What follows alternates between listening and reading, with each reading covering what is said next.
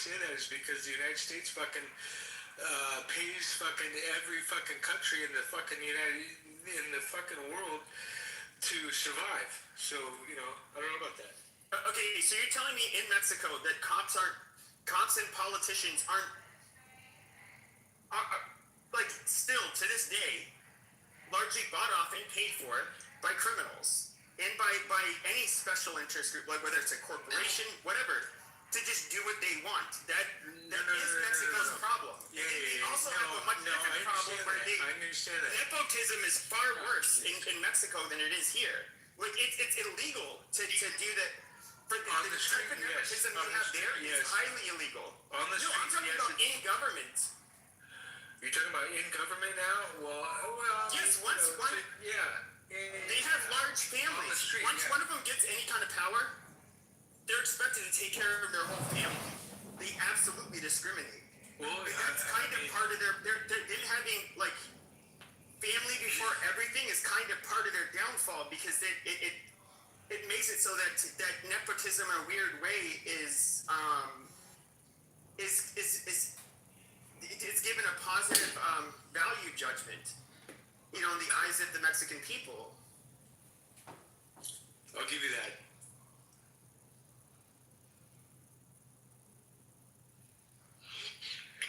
Out of all countries, who is the most corrupt, do you think?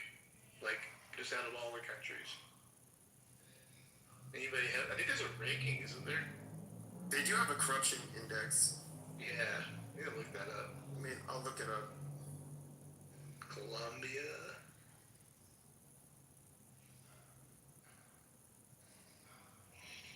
I guess it depends, like, is it financial or criminal, I suppose? Because Ukraine would be, like, probably right up there with, like, financial corruption. And then, like, the rest, like murders and stuff like that, probably like whatever, Colombia. I don't know. There's probably a way to break it down.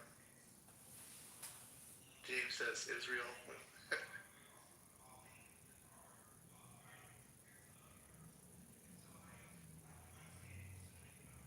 I forget the name of the word for it in Israel. It's like anybody who I guess is familiar with Israel, they know this word. I don't know. I forget it. I think it starts with an S, but it's what you call like a sucker. And people on here have explained it to me. Like they're like, no, that is a thing. Yeah. It's in other words, don't be the dumb sucker that plays by the rules in a way where you will not come out ahead. And so there is like they look down on in a weird way. I don't know how to put it. It's hard because it's culturally different, so I don't know how to really judge it. It's kind of like natural, like to their culture, the corruption. And if you aren't doing, they think you're a sucker. Is that a good way to put it, or not? Yeah, like if you aren't at least willing to bend the rules, or if you're not willing to do what you need to do, it's like you're a sucker. And I don't know. I'm not. The street hustle, whatever. But if I was, dude, I'm not gonna lie. Like, I'd be down with that. Like people. Okay, so I'm okay. This is gonna sound anti-Semitic. I'm sorry, really sorry, but like some of the most cutthroat people, just business-wise, to like really have to work with, and that's I have not my dad or anybody else, but other family members who worked in like the garment industry in New York City, shit like that. I mean, Jews have like a real reputation for being very, I guess you can say like adept and they're very savvy and shrewd when it comes to business and very difficult to work with, especially if you're an outsider. But like when they're amongst themselves, I highly doubt that changes. And I can only I can only imagine doing business in Israel, like personally. Well, have you ever heard the term "out Jew the Jew"? I mean, that's that's fucking classic. I mean, I've heard that. The thing is, though, is that they have like a tight knit. Like in a lot of these industries, they'll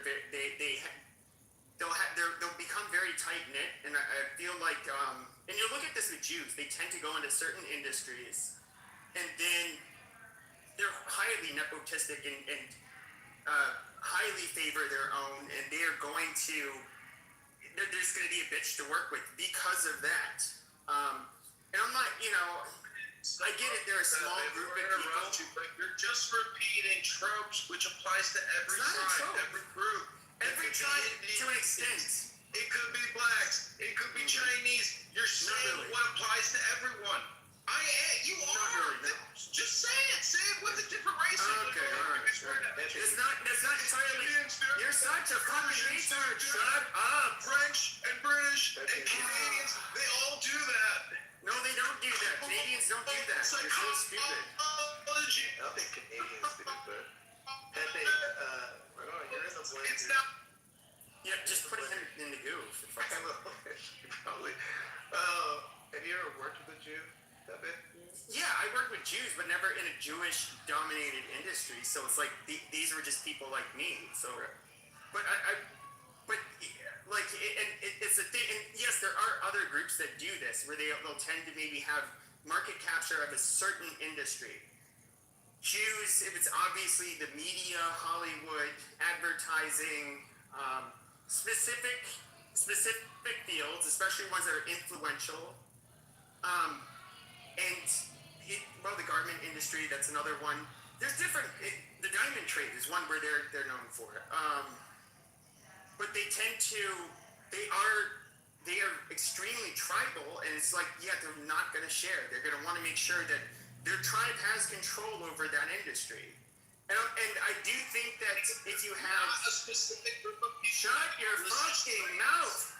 Okay, can you just do him? You are libeling. Just do him. People, it's called bigotry. It's not racism. It's divinity. Just do him. He's an idiot. It doesn't apply to all groups of people. You're an idiot. Okay, there we go. Yeah, it doesn't apply to all ethnic groups. The thing that you also have to remember is they are a very small ethnic group. Tribal identity and like how tribal you are greatly increases the smaller you are in numbers. So they're going to be more tribal just because there's fewer of them. I think if like white Christians were only 0.02% of the world's population, we'd be super fucking tribal. Right. Let me ask. Actually, it's the diamond industry. What industries do we know that they got locked in? Like, I don't actually. Is that really like definitely for sure the diamond industry? I mean, I'll look at all this stuff. So Hollywood's a given. You can look at just the media in general, whether it was the print media, it was broadcasting. Here's the thing: if you look at the 1970s, 70% of the ownership, just the ownership, was Jewish. Then if you start getting into like who was also in other words, they were so saturated in the media in general that if you start looking at who was on the editorial board. I'm sure she'll show up. She made some good arguments.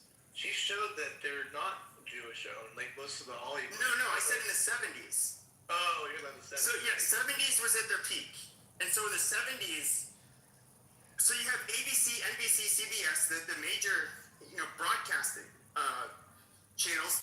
The major publications, I believe, were like Newsweek. I don't know if the Atlantic was. New York Times definitely was. I'm going to push it. But then a bunch of the other. Hold on a second. Yeah. But a bunch of the other ones, and it's absolutely, they dominated that industry. Advertising, was it 52nd or 42nd Street? I forget the name of the street. Like that was largely Jewish. And it's not. I'm not saying that they. There's not like a nefarious thing that's going on here. It's just like they ended up capturing that industry, right, and dominating it. And just to our point, they were very good at doing, like, the little what's the word you just used a few minutes ago? Very good at like sneaking, not sneaking, but you know what I mean, getting their fingers in. I don't know how else to put it. You know Well, what I mean? I think Hollywood they were the ones that were the pioneers. So if you think of like the film industry, they are like the OGs, the originals, the people who founded it. Right. Now, when it comes to television, that really spins off from Hollywood. When it comes to news media, so I'm trying to think. I'll make this as concise as possible. So we limited the number of Jews that could go into Ivy League schools, for example. We had a hard quota on them. So I think it was like initially it was like 10% maximum Jewish, 20%. You know, they ended up increasing it, and one of the reasons was because if you were do purely merit-based admissions into Ivy League universities, they could, even though they were like 2% of the population, they could make up 30, 40, 50% of the people that would get in based on merit.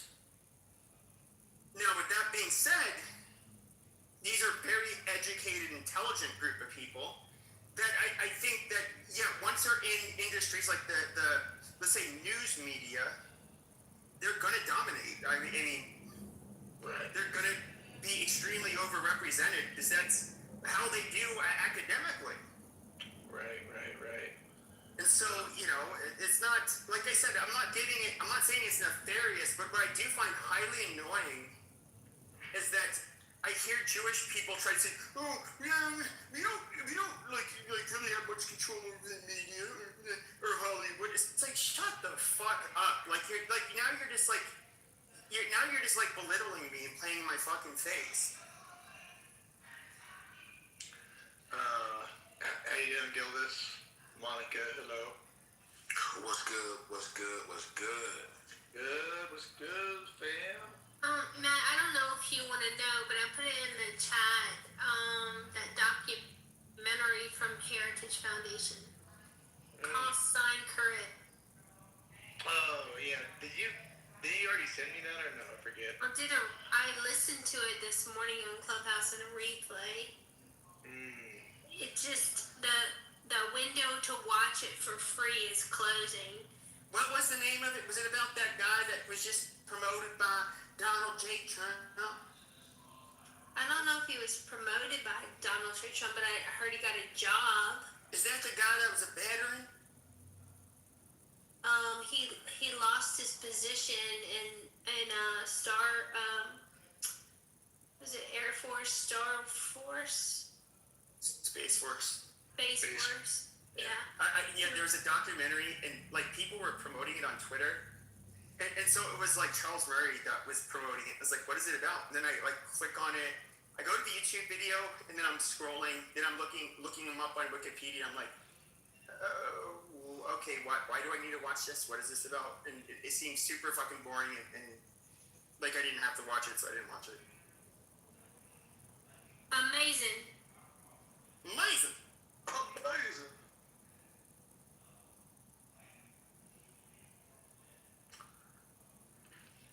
Well.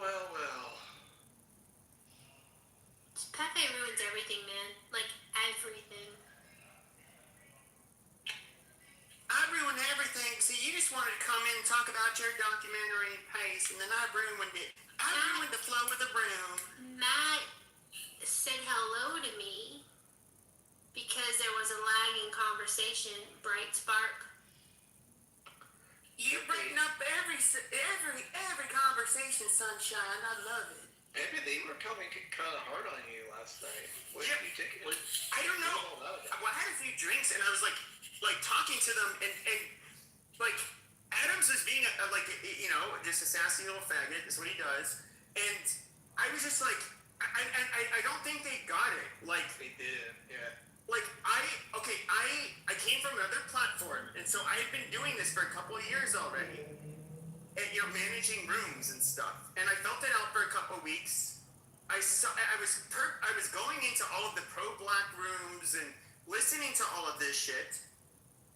So then I open up my own rooms, and I literally start saying how I feel. But this is where I was kind of like, my goal was to be their narrative destroyer. And I would say, oh, we're killing you guys at such a high rate. Okay, let's go ahead and look at the statistics. Let's look at how many white on black homicides there are. Let's look at how many how many police officers are killing blacks each year versus whites. How many police officers are getting killed by blacks versus whites? Let's just look at all of that, and then they can't really come up with anything other than a narrative in response. And then a lot of them, because there's a good chunk of the black population on Clubhouse that does just resort to being fucking ghetto, and so they go, oh, I'll fucking kill you, cracker, and all of this other stuff. It's like, okay, mate, thank you for proving my point. Amazing. Oh yeah, dance for me, chimp. Amazing. Thank you. You proved my point even more. And that was what I did that kind of stuff, but then at the same time, I was allowing, I was giving them the same, like when you would go in those rooms back in those days, they'd be like, you just start talking and then a black woman would start talking over you. They'd be like, hey, cracker, you hear that sister speaking? You shut the fuck up while she's speaking. Mind your fucking manners. And then I'm like, oh yeah, okay, sure. And so if Miss Monica wanted to come off mic while one of these Tyrones were speaking, I'd be like, bro, shut your goddamn black mouth. There's a white woman speaking. Who the fuck do you think you're disrespecting in my room?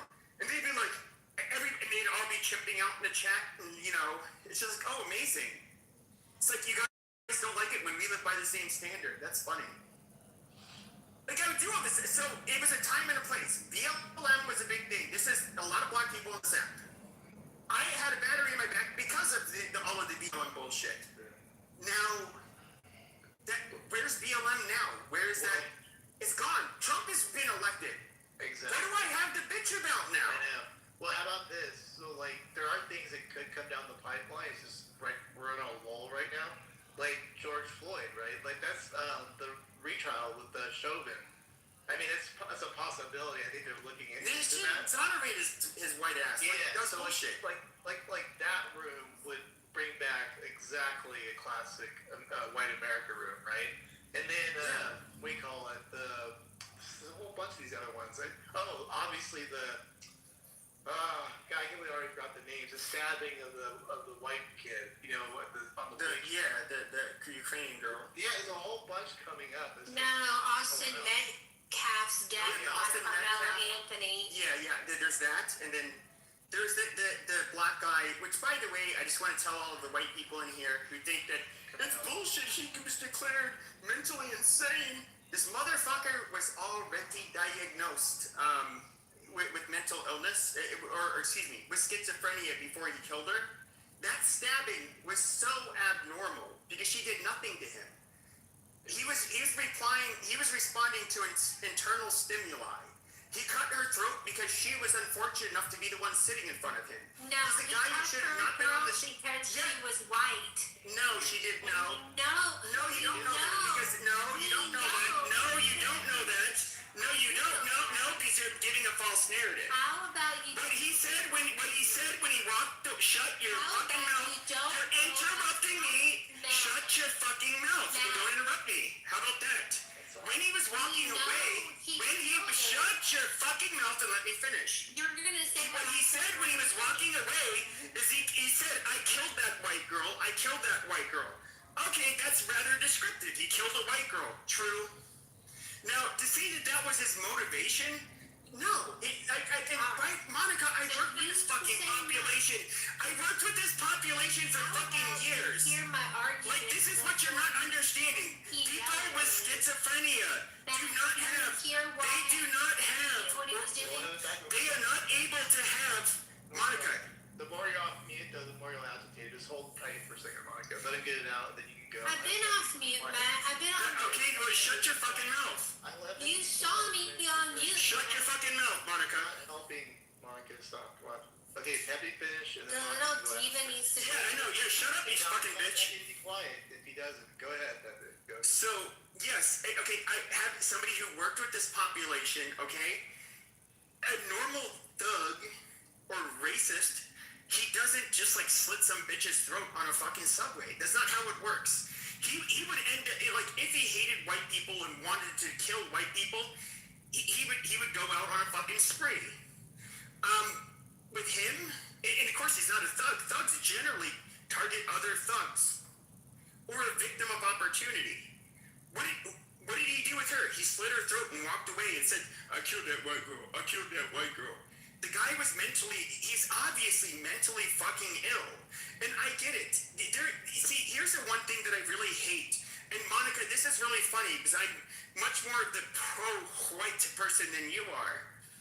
There are people that are like pro-white that seem to get lost and think that being pro-white is everything. It's the most important thing. It's not the most important thing. There's many important things. You wanting to preserve your people in the countries that you live in is important. But there's many other important things, whether it's political, religious differences, all kinds of fucking shit. And there's all kinds of ideologies, and even within our groups, people that we do not get along with, that we have to fight with. But yes, there are mentally ill black people that will do stupid, crazy shit like this. Right. Okay, Pepe, go on mute. Thank you. Okay, Monica, make your statement and do your thing. Go ahead. The reason why we know, can you guys hear me? Yes. The reason why we know he targeted her because she was white was because when you look at the video of her stabbing, there were 4 other people around.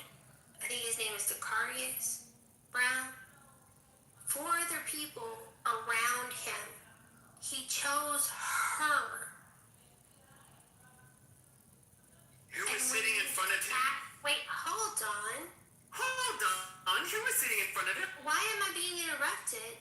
Like he went on for 5 minutes, Okay, Matt. I got it. Go ahead. Go. 4 other people around her and him. She sat down. He became agitated and he stabbed her. And when he got up, he said, I got that white girl. I got that white girl. And he trailed her blood out of the light rail. Now, would I like it to be not racially motivated? Sure. That would be awesome. But I think there's evidence and we'll know, well, he's not getting released. I think he's going to go into a mental institution, which is something, I guess. But he had how many prior incidences of violence? And statistics tell us that it takes 7 or 8 brushes with the law before someone becomes homicidal. So not only did he murder Arena, but all the judges, and I think the judge that released him the last Now time. redirect that to the SMI population. I don't. You know what? I'm not fighting with Pepe tonight. All right. You can opt out. That's fine. That's weird. You're rewarding him for being an obnoxious prick.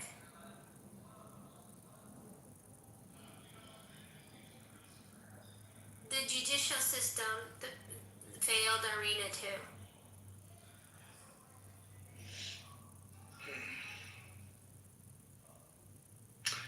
Do you think? So he's already been convicted. Is that right? Anybody know? Oh yeah. Yeah, sure. And so when that happens, is that you end up getting a civil commitment generally to your state hospital.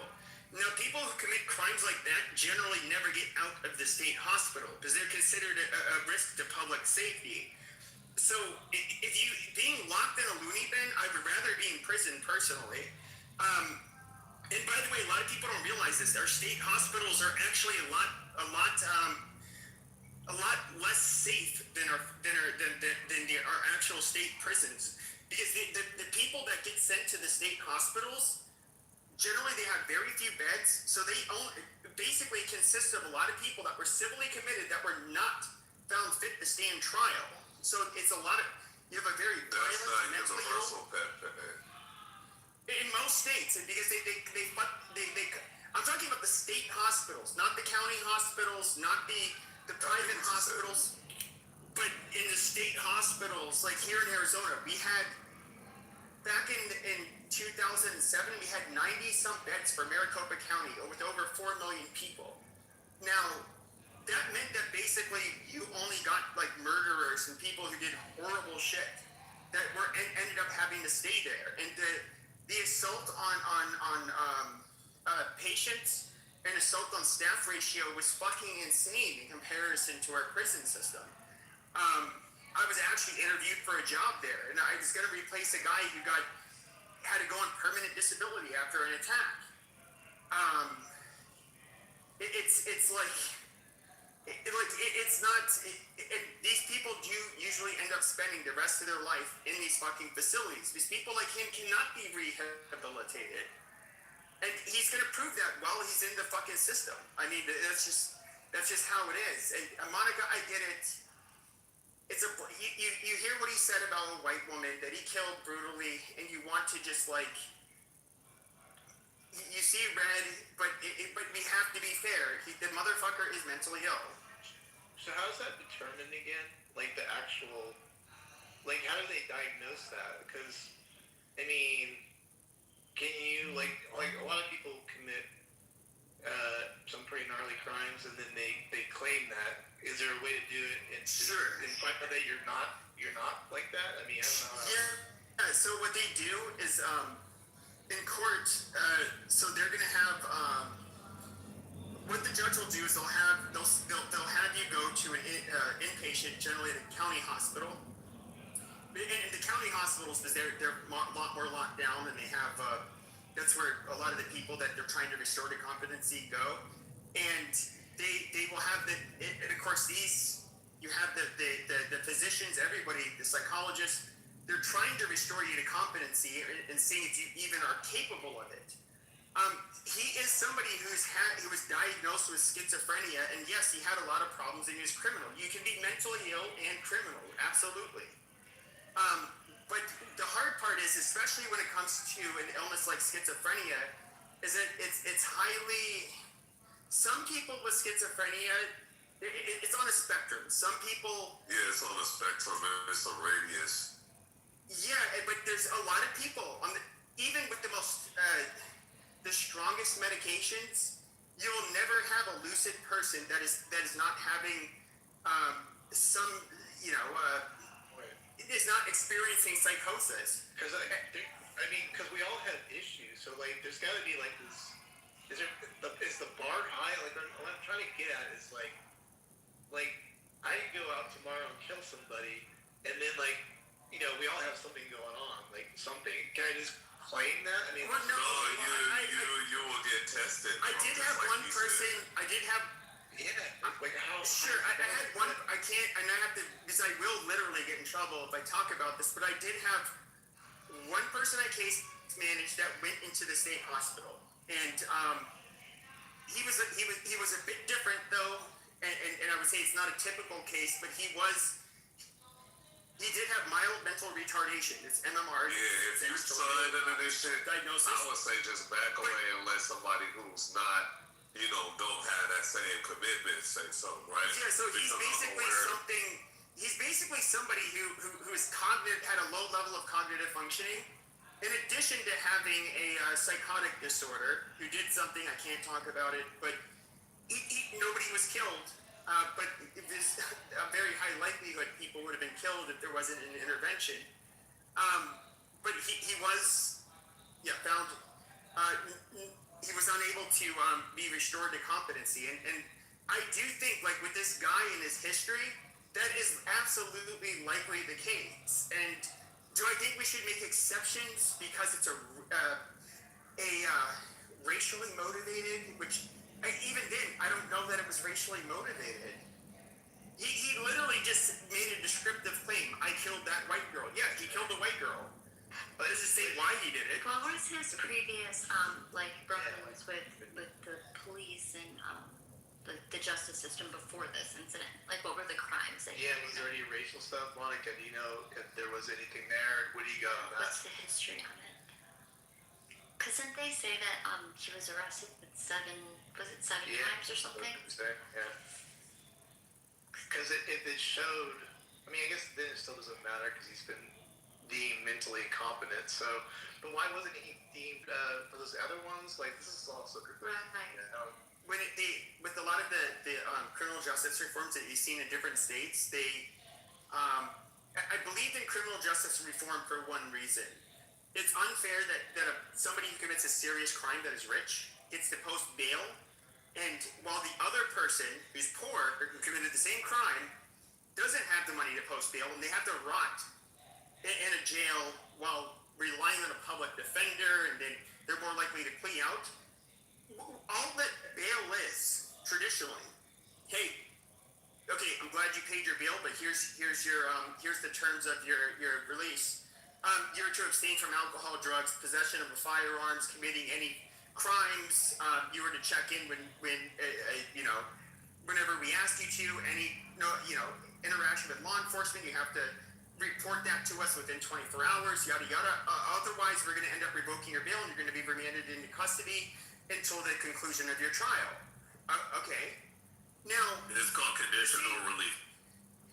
yes. Now, I agree. Okay, so you traditionally, even the rich person, they get bail, but they can't fuck up. Now, with the criminal justice reform, what they did is you get somebody who committed a robbery, they get released because they have no money, and then the motherfucker goes out and commits another fucking felony a few days later or something like that.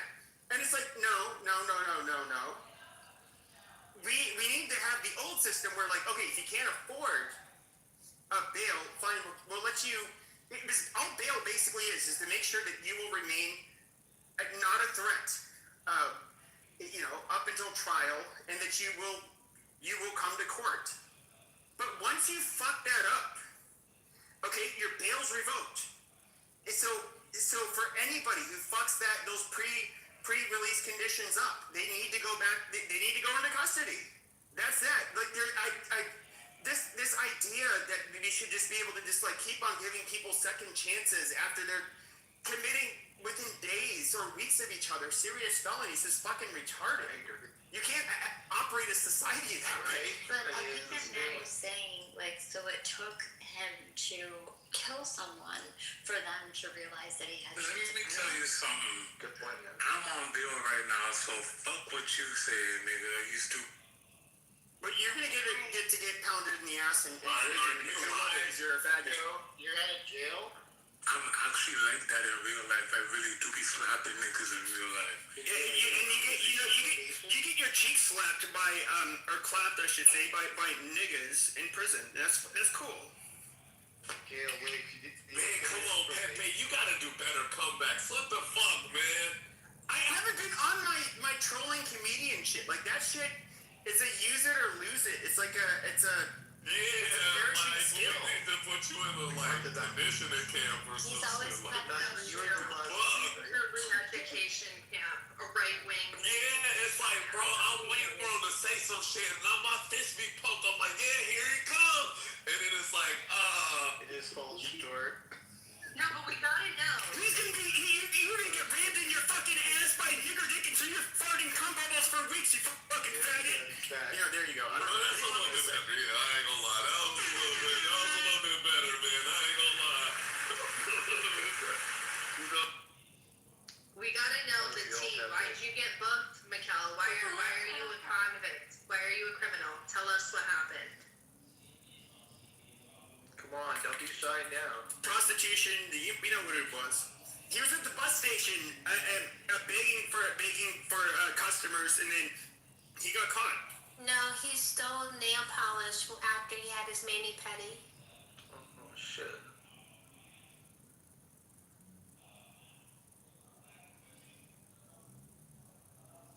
Alright, linking in the chat from Grok about what the guy who stabbed Arena's previous arrests were. 14 arrests, 14. Do you know what the problem is, though? I'm being dead serious. It's not. This black person is. This is where I get really annoyed. I get really annoyed. Amazing.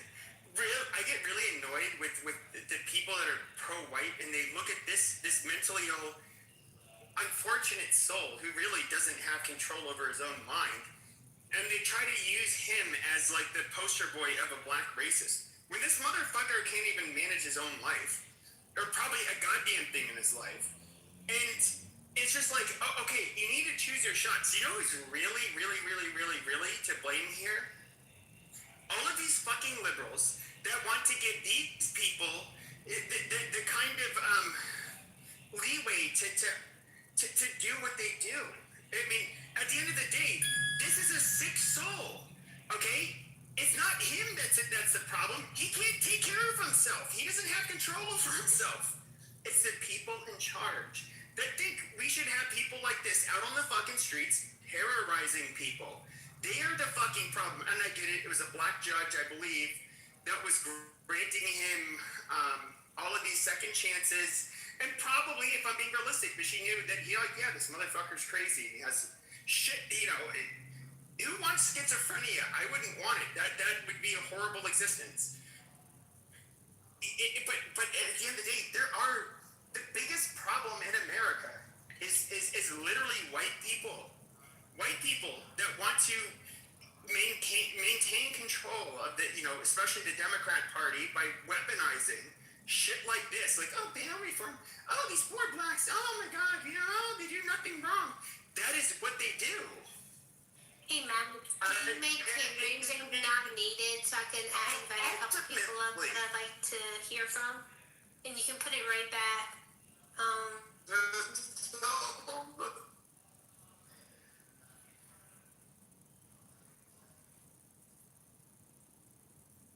I just came to just be here as I drift off to bed because, Pepe I'm waiting for Brad to come in the room. I'm waiting for Brad to come in the room. Thank you. But is your white husband not being the big spoon tonight? Why do you need to talk to us? Shit, it sounds like he won his rematch. Oh, Pepe got so boring. Yeah, Figured please, like, I'm boring, but this is not even my. First of all, this is not my fucking stage. This is not my stage. Matt would not want. First of all, I would take. In order for me to do what I did, I would have to have control over the room. Sure. I don't think Matt wants that. Once again, I'm not doing the Pepe show. This is not the Pepe show. This is Matt's fucking room. every fucking hour. Say I'm boring all you want. It's the Matt show starring Pepe. So J-Lo, what do you have to say? What do you so? She's mad. You see, she's one of the Zionists where it's like you can agree with them 89, but you push back, 10% of the time. She's like, oh my God, you're an anti-Semite. Hitler. You're Hitler. Oh my God, you hate the Jews. J-Lo. No, you're the funny old head bitch that cries. It's about to get sleepy. Happy tonight. Yeah.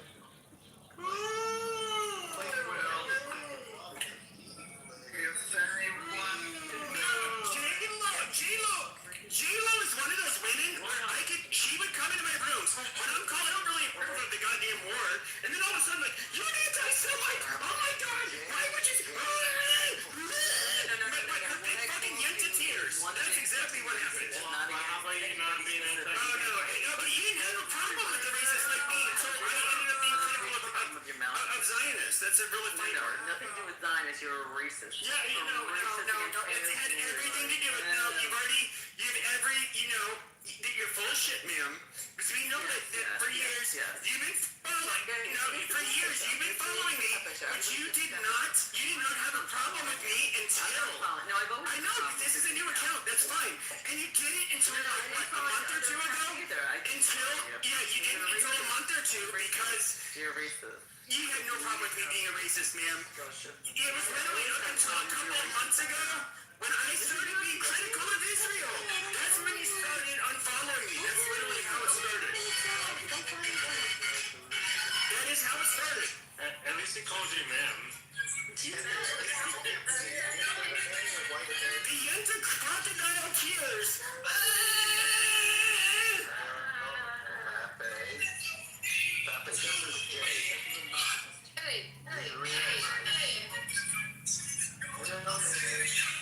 They're just bombing some kids. I said, you man.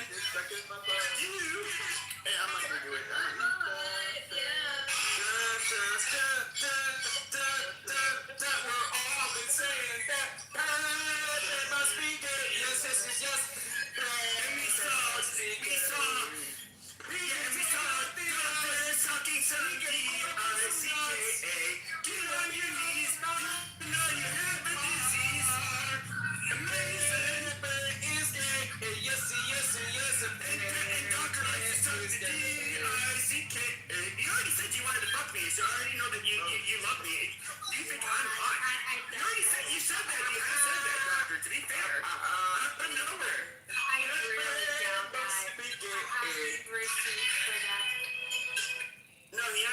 say that. I'm not. These are the conservatives. That's crazy. Thanks for No, telling me. Yes, they are, Matt. Yes, they Hey, are. But actually, but everybody here knows. Hey, Holly. But Monica, shut your Karen mouth, bitch. I literally am not a conservative, and I made that clear. I've been a Republican my whole life, but that does not make me a conservative. Can you shut your goddamn whiny bitch ass mouth, Monica? Why you whiny bitch? What? I saw a Nigger You video that showed niggers are monkeys, but I don't really want. I want to go around the fence with it, and I don't want to say how much I hate niggers. And so I'm just gonna go ahead and bring up my talking points, going around the I fence. see you, Matt. You're letting this border hopper yell at a white woman. I see you, Matt. I'm literally 100% white. That's retarded. Wait, You want to believe I'm a gay Mexican? That's fine. were you born in America, though? No, I was born in Mexico, bitch. Interesting. He's a Corsican Napoleon. My mom was swimming across the Rio Grande on her back, and my little spick arms were holding on to her kinky fucking spick hair while we're getting across. Luckily, I didn't drown. That bitch is scary to swim across. And I'm not quite nigger, baby. My mom said, "Oh no, I just gave birth to him. Oh, me poor niño." I got birth right citizenship, bitch. CRT. Wait, she spoke English? No, I mean, she was saying it in Spanish. Because I was raised here in Arizona, where you have a lot of beaners. All right. We were talking about. Alright, we're talking about the PragerU video where niggers like to kill white women that are sitting on trains and slit their throats for no reason because they are nothing but dirty niggers and white women, they just hate it. Must be good. That was a bus, not a truck. Alright. This is what happens when you have a TBD title we all didn't even talk about, so it gets kind of crazy, but anybody here want to pick a topic? It's open, go for it. I want to talk about why I hate niggers so much and people call me a Karen for it. Why? Stop trying to destroy the room, please. I'm not destroying the room. People want to speak. Alright, Alan, Because you're step up to talking the plate. constantly. Okay, we're good. Which Alan, we all. Alan, wake it up, Alan, Alan, pick the topic. We had to get deep last Discuss the night. connection Especially around that time now. Last night. That was kind of race crazy. theory and why he's been released 14 times. Yep. But, if anybody wants to explore that. I don't think anything, well, maybe why the legal system has Other changed. people can respond. But I think he would have gone to mental health court no matter what. Try to change my mind. Dan, did you post it in what he was charged 14 times with it? Yeah, I pulled it up. I looked it up on AI. I can read it out. Yeah, actually read out at least the first 3 or 4 or whatever, just to kind of give us the flavor, you know? So there was 14 prior cases going back to 2011. A violent felony. He previously served 5 years in prison for robbery with a dangerous weapon. Other charges included felony larceny, breaking and entering, shoplifting, threats, and then just months before the killing, in January 2025, he was arrested at a hospital after repeatedly calling 911. During that encounter, he displayed paranoid behavior, telling officers he believed man-made material was controlling his body. In other words, he was completely fucking crazy. Isn't he? But So he was diagnosed with schizophrenia. no way. 2025, he had sought out an involuntary psychiatric commitment for him.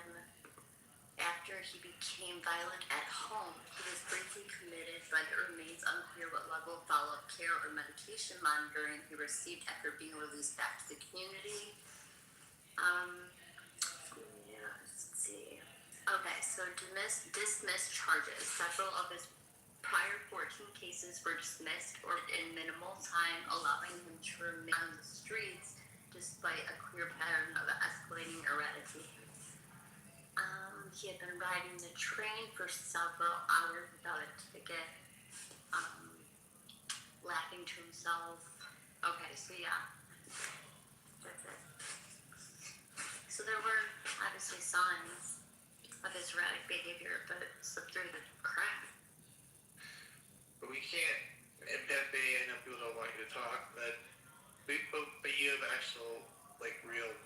experience with this. You can't what do you call it? Institutionalize. Can't say the word right. Against their will, you can force it. You can't. You can and you can't because You can. There's. I petition people to get treatment against their will. So I don't know what it is in every state. Here it's you have a harm to self, harm to others. There's you're basically there's goddamn so long ago. So there's grievous something. So basically, where you would succumb to the elements without immediate intervention, and then acutely, persistently disabled.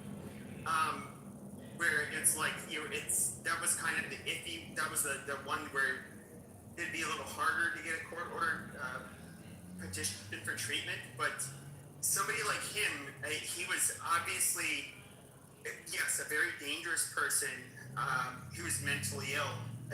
But are you surprised he went this far without something happening or not? Well, in my day, he would have not been allowed back on the street. Largest, if you look at any county, the largest mental health tip is generally the county jail. That's a reality. And a lot of sheriffs will complain about this. Because a lot of huh? I said, where would you put those people? Where would you put those people? Well, the sheriffs think they belong in mental health facilities, in their opinions. I'm not here to judge it. I'm just saying that it's a fact that the county jail system tends to, in any given county, is the largest,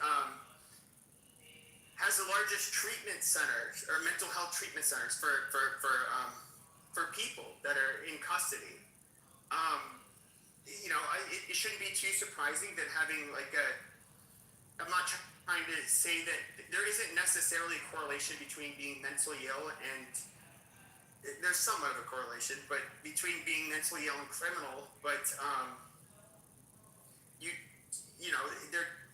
there's going to be a little bit of an overrepresentation there, and I don't know, this guy was fucking crazy.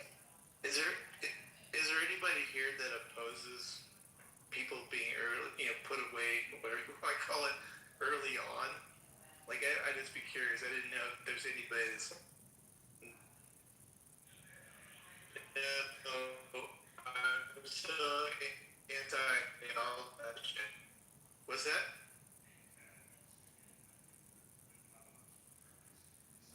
Who's that? Who's is it Mikhail? Okay, I can see. No, Mikhail, are you being serious or are you trolling? He's bullshit. But no, seriously, in our county, he would have not been released from jail. He would have, if he was, he would. On stage. Oh, the thing is off right now. Fuck. Okay, go ahead. Sorry, go ahead, baby. No, he would have not been allowed back on the street. So if they were not willing to try to restore his, I'm going to be realistic with you. Generally, it's only for big trials. They're going to go to a Rule 11 court. You're going to be realistic with us right now? You're going to be genuine with us? Okay, shut up. He got in because I didn't. Yeah, Monica. Monica, you got to remind me to turn it back I on. got in. It's wild. So good. Pepe show every single night dominates talk time. Okay, because you want to dominate it, but nobody goes in your room. Nobody listens to your rooms. How many people do you get in your room? You fucking retard. Show every night. At the height of the app, you only got one person in your room. You fucking retard. Why is that? Why is that? And asked me. And only J-Lo is gonna laugh at your shit because he's against the Jews. Teresa Stokes had interest. Yeah, let him cook. Wait a minute, Kitover's not against the Jews? What? Is that? Yeah. Oh. Yeah, in line. Kitover's against the Jews. He's the next Hitler. Oh my God. First step is admitting all your racist shit. Keep talking. Go ahead. I'm just like Hitler. I love him so much. Oh my Kitover God. is definitely against the black. It's like, people getting up on stage. against the blacks.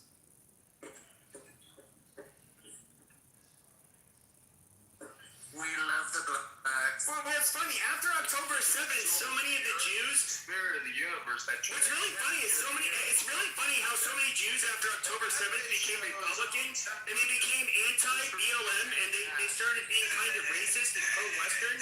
When you guys were the most annoying fucking woke liberals that fucking existed, that were like would target white people. Like, this is retarded. Hey, hold So, on. sir, when you say John Kitover doesn't like the blacks, sir, that's you projecting onto me. Yes, 75% of Jews are Democrats. Exactly what I'm saying.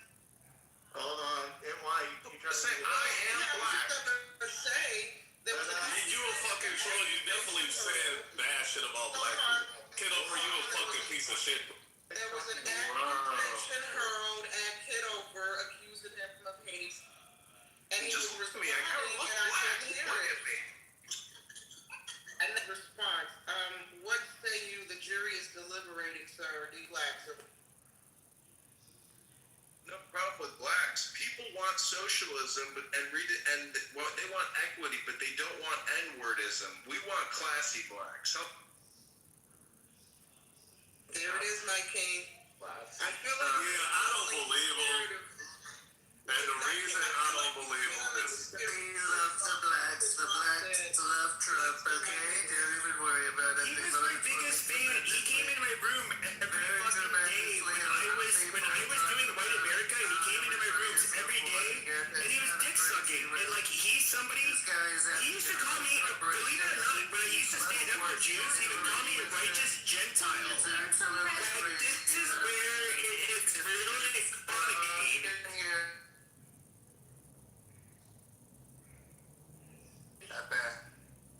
Pepe says is a line very low IQ. In fact, he can't articulate it. He can't even check. You sound like that woman who okay, the man was running for Congress. He was running for Congress. He wanted another stage to speak on. And you apparently got married while you were in Clubhouse the same day. Like, really? Are you shit? Like, I was literally trying to take it. He was like, Adams, I've always tried to avoid, like, being, like, mean to you. But, like, the fact that you keep on digging like you did last night, like, I don't want to go there, but I will be, like, really mean to you. So I'm just saying, if you want to go there, we can go there. Oh, what? You're gonna get my account clipped? That's what you're gonna do? Wow. I mean, in other words, you want to be a bully. You want to be a bully and then basically try to get their account clipped afterwards and they respond. Like Adams, I haven't been talking shit to you or doing anything to you, but you're being very disrespectful and going after me out of nowhere. Like, this is fucking retarded. Pass the mic, please. Thank you, Dr. No more tantrums for the night, Dr. Adams, I wasn't fucking with you. I wasn't talking shit to you. Please. Let's progress. Somebody kick this fucking faggot to the goose. Why is he still on stage? Just disrupting the fucking conversation. I'm sorry, why is the fat foreigner asking me a question?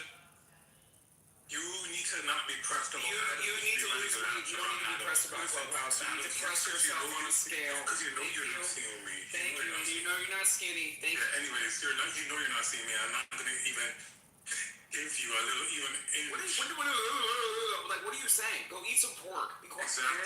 That's exactly what I'm doing, actually. Thank you. You're in tune. You're in tune. I got you in tune. Pork is not kosher. No. What do you mean? I'm just confused. I'm just like, what? I don't even know. I don't even know what's. I don't even. You know, Matt Point. I mean, not like I have a friend named Matt Point, and so when I see Matt C, I always want to call you Matt Point. So you're not Point Nine.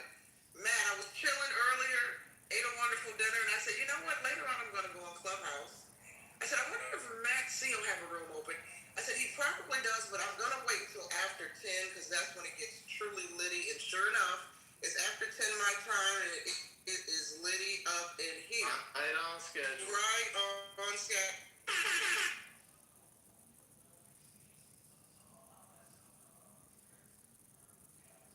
so quiet.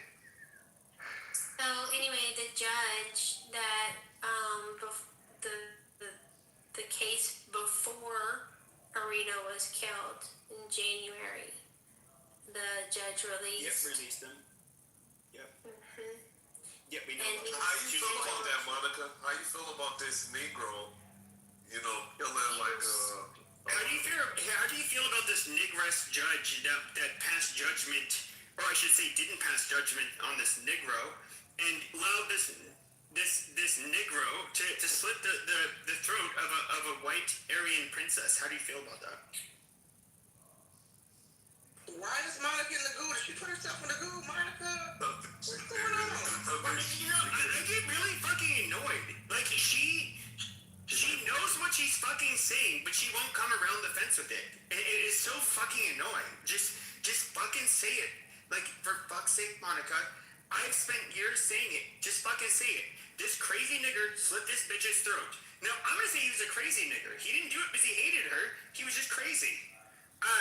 Now, I would say that, we can look at the Austin Metcalf situation where you had a dumb, violent thug nigger that stabbed this white boy in the chest out of nowhere. Fine, he should definitely go to prison, not to a fucking mental hospital. But now you're picking on somebody who's obviously not mentally well. These people do exist. They exist, white and black. He's a black one that literally does not have control of his mind. He's crazy. No, Pepe. His skin color negates his mental health. Black people are not allowed to have mental disabilities. Yeah, that's what I'm saying. Like, this is where it becomes retarded. Like, this is a white. Okay, first of all, you can look at the murders, and this is a really puzzle. By the way, schizophrenic people commit violent crimes at a lower rate than any given population. But when schizophrenic people do commit super violent crimes, including murder, what makes them really stand out is that they end up doing it because they're responding to internal stimuli. So in other words, the victim never saw it coming, because why would they?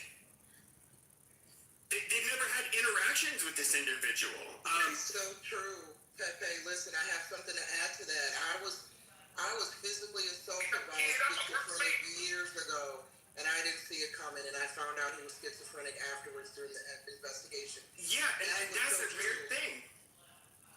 There's a case in Texas I remember where I won't go into the details, but this guy, he's a Hispanic guy with schizophrenia. He's in an elevator with a woman, and then pulls out a gun and shoots her in the back of the head. Why would she see it coming? She wasn't a criminal. She didn't think anybody was out to kill her. Then they end up they ended up doing a search warrant, executing a search warrant on his house, and they find jars of piss in his closet because his piss could somehow be used against him. They're just crazy shit. And it's this dude is legitimately crazy. He did this because he's not mentally well. These people exist. And, by the way, he did kill a Hispanic woman in that elevator, so he called racist. But even then, it wouldn't matter. They're black in front of him in that fucking elevator. There's a good likelihood you would have been a fucking victim. I mean, we're trying to rationalize crazy behavior. You can't do that.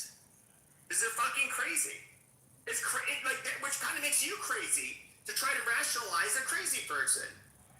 These people are not well, and that's that. There's no reason to focus on this shit. Which is why they need to be put in jail and kept away from society, so we don't have to deal with their craziness. We don't care why they did it.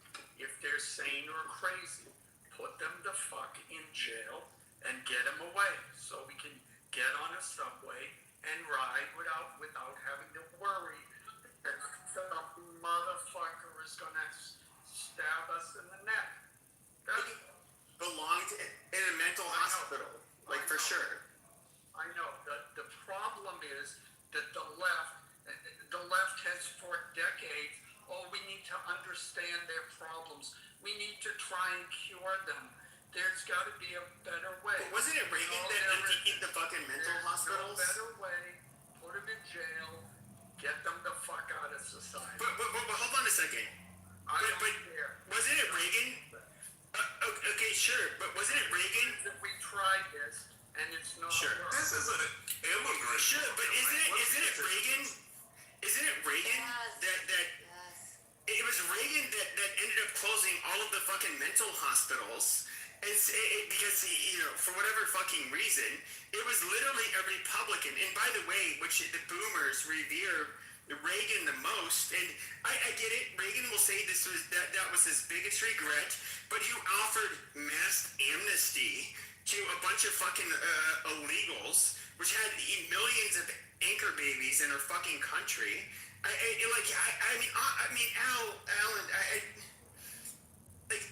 why should this was something caused by Republicans? And if we look at who was most hawkish about immigration at the time that Reagan was president, it was the fucking Democrats. The Republicans were far more for the free flow of commerce and people. Reagan is he was good in some areas, but he was like a fucking disaster in many others. What does that have to do with anything Alan just said? He's the one who opened up the or closed down the insane asylums. Yes, because we had just gone through a period in the 60s of the left wing especially,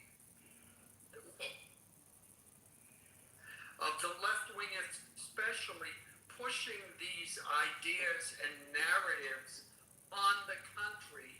We went through huge amounts of political violence, and the country was sick of it. Oh, we gotta understand these people. We gotta cure them. No, we're not gonna cure them. We're not. Put them in fucking jail. They're there for 3 years. Some might get cured, great. They can go out and be members of society. Okay? But you hold up a 7-Eleven, you get 3 years, good. That's 3 years.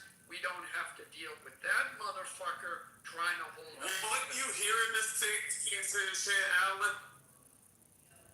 What you hear in the 60s and shit?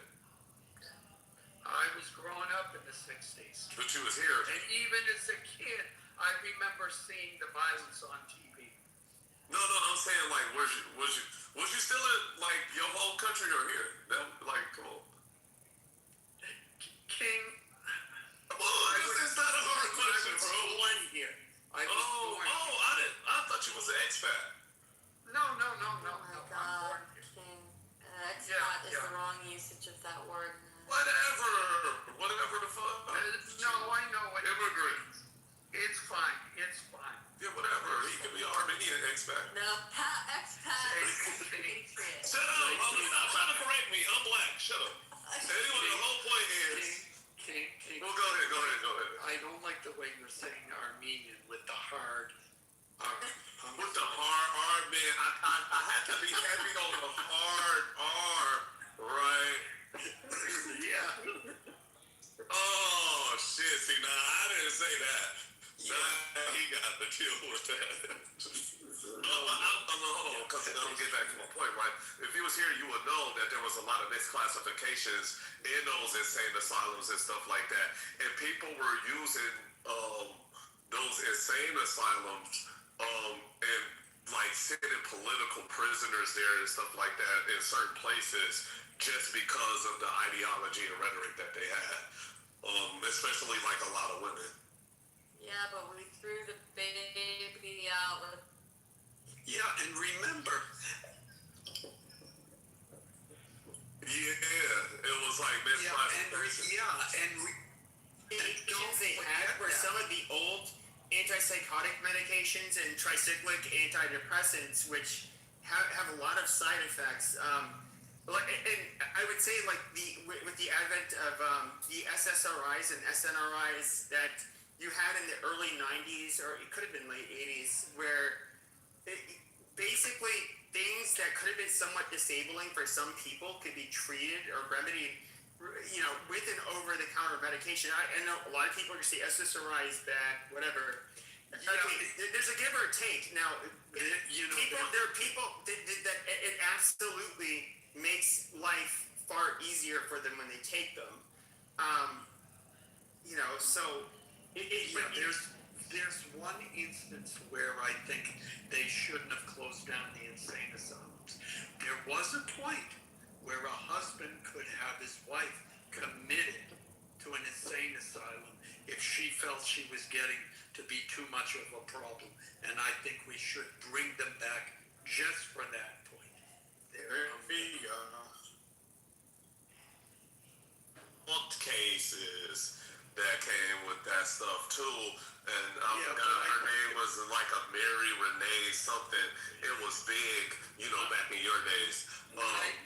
I think if you're a husband sending your wife to an insane asylum, you don't care anymore. Well, yeah, no, but there was people doing that just to commit extramarital affairs. Okay, but King, you're from New York, right? Mostly. Okay, but I'm sure you guys have all in here heard of the son of Sam, this Jewish guy that would, he would kill only blondes, and he believed the dog was giving him What did he take his name? Organs and shit too, or? Not that I know of, but he was killing these blonde women, and there was some kind of directive that was being communicated through a dog, and it's just we have to think about this. Is he a heinous person? Now, that's in a weird way asking, are you a heinous person for killing for your country when you're in combat? He feels like this is a person who's not, his morals are more or less tied around an internal stimuli that is dictating what is moral and what is real, that is not real. So imagine, I've holy shit, I'm trying to think of how to put this.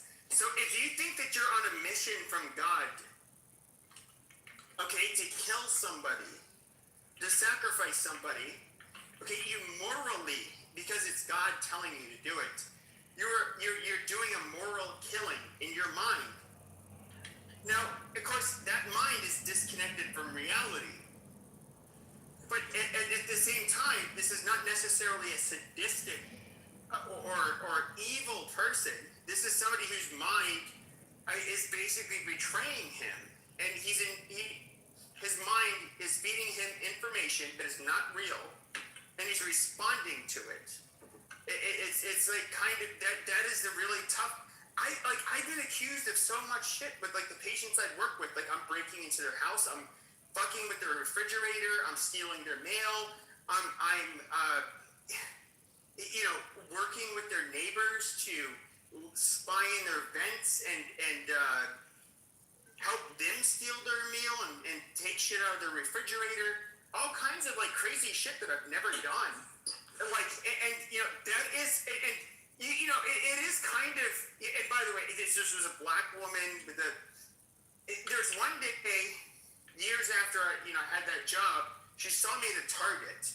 I was shopping, and then she came and locked arms with me, and she one side of her head was matted, kind of. I don't know how to put it, but then the other side was poof, there's a huge afro, and then she's kind of singing, and I'm just oh my god, she's walking I'm hello, how are you doing? And then she's walking with me. I'm trying to be really cordial, but I actually feel bad for these people.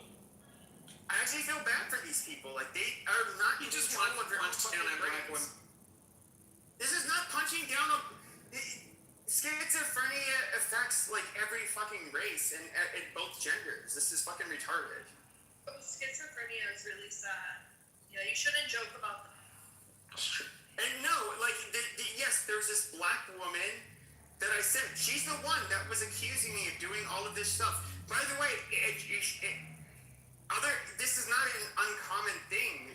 They will think that people that are they're involved with in any capacity, whether it's through their treatment, family members, anybody, they will. Somebody with schizophrenia will they will have like paranoid delusions where you're somehow caught up in this conspiracy to harm them, and that's happened to me, and like this woman is fucking suffering. Like that is like fuck the race bullshit. Like imagine you are literally not being targeted, but you believe people are out there fucking with you. They want to kill you. They want to do whatever horrible shit to you, and they actually fucking believe it. Like that is torture. And it's not their fucking fault. Like they literally don't have control over their own fucking brain.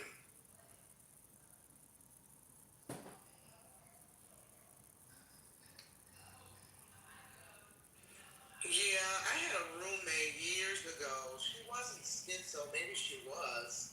She was definitely bipolar. And it got to the point where, now when I moved in with her, I had no idea she was bipolar. And I found out maybe 4 or 5 months, but we had a year-long lease, so I had to ride that bullshit out. But during that time, she would talk to the coffee creamers. Back in the day, McDonald's used to have the colorful coffee creamers, and each color was like a different flavor. And she would get her McDonald's every morning and get the different coffee creamers for her coffee, and whatever she had left over, she would line them up. She was convinced they had personalities, and they were talking to her. She would talk to them. She was also convinced that she and her father had been abducted by aliens, but her father first, and then they later on came back and got her. Was this her baseline? Like she always thought this? I guess so. I mean, it was very new to me. But how long were you with her though? We lived together for a year, but I had known her for 2 years prior. We met on a job, but she moved out of state after she left this gig. What age was she? She was at the time late 20s. So she was like 28. Yeah.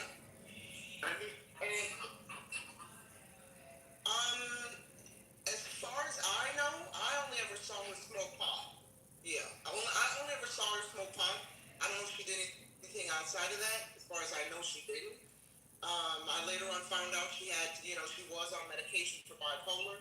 But again, she was on medication for bipolar. So like, there's bipolar disorder, then there's schizoaffective disorder, which it's kind of, I'm using very in very layman's terms. It's kind of you can look at schizoaffective disorder as kind of this is not entirely correct, but I'm just for sake of brevity, they are. Schizoaffective disorder is kind of like a gap between bipolar disorder and schizophrenia, where you can have people with like schizoaffective disorder that are more symptomatic than most people with schizophrenia. But it's that's interesting. And the reason I brought up the age is because if it was in her late 20s, it would have been consistent. And the fact that she was taking medications and she consistently had these beliefs, I mean, she's obviously seriously mentally ill. And that's sad. Like with her, and this is where I'm trying to be reasonable with people.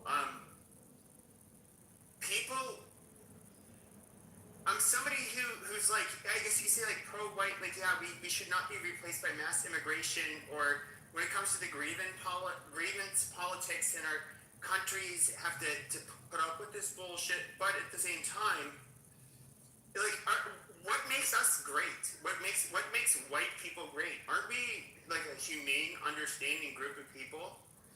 Don't we don't we believe that we should be fair? Don't we believe that we have a level of empathy that maybe other peoples don't? I mean, if you're a white supremacist, that's what you would believe, right?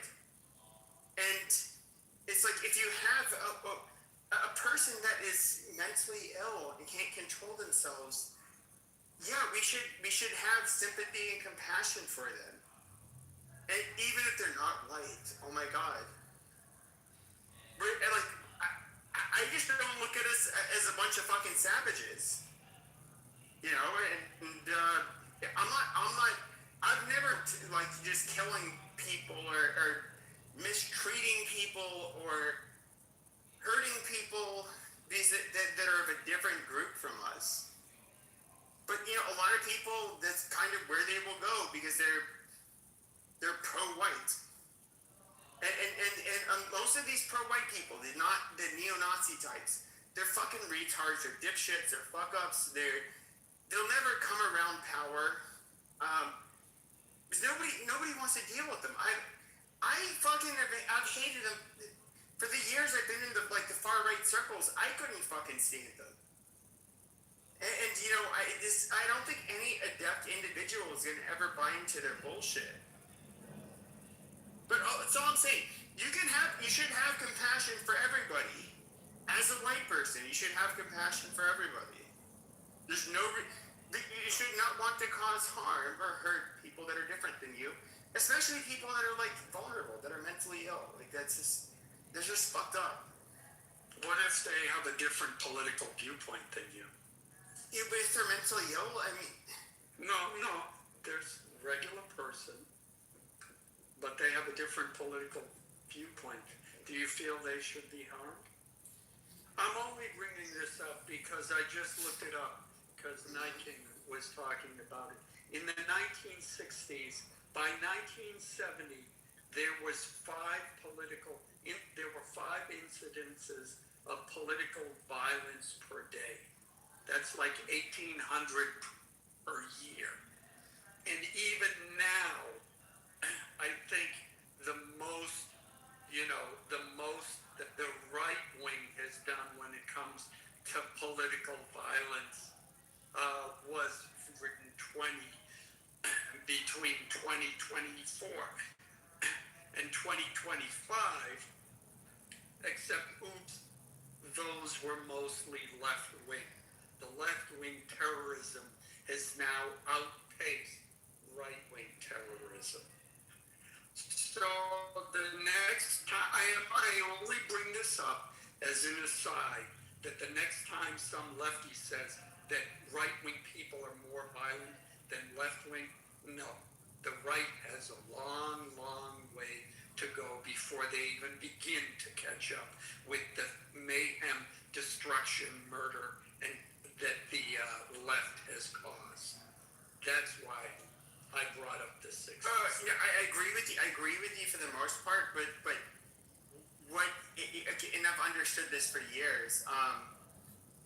The left is more violent, consistently at least. They're more violent, but what you get more in terms when it comes to the far right, there's one group of people, and really, to be realistic, only one group of people that will go to a black church and pray with the parishioners and then kill them because they're a bunch of fucking N-words. And that's the far right. Go to a supermarket and kill all the blacks. Yeah, and that's the far right. When it comes to going to a synagogue to rack up a body count, amongst Jewish people is the far right. And you know we what? have to be realistic. The far right does not consistently do this, but when the far right does commit violence, it tends to be very horrific. And you're right, Pepe. And the vast majority of people on the right condemn that. On the left, No, I agree. They celebrate the violence. I mean, I was sitting at an event and two gay guys are sitting there. They're looking at a thing, they see Trump, and they say, yeah, I wish he would just die. It's celebrated on the left. All of this violence, all of the attacks on Tesla, which are included in the tallies for left-wing violence, it's all celebrated by the left. It's a violent party, yet they're the ones ones with the compassion. Yeah. Oh, sure. So I would put it like this. So like the far left, if we were to look at like what happened after the Bolsheviks and came into power, we can look at what the Soviet Union did. The left can absolutely be extremely genocidal. Absolutely. And do I think that the far left tends to commit violence far more often? Yes. But there is a sadistic targeting of groups that you get amongst the far right, where they will do things. Obviously, you would think Hitler is far right. I get it. They're more socialist at the time, whatever. But he was obviously far right. There is, and of course, he had this like pristine, methodical way of like rounding up the Jews, and then if they didn't die from disease and starvation. We're just gonna have to just go ahead and just like fish and like kill these fucking people. We don't like them. And what else are we gonna fucking do? And he did it. Like you do get this. One of the things that kind of bothers me is that you get people on the right that feel like they're infallible, like they don't do anything wrong, which is absolute fucking bullshit. And I think that, and you're somebody. What's kind of interesting about you, Alan, is you're a lifelong Democrat. I've been a Republican my whole fucking life, including today, and there's always been factions of the Republican Party that I've had a huge problem with, and I do think Republicans they can be very, I don't know, I feel like they can care less about the well-being of the everyday American, kind of like if I go back to Reagan and what he did. I mean, a correction. I was always independent, and I leaned left. But it was around beginning in 19 where things shifted. And it's interesting you say that, because Democrats portray the right as not caring, but that was never it. Now this is not true now, most likely, but the difference was Republicans cared, but they thought the government should not be involved in creating the institutions that take care of those who are needy. It should be done by private groups like churches, like charities, etc. Sure, but what was do you remember what the big differentiation was between, I'm somebody who's more aligned with the old right, in term, like, you do understand, like, know better, because I really wasn't paying attention to the right that much.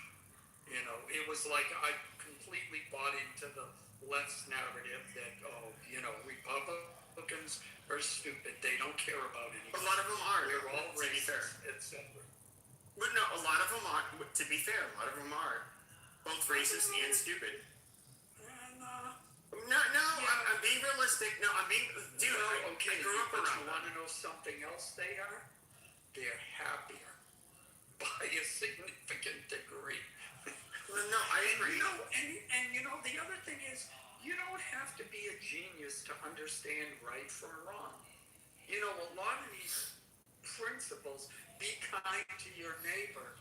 Do you need a 150 IQ to be able to do that? No.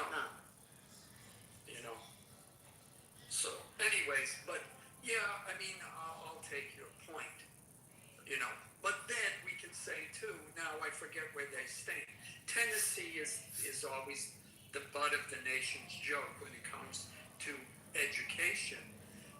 They stopped following all of these newfangled, supposedly better ways teaching, and went back to hooked on phonics, and they went from being ninth to being in the top 25 for reading and mathematics for their kids. So, the problem is, and I'll end with this, the left says they care. Elon Musk said it perfectly. He's tired of people who claim that they care and yet they do harm. And that's 99% of what the left does. That I agree with you 100%. I agree with you 100%. I would just say this. I forget the name of the example that you have to use, where they do end up globally as assessing the education and the intelligence of students nationwide. Now, if you were to look at white Americans, Asian Americans, I think Asians might do better in one country, or they might do best here. I forget. If we were to look at, Black Americans, all kinds of Americans, we all do better here. We all do better in our country. However, significant gap does exist between the different ethnic groups in America by a long shot. But when they say our education system is failing, this is where it becomes really weird. We have the most educated Hispanics, the most educated blacks, the most educated whites, all living in a place, which, by and large, we at least if we judge by the demographics of the United States, we're succeeding there. But when it comes to the overall national averages, yes, if we only had whites and Asians, we'd obviously be doing a lot better. Asians do better than whites, obviously. I think a lot of you guys know that. But the blacks and the Hispanics don't do as well as us. And we can look in Israel, even, for example. We were talking about that country earlier. There's a huge gap between the Mizrahi, especially the Mizrahi Jews, and the Ashkenazi. A huge fucking difference. They're not the same. They had different selective pressures for a few thousand years. But wherever you have like the Ashkenazi Jewish population go, they tend to do really well. Nobody can deny that. I mean, well, yes. I'm sorry. Yes, there are differences between different racial groups or ethnic groups, or groups from different areas, and the environmental pressures that may have helped or hindered them. But I just as to point it out, in that the Tennessee example I gave, it was majority black. So it's not, it's not that somehow in this particular case there's a deficiency within the population of black people in the United States where they're not doing it. I think that the problem, there's two. Let me finish. It's number one, they're being taught with crap methods, which include, again, the lovely CRT, and look up Teaching for Social Justice, which is a big, that's a group that has a major influence. They had a major influence on when they redefined the math frameworks here in California. That's number one. Number two, Asian students do more homework. They know this for a fact. They're doing much more homework than everybody else, including white kids. That's double that of white kids. No, I absolutely understand that. Yeah, I guess makes a difference. My position is, though, and I'm just going to be very frank with this. I do believe there is nothing you can do in terms of human intervention to make it so that white people can be on par with East Asian people as far as academic achievement. And I do not think that, as well as Jews, I don't think there's any fucking remedy where white non-Jews can be as they can achieve the same level of academic achievement or intelligence, for that matter. And I do not think, and I'll go further. When it comes to black people, I don't think there's anything you can do to make it so that they can achieve parity with us. This is not me trying to shit on people. I'm not saying white people are the most intelligent people, but this idea that we can achieve parity through nurture, I find. No, well, no, I find it's kind of silly. there are mitigating factors. First of all, one of the things that is assumed when it comes when we talk about IQ, one of the things that is assumed in all of those things is that when you look at a person who's say 120 versus a person who's 140, that the person who's 140 learns things more quickly, but it assumes that both people will, given enough time, or that the 120 person, given enough time, will learn that material. And that's the mitigating factor. So one can say, well, is it that Asian people are smarter? Or is it that they have a culture that pushes them to study more? But what comes first? Well, is it the so hold on, but is their high IQ parents make it so they raise their children better? It's both, because you can have an high IQ person, but if they're not putting in the time, the person with the lower IQ who did more homework, is going to do better. Look, you can have a great IQ. No. A high IQ person is not going to do work. Even first of all, like when it comes to the SATs, they're heavily G loaded. So even with like a habitual fuck up that is uneducated, they're going to do better than a person that's like not. Let's just say you have a person born with a 140 IQ. Or that's just what they've ended up developing. Or I should have said genetically, they have 140 IQ. They're going to outperform a 100 IQ person even on the SATs, despite being not formally educated. The SATs are highly G-loaded. No, I get that. But a counter example I would give is that if there's a test where you have to name all the elements on the periodic table, and the 140 guy doesn't study the table, but the 100 guy does, the 100 guy is going to get the A, and the 140 is going to get. Yeah, but that's where I say that's why I said that it's heavily G loaded. So yeah, no. Obviously, to be G loaded, it would have to be unstudyable. Yeah. Well, whereas like the Chinese obviously. So where we did change when it came to the SATs several years ago is that we made the SATs more studyable, which obviously gave the Asians a huge advantage. But I mean, even with that being said, it's just kind of ironic. Like we can even look at some of the worst demographics in the United States in the 70s, 80s, and 90s, the Southeast Asians, the Cambodians, Laotians, Vietnamese, Hmong, people that came here, most of them, not all of them, were peasants. Their children were highly violent, criminal people, per capita at least. But they outperform white Americans today. By every fucking metric, they outperform us. Yeah.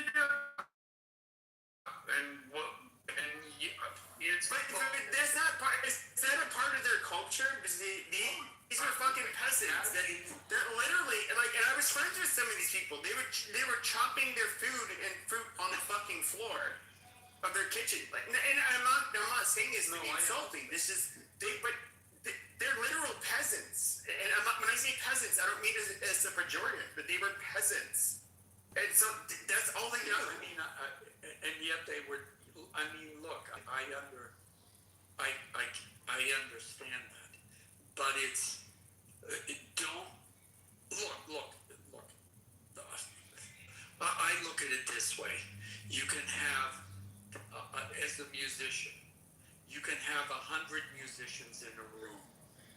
They're not, and let's say all of them all practice practice the same amount of time every day. There's still going to be people that are better than others. There will still be people who they progress. And there's going to be the guy that out of millions of you, literally. Yeah. Now, on the other hand, at the same time, in the real world, not everybody practices the same. Not everybody puts in the amount of time. And so the thing is that, again, you have those Asian cultures, Indian culture too. It's like you come home with a B. Oh my God, the parents are in hysterics. They're ready to jump off a cliff because you've shamed the family with a regular A, not an A plus. It's the end of the world. So it really does make a difference because now you've got not just your parents, but every extended family and the extended culture saying, you better fucking study. You better get to it. And it makes a difference. There were some white communities where there's that kind of pressure, but certainly, what I remember reading about is the culture in the South was if you went to college and then you came back and you started saying anything contrary to what the established beliefs were, the comment was, well, that's your education talking. And it was meant as a disparaging comment to someone who had gone to college. So there definitely was, in rural southern white cities or areas, there was a pressure not to go to college, not to study. And if you do that, you're going to be stupid. Period. But it's interesting what you said. When I applied to graduate school, I had to take they were called the GREs. I don't even know what that freaking. GRE, yeah. Yeah, you couldn't even. So I had to take it in music. So, ask me what I got. So, Alan, do you believe women should be able to vote? So, ask me what I got. At that time, the GREs, the highest score you could get was 800. So on music history, I got 800, and on the theory, I got 799, which still pisses me off to this day, because I know exactly what question I got confused. That was the really weird thing. Like, I never took exams for graduate school. I never applied for graduate school anywhere, but you have to, as a child in the United States, you have to do the standardized tests, and you would see where you do, how you do, in comparison to your peers, and so I have a big mouth because maybe it's just I have less of a filter. There's kind of a neurological thing going on there, but I would well within the top 1 percentile. I always did well in math, but English when it came to English, I was better than I don't know, maybe in the top 30 percentile or so. But there was just this huge fucking difference where and I've always had this problem. It's funny, people have referred to me as well spoken, where people at least amongst my peers, that was always my biggest issue. Is I'm not a well spoken individual. I can put my points across very crudely and bluntly, but when it comes to debate, I can't use a very rich vocabulary, or I'm not somebody who's really good at that. But can look at like I can look at things like statistics and data and that kind of shit and just say like, okay, well this is bullshit, and I can easily debunk your points. But I'm not, for whatever reason, like I do think that's genetic, you know, personally. I've always struggled with I've always struggled with I guess putting my thoughts into words. And I almost it's almost like a high five when I hear people who disagree with me and they say like, well, no, actually you are well spoken, which it's been done a few times, but it's like I do. I cringe every time I talk because I realize I'm not doing a good job of putting my thoughts into words. And it's just like, I don't know, it's just weird. Like I'm not a very verbally gifted individual by any means. And I don't think, by the way, I don't think I can study my way out of that. Like that's like a natural weakness. Like that was the one area where I've always done poorly. Read books out loud, that'll solve that. I'm serious. That's it. What do you think actors do? But they look at a page and they Well, I did, but I'm a full-grown adult now. Doesn't matter. Can adults learn a new language? Yeah, they can. Not at the same. No, but here's where. No, they won't learn it as quickly, and they not even close to as quickly. In fact, if you're exposed to another language growing up, it's since birth. Yeah. You can often speak both languages fluidly without an accent. Let's just say you pick it up a little bit later because your parents want you to learn only English. Still, you're going to have much more advantage. But even if you were to move to another country and neither parent spoke that language, let's just say you moved from England to Turkey. But the child was, 6 years old. The likelihood of that child speaking fluent within 6 months. Pretty high. Within 6 months. I've seen it. There was a family from Argentina. The girl was 7. They moved in next door. The 7-year-old within 6 months, she sounded like an American. The 16-year-old had a very difficult time. Yeah, the neuroplasticity that we experience is so like just in the world of boxing. Here's one of the things a lot of people don't understand. It's like, yes, as adults we're much more intelligent than let's say a 7-year-old. I think we all agree there. But you teach a 7-year-old boxing. Within months, you can transform them to be a much better boxer than you can train a much more intelligent 20-year-old to be in years. Like they just absorb it, and they the way they move, how fluid they are, it is so much different. Well, it's on the other end of the spectrum, it's, starting a kid on dance and ballet when they're 5 years old compared to an adult.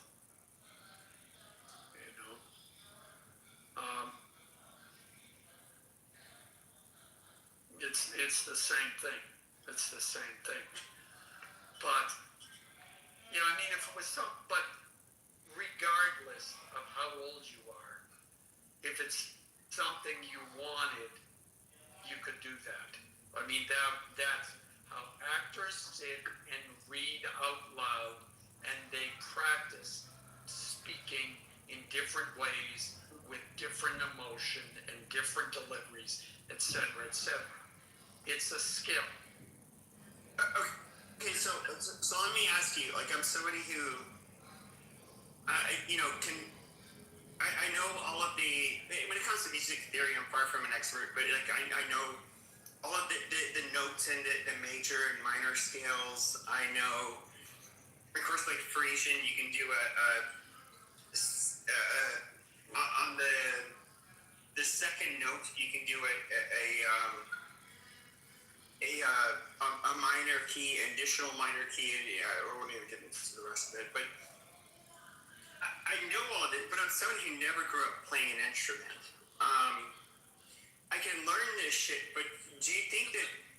I think I'm somebody who's been artistic throughout my whole life. That's like. I don't want to get into what I do, but like that is where that's kind of like I've always like how do I put this? So since I was young, I went to art high school. I got kicked out of a Catholic high school, then to public high school. Went to 3 art high schools and dropped out. I don't want to get into it. It's a fuck up, but throughout my whole life, like I was like rather artistic in comparison to other people.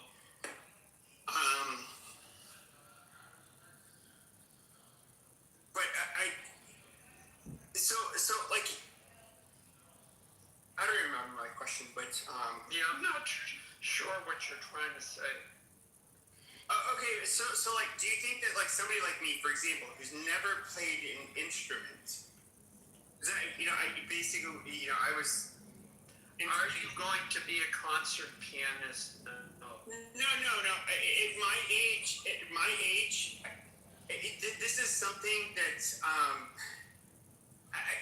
I've talked to musicians about this. Like, rather similar to boxing. You have those that started very young, absolutely dominate. Yeah. And in your 40s, I mean, it's a joke, really.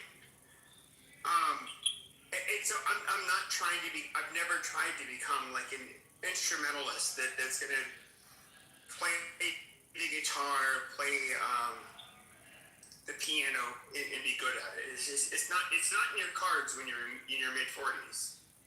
No, but if you have the impetus to do it and it's fun for you, then do it for the enjoyment.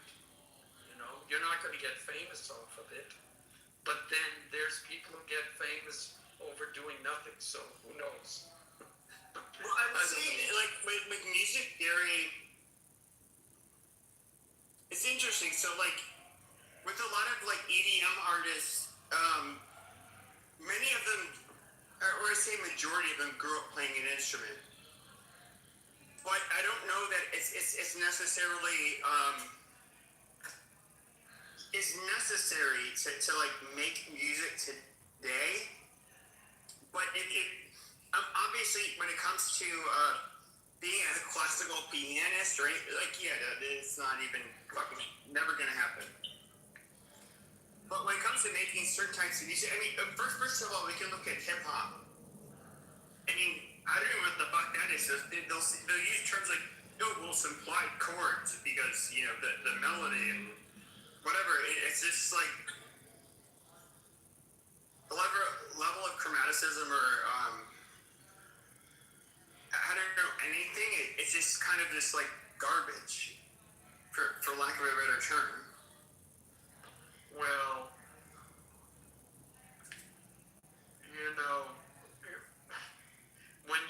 when you compare hip hop to jazz, it really is a devolvement in musical terms. But far be it from me to say anything like that. No, I mean, look. If you play me a piece of music and it's jazz, I'm gonna have a heart, and I want to learn that piece of music, and I want to learn it by ear. That is, I don't have the music. I gotta listen and find the notes. If it's a jazz piece, I'm gonna have to work at it. If it's hip hop music or even most popular music, it'll be a couple of minutes. So, and I'm playing it. because it's so simple. I mean, Yeah, I know, absolutely. Generally is simple, but hip hop is. So yeah, I'm saying way more simple, but I have seen the videos. Have you ever seen like the videos where you have classical pianists try jazz, and some of them can at least I don't quite have the ear for it. So I'm relying on the jazz musicians that are rating it, and they're like, wow, goddamn, I cannot believe he was able to do that. But like there is a difference, and I would listen. And when it comes to like the different chord progressions and a lot of the weird shit that you will get with jazz, or even gospel piano, it's just like, to me, it's odd. I'll listen to it, but it's I can definitely see how gospel music kind of paved the inroads for like jazz and blues and of course rock and roll even. It's weird. Well, look, all of this music progressed and evolved over time. And part of it is, you do the 12-bar blues, and in its original form, at first you start with that, and then people start to get bored with that, so you start adding variations, and then it starts getting more complex, and then you start saying, well, gee, I'm tired of using the same chords for every song, so then you start using different chords, and then you start using substitutions for different chords, and all of that evolves over time. And then you start, and same with rhythms and everything else. The thing is that the biggest issue with hip hop is that you had to fit the words into a melody. Once they removed the melodic content, well, it freed you up because now you can say anything as fast or as slow as you want, and you're not necessarily tied to the melodic constraints of music. But then it also eliminated part of the complexity involved in all of that. And it also made it easier. You no longer had to know how to sing in tune. And there's lots of people who don't sing in tune. So I'm sure there's people that are hating what I'm saying. No, but I agree with you, and I'm not a pitch perfect person. Yeah, most people don't have perfect pitch, but you can have an ear and know whether or not something's in tune or out of tune. Like, did you ever see, like, Coming to America, that when Eddie Murphy plays the bad singer, and it's in Coming to America, he's at the end, it's at the end of the movie, they're back at the palace, and he's doing that same character. It's painful, But okay, so it's like if I was to sing, what I will do is like I have to play a note that will not be picked up by recording. I would have lyrics for it, and then I have to I'll sing along to it.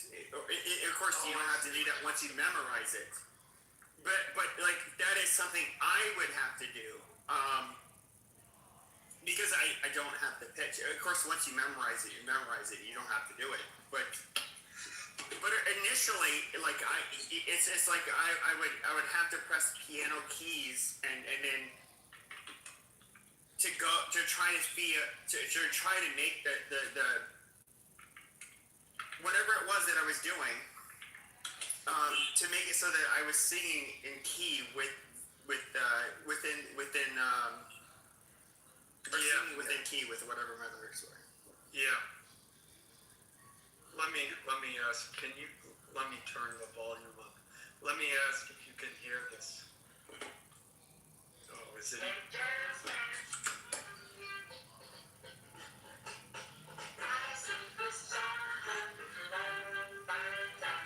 Can you hear that? Can you hear that? Yeah. Yeah, that's a guy, Bob Duro. He took a song by Charlie Parker, which was a bebop song. It was very, so it's melodically, it's very complicated. And then he wrote words not only to the theme, but then the solo that Charlie Parker played on one of his recordings. So he's having to fit the words into the notes and make the notes make sense. That's like how, what's the word? You know, advanced, you could say, that writing was. You don't get any of that today. You know, so anyways. Who was that guy that wrote Adagio for strings? Barber, Samuel Barber. Like, it's not. This is kind of been like the mind fuck. Is like you look at. Doesn't look complicated. There's not much like modal interchange. But he like I don't know how he made it so beautiful. Like I don't like to me. You know, I'm somebody.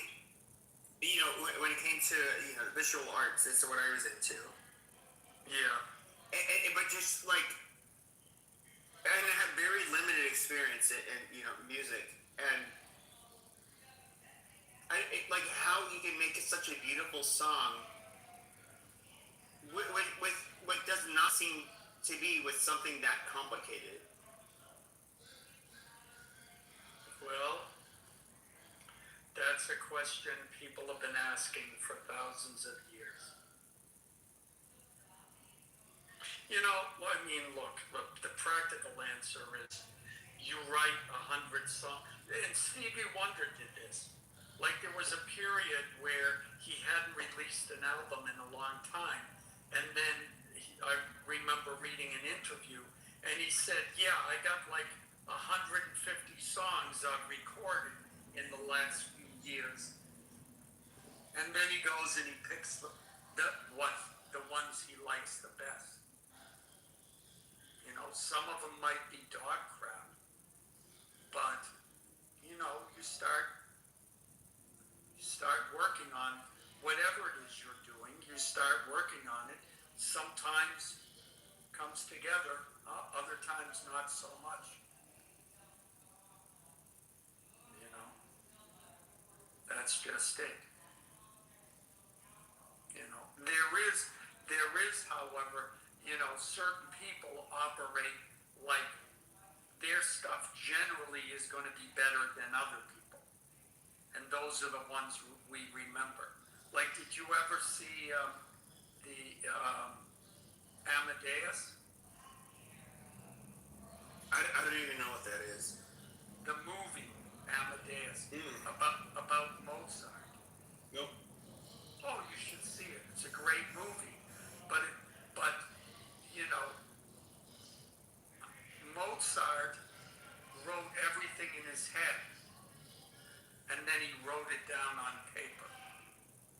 Whereas other people would, like Beethoven, would write the theme, and then he'd change it, and he'd try, and he'd sit there and work on it till he perfected the melody. Mozart just thought of it in his head, and then he wrote it down.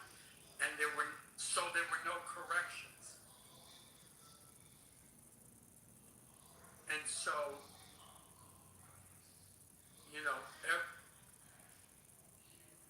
everybody works, you know, everybody's different.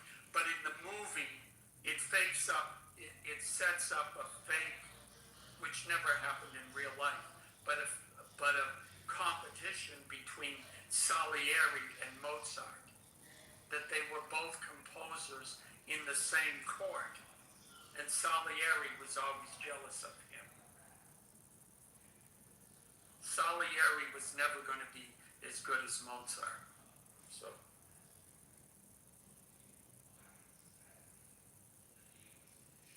What's it called again? Is I want to watch it. Amadeus. Amadeus. Yeah. I think it won the Oscar. I'm not sure. Let me see.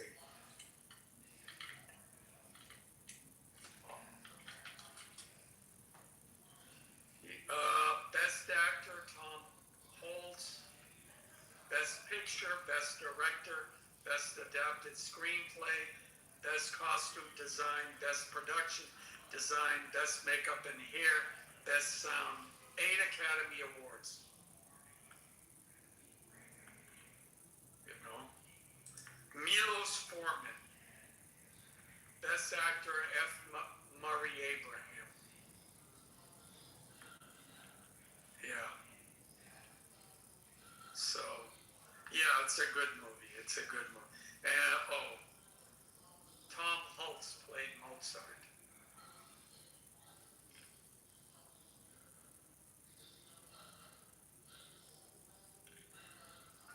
What age did you begin playing the piano?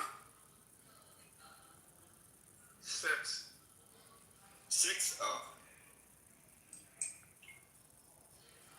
See, I didn't start. I was like 30 when I started playing around with drum machines and just out of boredom, when it came to painting, I went through really large swaths of time where I just stopped, and then I would get into the music shit, and then of course I would learn all of this the when it comes to just when it comes to snares and drums and the different patterns, and of course percussion and all of this shit. I don't want to bore you, but I got into it. It's like around 30 years old, so which is obviously a super late start, and I don't have anywhere near. I would say that I don't have the. It's a lot easier for me, obviously, to paint than to make music. As somebody who's done it since I was a child, as my mother was an artist. She also did music, but yeah, I only participated in the painting. In the painting, Hmm? you only participated in the what? In the what? In drawing and painting. Yeah, well, I mean, that's what my mom was best at too. By the way, she was the best musician. My dad's side of the family's horrible. It's a running joke. I have one cousin that is a real. She went to I forget the name of it. Was it University of Boston? It's a Catholic university there. She had a full ride scholarship. She sings basically like opera. She's like super talented. Other than that, we all make jokes about that. Like she's half Italian, and we're like, that must came from her side of the family. It's like nobody in our family can do that. yeah. But there's nobody who's a musician in my family. Yeah. Well, I know other people. There's no musicians, but they decide they want to be one as kids, and as long as the parents pay for the lessons, they can go somewhere. I don't know, Pepe. What do you think of like the different the people involved in like EDM, music? I don't know anything about it. I mean, once synthesizers and drum machines and everything came into being, it created a whole new, way for people to create music, and it's as popular music. It's very different than traditional music. You know. Yeah, no, I mean, no, I agree. 100%. Right? I mean, the thing about the reason why piano is the most difficult, they're all difficult, but with all instruments are difficult. But with piano, or let me put it one way, when you play, say, the oboe or the flute, you're playing one line and you only need to concentrate on making that one line musical. With piano, you've got two hands, so both hands have to operate independently. And then within each hand, you can have one or two melodies, I'll use that term, which both have to be independent. And you can have, you know, typically 4 is the most, but there can be more. And all of that has, the person listening to it has to be able to hear that distinction. That's what makes piano more difficult. Well, I mean, it's okay. So, like, when I listen to, so I'm somebody who can only memorize the different notes by looking at at piano keys. And of course, you have the different octaves and all that. But like, if I was, that's the instrument I have to refer to when trying to think of keys. But when listening to, this is the weird part. So like, you can eat with modern day dolls. You can arpeggiate the different chords, and you can automate a lot of shit. So where it sounds, it's easy for somebody like me. I'll just put it like that. Without playing an instrument, we can create a sound. But when I look at what's weird is looking at the classical pianists that have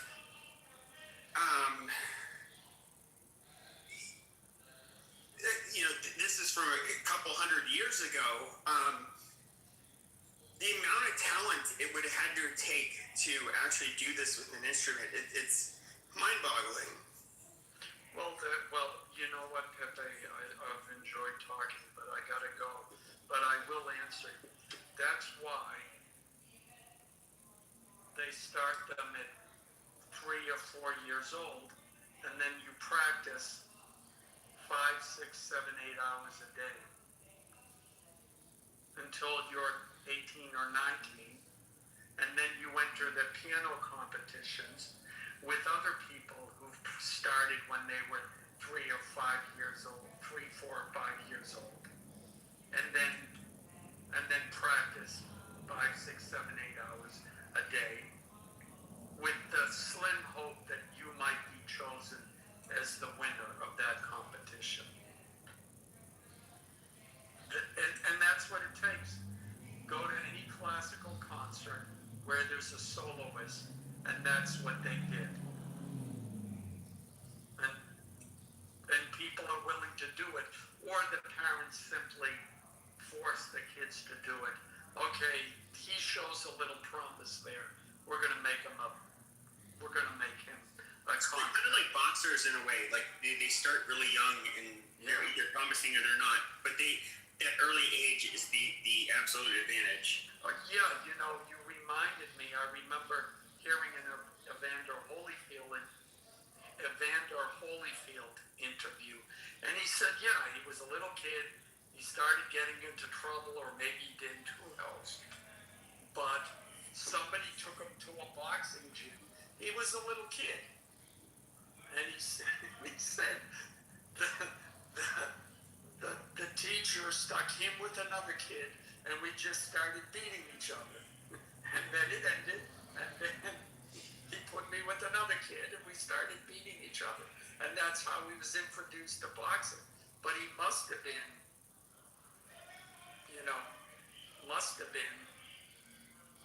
7 or 8. And look at Mike Tyson. Mike Tyson sports and grew up with it. Yeah, and that's one of the, I guess the uglier parts of like amateur boxing is that coaches have to focus their time on the people that will win, the different tournaments and stuff. And so they do throw these kids at people that are likely beat their ass. And the point of that is that if you show up tomorrow, then okay, then I guess I can work with you. Because you obviously weren't willing to quit, and if you're putting up a good fight, like that's right there. Like that is most people are not willing to do that sport. Well, yeah. You have to really want it, ultimately, no matter what. When it comes to competition, there's lots of people who are willing to do it, period. And if you're not one of them, then no. I'll end with this. World-class actors in Hollywood, they're all very nice, but don't be fooled. They are all ruthless. They wanted that. They were willing to do what it took to get there. And Mon's told me all about this. yeah. Who? Mon. Monica? My number one, Mon the Black. You don't even know. Oh. Do you remember with the black, the blue, like checkered looking profile? Yeah, I know who you mean. Yeah. She's been. She's worked in Hollywood. Tom Cruise, David Geffen was a huge, Geffen Records, all of that. Tom Cruise was David Geffen's boy toy. And they were looking, and David Geffen played it. So like they needed a lead for Risky Business.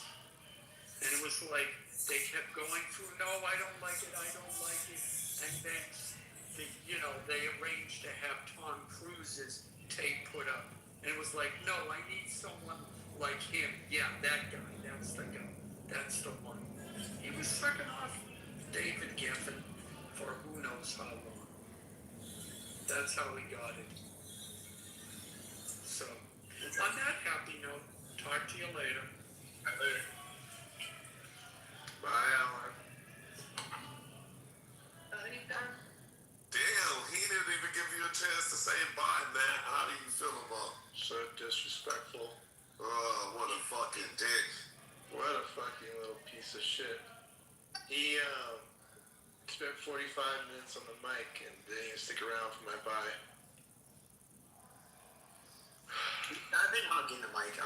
Realistically, I have. Well, but you like the co-host, so like this, whatever. But him, he's a fucking immigrant. He can't be in holding up American spaces and shit. The fuck is that?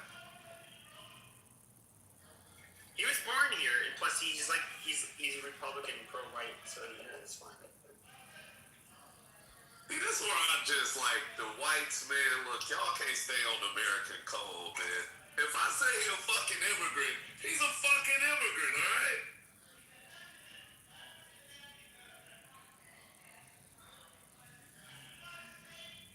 If he was born here?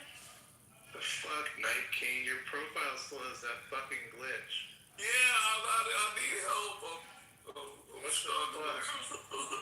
Fucking annoying, dude. I know, I'm trying to fix it, all right? God damn, kick you out just for that. Jesus Christ. Oh, man. That's twice now I've done that tonight.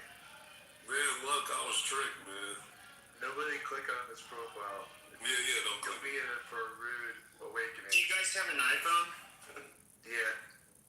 And it kicked you out? Yep. Yeah, it freezes you. But for some reason, the Androiders, they get the pass. I really need to fix that shit up. I don't know, it's cold, dude. I think someone just tried it. They disappeared off the stage. It was Holly. Yeah, I did it. You should bring Daryl on. Yeah, somebody told me to get rid of Anon, so I was like, oh, okay. His profile, Daryl. No, don't do it. Come up here, Daryl. Daryl. Oh, wait, y'all? Oh, yeah. Daryl, yeah. He needs a Come on. Fucking Canadian. Yeah, come up here, Canadian. Yeah, that's the fucking goddamn fucking Canadian. Oh shit, he has it too. You got Yeah, he do. He might still on the mic right now? Yeah. He got it too. I'm stuck right now. Watch this. I'm gonna get crashed out. Watch. Are you guys still got me? Yeah, we got you. You're still with us, man. I'm gonna disappear in a second here. He has the same issue. This is fucking hilarious. Let's see, it's gonna crash this second here. Hold on. Unless there's something else going on right now. My hand raising is off. That's why I can get on for like a whole hour because it's fucking shit and nobody can get off. I'm stuck right now. I can't get back on the screen. I can only hear you guys right now. Bro, come back. Just swipe out to that. Swipe out. I can't do anything. It's stuck. It's spinning. It's actually not the glitch. Usually I can do it, but now I'm stuck here. Oh, yeah, he got a different one. Yeah, he got a fucking, like, Who's glitchy? better one. yeah, a better one. You He has fucking a bitch. Canadian one, like this fucking Go to weird the mountain. Canadian. I wonder if He it'll got the Canadian death lock. I got a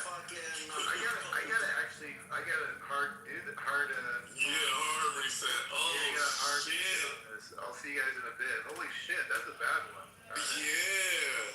Did you try it already tonight? Is that why you're joining me on this? No, because I didn't know they were talking about, who was talking, BB was talking about it.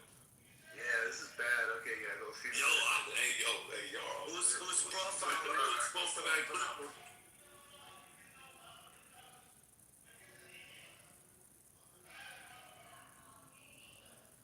Is it Jarl or is it Yarl? It's Jarl. So his name comes from, lovable Elder Scrolls series, and he's a fucking Imperial spy, fucking damn king of like a village. This account is about to get fucking closed down by Clubhouse No. because they're cracking down and they're actually closing down people's accounts who are putting this shit in. Their accounts are like fully suspending them because everybody who had it has to reopen up new accounts now. Putting what shit in? What are you talking about? If he has that code, it's this code that you put in your bio, and it glitches only Apple users, only Apple iPhones. If you have an Android, you can bypass it. If you have an Apple phone, you are gonna get glitched. It glitches it out. I don't know. It's some Somalis. They got the code. There's a Somalian flag in it somehow. Surprisingly. Dude, is that what Mountain sent me, Matt? That Somali link thing? Is that what's going around right now? I don't know. So yeah, so it's basically what they're doing is they're putting in fucking, it's like letters, it's fucking flags, it's like emojis, it's like fucking hieroglyphic letters, like weird shit. And once you open up their bio, your fucking thing goes gray. Like it pops that thing open, but it doesn't allow you to like mute or anything. It just glitches your phone. But it only works on Apple, against Apple phones. If somebody has an Android, so now when you run rooms, you should have one person with an Android phone modding with you because he would be able to silence them, put them in the audience or anything that matter to control the room. But was that in Night King's profile? I don't know. Wait, I'm about to put somebody on blast. Y'all know, like Othello, whatever his name is. When I click his page, it does that to my phone. And I have an iPhone, so he has it. Just saying. So you guys could test it out with him. Night King, do you see that in your profile? Yeah, so if Night King has an iPhone, he wouldn't be even able. So once you put that code in, you're not even able to remove it. That's even more. You have to log in with your number with an Android phone to be able to remove it. What the fuck? Yarl enjoys pegging. This is all fucked But up. his account will be But on this Clubhouse. would the person with the profile that has it? I'll be back. I'm cool with Rich. Yeah. Night King know? Yeah, he has Rich, that? we gave it to Rich Night King, so you have it, don't you? We're the Well, one that gave it to look, Look. I had it before him. Okay, I got it. I can't invite Jarl up because he has the fucking Canadian virus. Can you But that's like what potato? My man, Well, bro, you y'all can walk fucking in. trying to snitch. Oh my If god. you're on the inside, What you're gonna need, Strong. you trust. Jarl, raise Fine. your hand so he Like, can here, hold on. press So, it. What you need, find somebody the glitch in Vikings bio, I'm actually the creator. to control your room a you bit. created the virus, Potato? Yeah, I created the glitch in his bio. You're a fucking idiot. Get back down in the audience. So yeah, Matt, find somebody with an Android phone that you can trust to run your room, and yeah. Well, Beaver and Peppy both have Androids, right? Also, Yeah, I'm Android. So So what do I need to do? So click on Joel's profile. You should you're anti-resistant to this, so you're good. All right. Are you able to view his profile? Yo, Nike, you left my room to be in these fucking morons' rooms? Like these. I don't know who that retard was that influenced the audience. Like, what the fuck? He has 2,000 friends, and you kind of want to hear who he is. He's just on his own profile. No, he's dope. That's what So hold on. It's something about Brad. So Beaver, you're able to? Yes. Yeah, so Beaver, so Android bypassed it because it was like these Somalis apparently who created this code, and all these fucking people, Somalis and all this, and Middle East bullshit, they all use Androids. That's how they bypass this shit. And everybody here in the West uses iPhones, and this is how they keep themselves on the stage, unmiked, and spewing whatever they want to spew. And you can't do anything about it. Can somebody bring that Potato guy back up? Sorry, I want to ask him something. Yeah, I'll bring him up. Potato, how do you have 2,000 friends in such a country? Shut the fuck up, bitch. How does that even Anyways, what do you want to ask me? How does that work? It sounds like Rich a little bit, but not. Yeah. Rich. It's not Rich. No, it's not Rick. Yeah, At first it did sound like it though. Rich the guy. He doesn't sound like Rich at all. To Just a collect 2,000 little. friends. I get it, but just a little. Not even a tad bit, bro. Fuck you. Just admit that you're rich. Just admit it. No, it's not. And I'm following Potato too, so I must know Potato. I think, does Rich have plus signs on a couple of his accounts? I used to have another account. I used to even follow Pepe.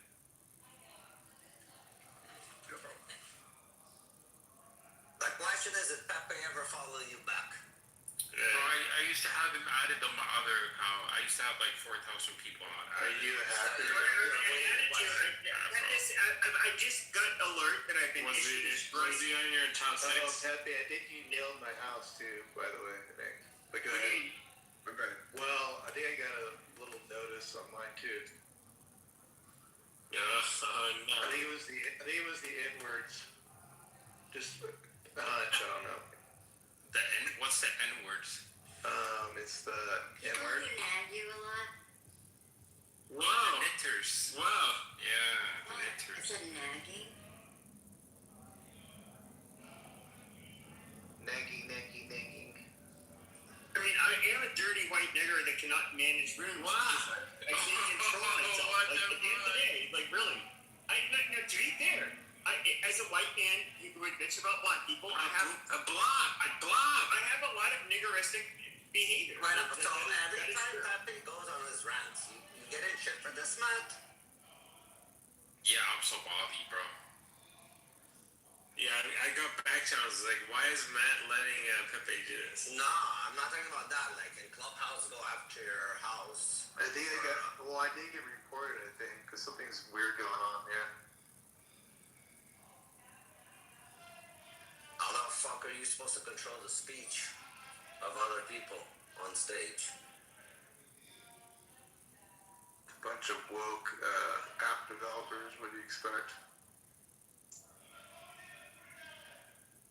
I think that's gonna offend them more than the N-word right now, if they're listening. He's gonna wear a white hood. He's gonna hang all the black people in there. He's gonna stop him. He's so But in all honesty, Fuck Pepe, you, Rohan. Isn't it Paul and Rohan? Fuck you both. Actually, I don't know if that's their name. Yeah, Paul's one of them, right? But Rohan's the other one, I think.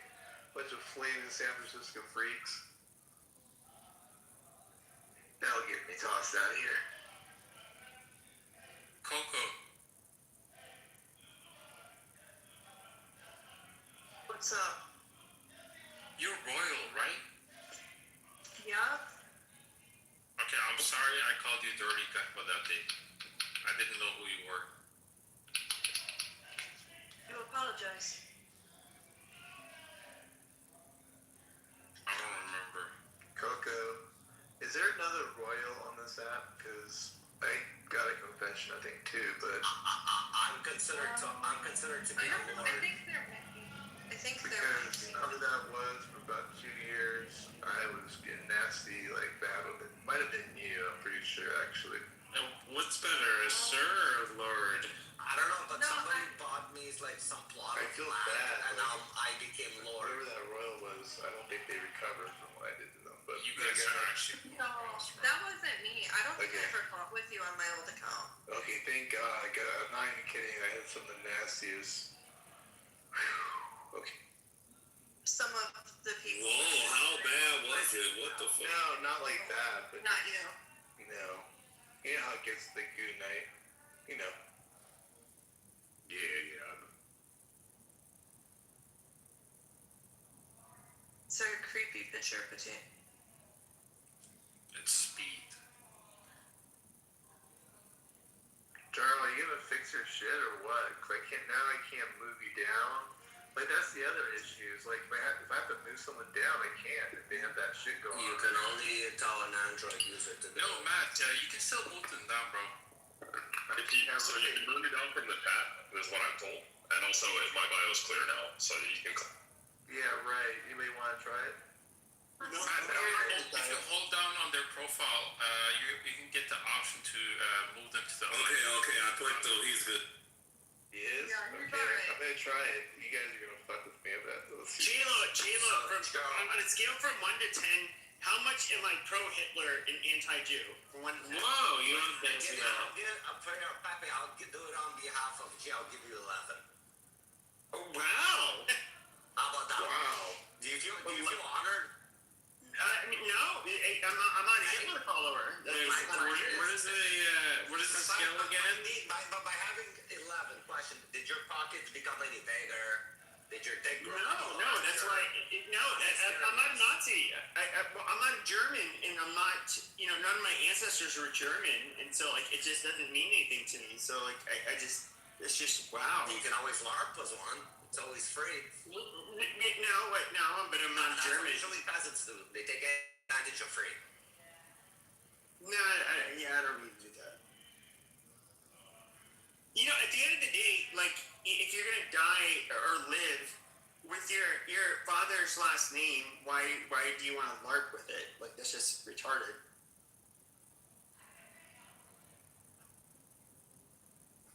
Yeah, you can choose any name you want. You can identify as anything you want nowadays. You can be whatever you want nowadays. Yeah, but I'm not gonna choose. I'm gonna use my father's last name, and so I'm not gonna LARP as something different. It's just not how I operate.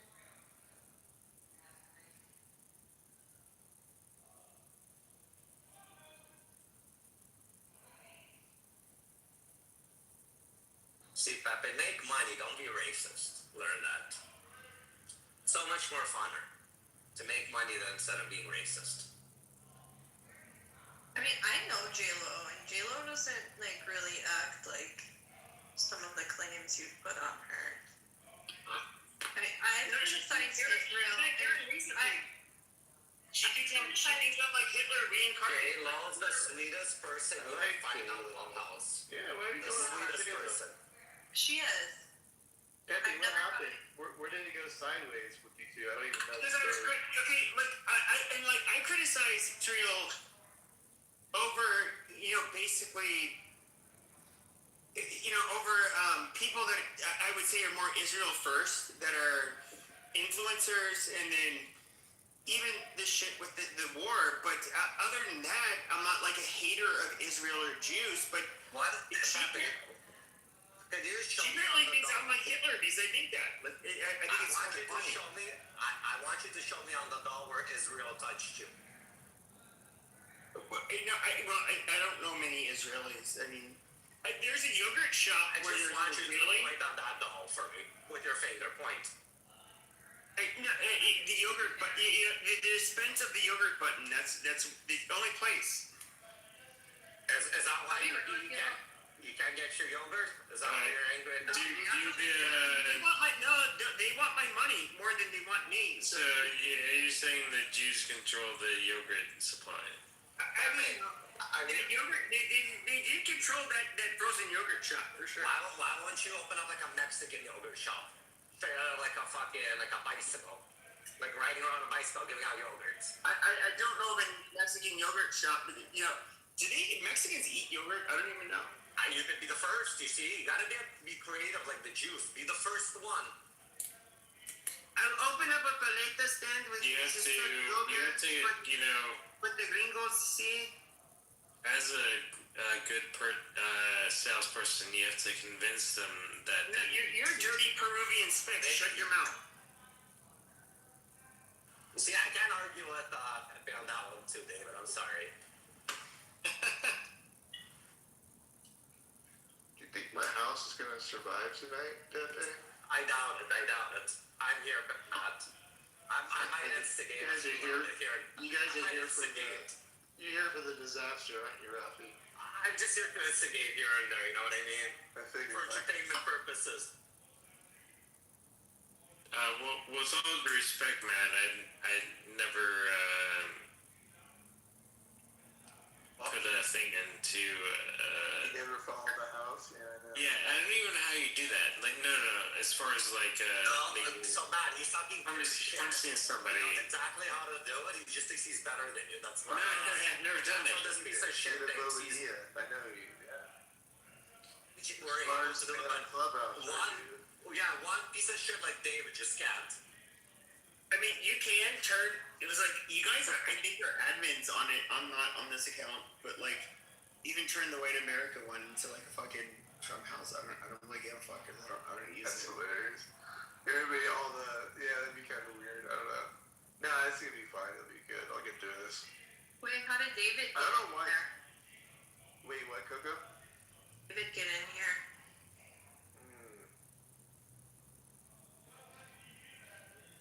What do you mean? Do you want me to leave? Yeah. That's not nice. Well, depends. That's not nice. David, how much did you drink today? Well, I went to WrestleMania party. I don't care where you went. I said, how much did you fucking put in you? I'm not gonna answer that question. So why did you even start fucking answering me then? With nonsense. Well, it's polite to answer questions. Yes, it's polite to answer a fucking question that has relevance to it, not fucking a question that's fucking beating around the bush. Now, seriously, how much you drink, David, be honest? He's probably a couple of years in now. He Couple sounds of kind of beers? coherent. This guy, he brushes his teeth with beers. He has a few. No, I use Colgate Total. Rectally?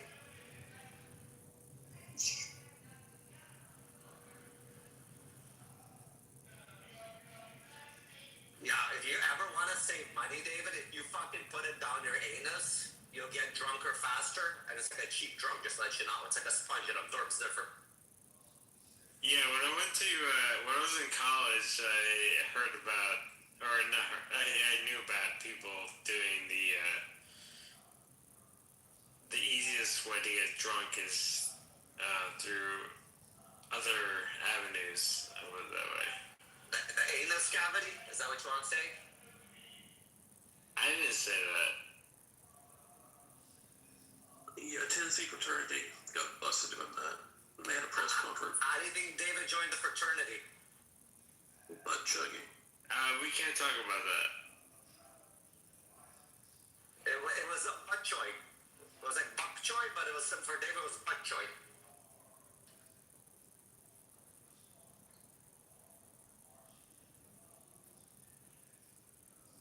So, Jarl, you want to tell us Which you were talking about in the chat. No, John, how it does why Canada sucks. In the chat, I was just saying I was congratulating America on winning the war today. Fuck yeah. It wasn't the war. What has Canada won? Tell me that. How about that? I don't know what the Canadians have won. That's squeaky cheese. Well, they definitely didn't win the hockey in the Olympics. Let's go. That hurts. In the past fucking 30 years, what has Canada won? You know what I don't get? How the hell was Canada cheating in the fucking, they call it curling? Is that what you call it? How the hell is Canada cheating in curling? And nobody does fucking curling in the entire world. They've been out on video cheating in curling. How the hell do you fucking cheat in curling? And nobody even plays fucking curling anywhere. I don't know, a single country that does curling. They were cheating the in curling. They were the only team. I was like, what the fuck is going on? They cheated against themselves. They were the only ones Against competing. themselves against cheated in fucking curling. Nobody cares about fucking curling. And you're cheating in curling. Give me a break, bro. Wow. You know why? It was because Mark Carney was their coach. He's really good at cheating. Marconi is a son of a bitch. He's great at cheating. He was guiding them how to do it and get away with it. Plus, isn't Marconi's like son or daughter like transgender? I can't even keep up these days. Depends on the weekday. They them. No, but I think the son turned into like a daughter. I don't understand what you're talking about. What happened to Marconi's son or daughter? I think they're like transitioning. Whatever the hell it is. I think Mark Carney just likes wearing women's underwear. Fair enough.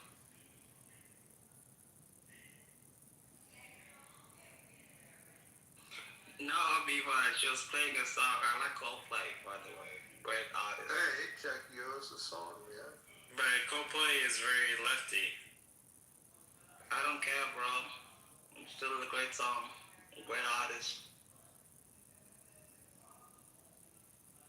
Coldplay is good. I do agree with you on that part, yes. Yeah, I like Fixie. Every time I'm depressed, I play Coldplay Fixie and I get happy. So that's why I like them.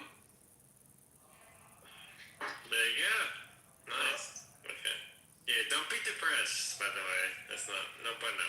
Yeah, but shit happens in life. You get depressed, sometimes you don't. Like, I'm not being human. Like, good things happen in life, terrible things happen. It's like, yeah, sometimes you get depressed. I get depressed, I listen to Coldplay, it makes me happy. Hey, check what's the best song of all time in your mind?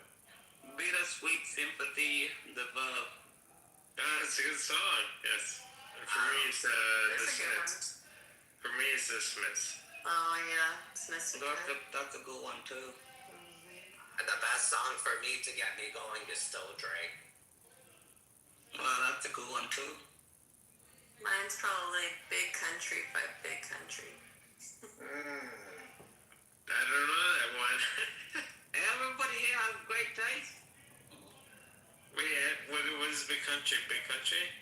Yeah, just look it up. There's a song called Big Country, and the band's called Big Country. I'm gonna look it up right now. Or the song might be In a Big Country. Don't quote me on that. There is a song called In a Big Country. That's a good song. It's like, in a big country, dreams stay with you. Yeah, it's a good song. Like, yeah. You know, it's one of those songs that's like, I have no idea what the name is, but it's if I hear it on the radio, it's like, oh, It just makes me happy. I always dance. Yeah, exactly. I feel good. I love it. But do you hear, like every time I hear it, it's like, when you try your best, but you don't succeed. Bum bum. When you get what you want, but not what you need. When you feel so tired, but you can't sleep. Stuck in reverse. And the tears come streaming down your face. something you can't replace. When you love someone but it goes to waste, could it be worse?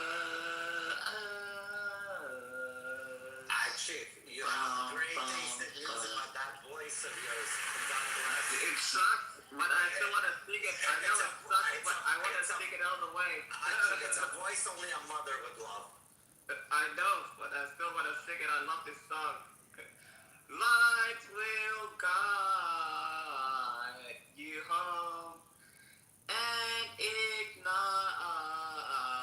your bones, and I will try to fix you.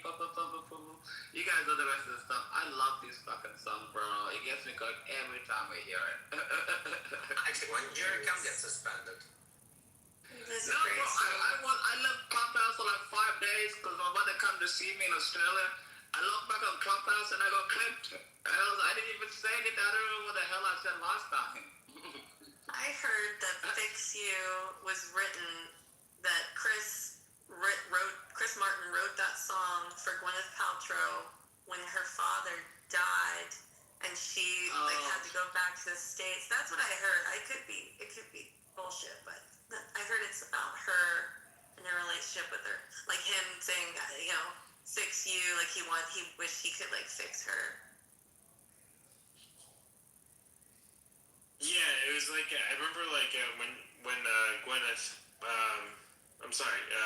Gwyneth Paltrow, when she won the Oscar, like she was very emotional talking about her family because there was a lot of that was on her shoulders as a young person in that family. So yeah, it was giving obviously to her mother. Obviously, her mother's very famous.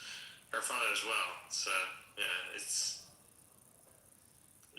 there's in the current environment, a lot of people are very anti quote unquote nepo baby, but it takes a lot to be involved in the family who's very successful as a kid.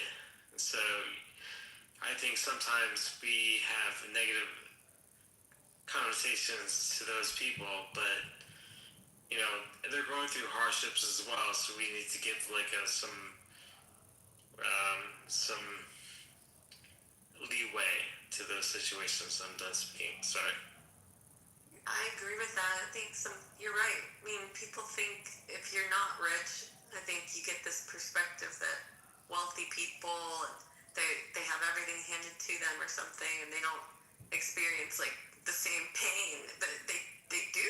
But everything's relative, right? Different pain, different, but they go through their own stuff, and sometimes it's maybe in a way it's even a little more isolating because you feel like you can't. I'm just thinking. I'm not speaking for myself. I'm thinking. I could imagine that nobody, like kind of like how sometimes you hear white woman tears, right? Well, like think about wealthy tears. Nobody cares about that. Like that's like the worst kind of tears.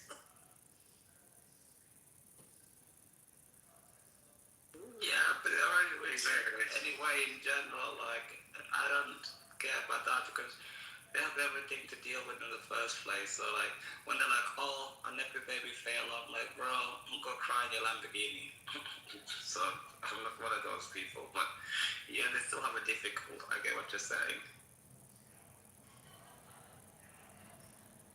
Yeah, I remember this rich guy was telling a story about how when he wasn't born rich or anything, but when he became wealthy, he said that the barbecue invitations slowly stopped coming because like their friends that they thought were their friends, they just started to feel like they were other, like they were not one of them anymore, and so they like slowly like kind of were losing their friends, and how it really kind of hurt, like nobody wanted them to come to the parties anymore, which is weird. You would think that they would be popular, but there is sort of this otherness that happened. you can become obnoxious too with money. That's how they were around people. Did they become assholes? What happened? Did they I didn't get that impression. You know, and the other thing, like, I've met just as many, if not more, poor assholes. I mean, I know poor people that are really obnoxious about the poor, or, you know, obsessing over the evil rich, and they become, it's almost like an infection, you know, where it's like it poisons them, their obsession with it. Yeah, but those are the people that put themselves in that state of mind, and like they always keep themselves jailed in the same place all their life. Instead of bettering themselves, they're just hating on everything else in life and being always negative and bringing negative energy.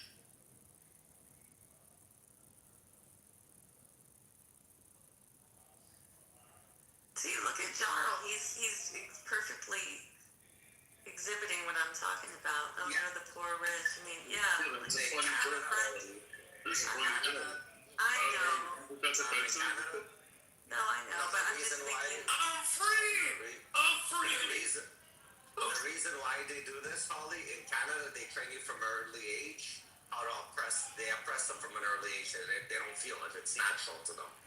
Yeah, I could see that. Like, I know you're joking, Jarl, but like, I do think about that because I have a friend who's wealthy, was raised wealthy, everything, but her brother committed suicide, and it's like, I don't know. I mean, I just think about the pain. People go through all sorts of pain, no matter what level they're on. What's that, Night King? Oh no, you don't. How'd you get rid of it, Night King? Hey, Night, you're probably wondering why you weren't getting emojis, right? Like, for the last. No. I've been in other rooms and stuff like that. And so people want to coin me. They've been wanting to fucking react. They've been wanting to like my profile. They've been wanting to suck my dick, right? And I haven't been able to like get any of that. Special. And the secret was, how did you get rid of it? You went on an Android phone? No, I got a computer. Oh, you did it through the Discord? Or whatever that thing is called? Wait, you did This guy don't know ball at all. Did you do it Club Deck? You're on Club Deck? Yeah, I got club. Holy shit. Who uses Club Deck? That's wrong. So wait, you can actually remove it through Club Deck? That's how it works? Like, why are you know what I'm saying? What is this investigation? No, yeah, you can remove it. No, I have an iPhone. If I want to fuck around with it for a day or two, because I don't want to put it in and get my account clipped. Look, now you want to fuck around with. You just was complaining. You was the main one. You was the staunch. Well, dog. Yeah, like, what is this guy? I never complained. I was just giving them breakdown. Nice. Oh my god. Was it your account that got me, Beaver, and Pepper all clicked? Was that it? Is that how it happened? I think Pepe's frozen. Pepe, are you frozen? He is frozen. He's probably clipped again. Look at that. Good. He's frozen. I think he got clipped. Beaver got clipped all in the one day. That's not left. Pepe said he got a strike on his account. Look at that. He's frozen right now. Oh shit. I want to tell Kendo something real quick. Kendo, I think you're one of the funniest guys on this app. Just want to give you some flowers. Oh, shucks, Molly. That bitch is lying. He's gone. That bitch is lying like a motherfucker. No. You niggas in here were Well, you not funny. Man, shut the fuck up. Take that Jerry curl and that hat off your head. Oh, here we go. Then he attacking the wrong person. This is Oh, this is a real. He's not talking to you. yeah. He attacking the Y'all niggas scared of Mark, though. Speaking I'm of the coldest gangster ever touched the planet Earth. Ain't no gangster on me. Hey, homie. I've never met nobody more gangster than me in my life. Going on the Never.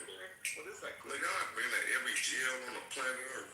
Hey, homie, what's that like little clicky thing going on? Shut up, nigga. I'm hungry. Don't make me something to eat, bitch. Is this a rap? Shut your mouth. Don't make me Sounds some like a rap. noodles. Yeah, I'll smack your glass. Don't make me some noodles, my nigga. I'll pull down your pants. Let's go, Mark, though. Fuck You think you're a little click? Yeah, see, being funny, you gotta be able to like, know your audience. If you know your audience and you're able to, I translate jokes and shit. Fuck Mexicans, fuck crackers, and fuck the Bloods on Crip. On Southside Kelly Park Trip, cuz. On Southside. Wait, what? Are the Crips? Crips are Atlanta, right? Shut up, bitch. You shut your white ass up. I actually have a white friend. Let's go make me a bologna sandwich. I know a Crip that was white, actually. Bitch, you fucking white Crip. I'm not a Crip. You fuck the white Crip. You fuck the trailer park. You are now. We about to jump Actually, your he's ass. super rich now. I think he took his drug money and he. Hey, bitch, I'll hang you from a Fuck light pole with a KKK flag around your neck. Bitch, I'll choke you out with a Confederate flag. Listen to this guy. Wow. This guy's a Yeah, that sounds like BDSM Bible. Hey, Night King. Hey, Night King. I'll choke her out with a Confederate flag. Yeah, we heard I think she'll like that. We heard you the first time. She might like it. You gotta get a new one. I'm gonna say this. Did you get choked out in jail with your boyfriend with a Confederate? You gotta choke her out with like the rope from like the Barbie mobile and shit. You said I'm gonna pull up to her house with a Ku Klux Klan outfit on. Oh no, he not Cliff. He there. Pepe just left the room. I don't see him. Wait, let me refresh. No, like his mic was moving. I Hey, think man, change that picture before He's a kind of clip, bro. That's all. no, he Change that there. picture before I kill you. He's what do you get him, dude? What? You's a bitch, nigga. You a I bitch? just heard you. Wow. That's scary. What the hell? Hey, that's pretty creepy, man. Yeah, He's one of the only person I can relate to. Hey, look, I'm about to whistle. Screenshot Chris, bitch. Yeah, man. All the Crips come outside. All the Crips come outside. All the Crips come Oh, outside. good. Good to Compton, man. Every Crip come outside. Wait, is that like a gang thing? Yeah. The No, it's Crips don't a come out, political I'ma fuck party. them up. If the Crips don't come out, I'm gonna fuck up the Crips. That was hilarious, Holly. If the Crips don't come outside, I'm I gonna hang can't with the believe Bloods. it's 2026 and somebody's bragging me upon If the Crips don't come outside, I'm gonna go hang with the Bloods. Yeah, it's so You don't need more 90s. bloodshed. It's 2026 and you're bragging me a part of a gang like you're some fucking Hey, weirdo. yo, Holly. Hey, yo, Holly. Bro, If what the the Crips fuck? don't come outside, I'm What gonna go is kick 'em with the Bloods. Bro, it's 2026, bro. What the hell are you talking about? Shut So you're not up. cool I'm anymore. a black, nigga. Oh, shit, Yeah, you I'm darker ain't than black, you. A-Check. You better recognize, bitch. A-Check Bro, is shut the fuck up, Yo, son. In the Irene, 90s, yes. bro. A-Check is black as it gets. You can't even drive through the state. He's OG black. He's OG. You Iranians can't even He's come wild. outside. Not just OG, ancient OG. More Hey, Iranians shit, can't bro. even come I'm outside. darker than you. I'm like You ain't 2 times darker Neolithic. than you. You don't even know, bro. Hey, man, go save Iran. Ooh, we hit you with that one. 2026, imagine thinking it's cool being in a gang. Yeah, fuck the patch tools. Bro, fuck the gangs, bro. You think it's cool being in a gang? Yeah, Monica, yeah, what's up now, Mom? Bro, go get a job and do whatever you need to do. You can't even drive a boat. You can't even drive a boat. Why do you Iran. listen to slow jams? Like, I thought gang members listen to That ain't me. rap. That's not even me. No, gangsters need love too. How No, who's listening to slow jams right You know, we need to make more gangsters so we can defend this country. now? Well, that's not a bad point. We gotta defend America. Yeah, so we, like, you know, gangsters need the fun. Yeah, Crips and Bloods is American. Hey, Crips and Bloods is American. Well, recruit them into the army and maybe, they could use their skills for good. Yeah, you want me to use them? You know, that's not a good, you know, imagine, some Iranian drive-bys, you know what I'm saying? Like, protecting the Golden Dome or whatever dome. Shit, getting some dome even, you know what I'm saying? That bitch. Iranian drive-bys. Hold on. Bitch is dope. Nobody care about no over here smoking.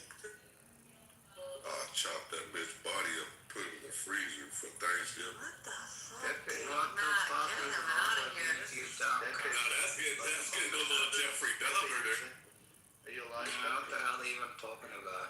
If I were down, No, Go that thing like down, eating go and being reading. down, go jogging, go Oh, down, I know this Bruce that guy is. go down, if I were down, go down, What should I do with them? Should I?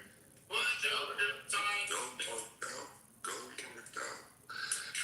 He's fucking retarded. Pepe's clipping the cousin again. Oh, Hey, 19, that's my big homie. Smack his. They got light. Oh, That's what? Space Ghost.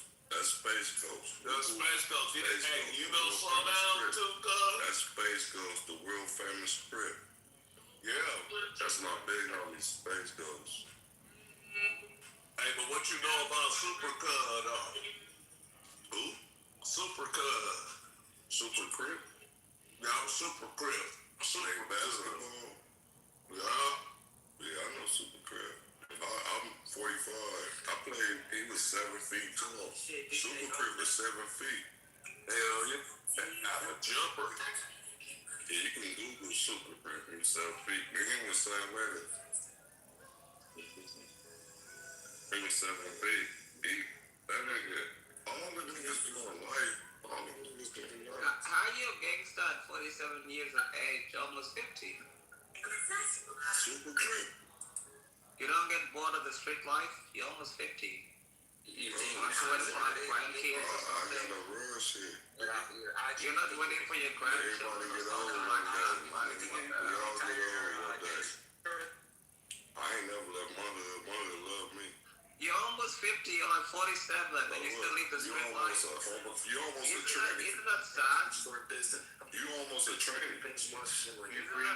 That's almost like the something you're a gangster. I'm almost 50, but you almost a tranny. I'm almost 50, but you almost a tranny. This is sad.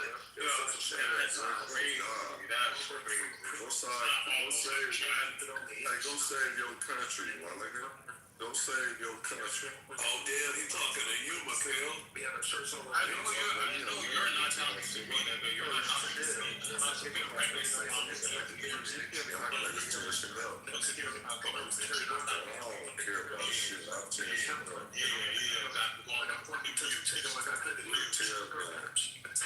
Your mother had a bad pussy. With a Taliban.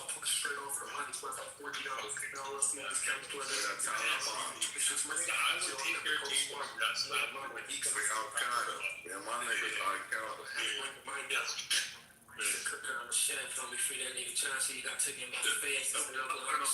Galaxy will fight anybody.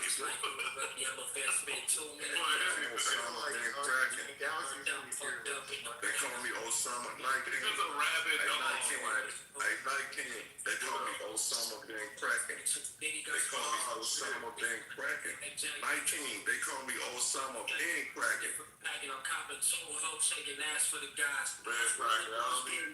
They call me Osama bin Kraken.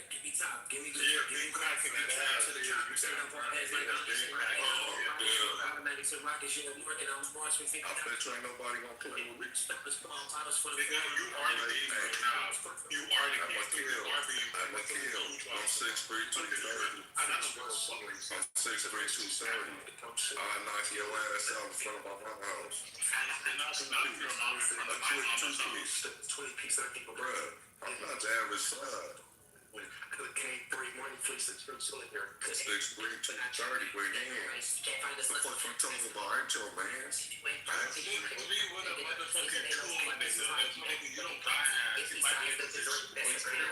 Let's squabble up. If you win, I'll give you $100. If you beat me, I'll give you $100.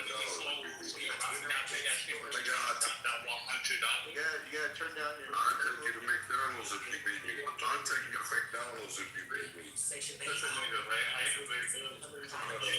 money raised a bag. And I will knock you out when I see you. I'm gonna put you to bed, bro. I'm gonna put your ass to bed. Show you something right now.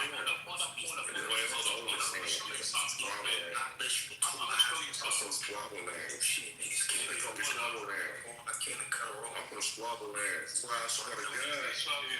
Hold on. Turn down your music. I want to hear I was talking. Come catch your fire. In the middle of the street with the Mexicans watching. The Mexicans. Love don't live here, bitch, but the cheese do. Yeah. Potential last breakfast we free through. Niggas sneak kids in my thing. I need to sit through. Worry about your bitches up, please, you know. Beaver.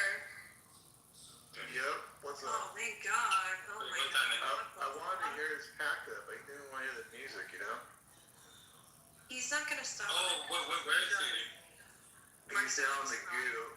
I wanted to turn down the music because I wanted Come to back up. Come right up. Are you getting? He's not gonna stop with the music. He's Yeah, he won't turn down his music, so I can't really do that, but... being all like really incoherent, stupid bullshit, low IQ. Terrible, horrible. Terrible. It's a terrible thing. So bad what you're doing. You know, I blame Beaver for this. I said that enough times, Beaver just said it, and everybody just keeps saying that. I'm like, but it is a bad thing. It is horrible. H, I realize I go in rooms and people are saying it. You know that, right? Really? Like random rooms, I'll come in. You'll hear one person might say it once in a while, yeah. Like no joke. You're an influencer. You know what you've influenced me to say, Achek? I say this all the time by accident. And everything else like that. You said that? Zara was happening.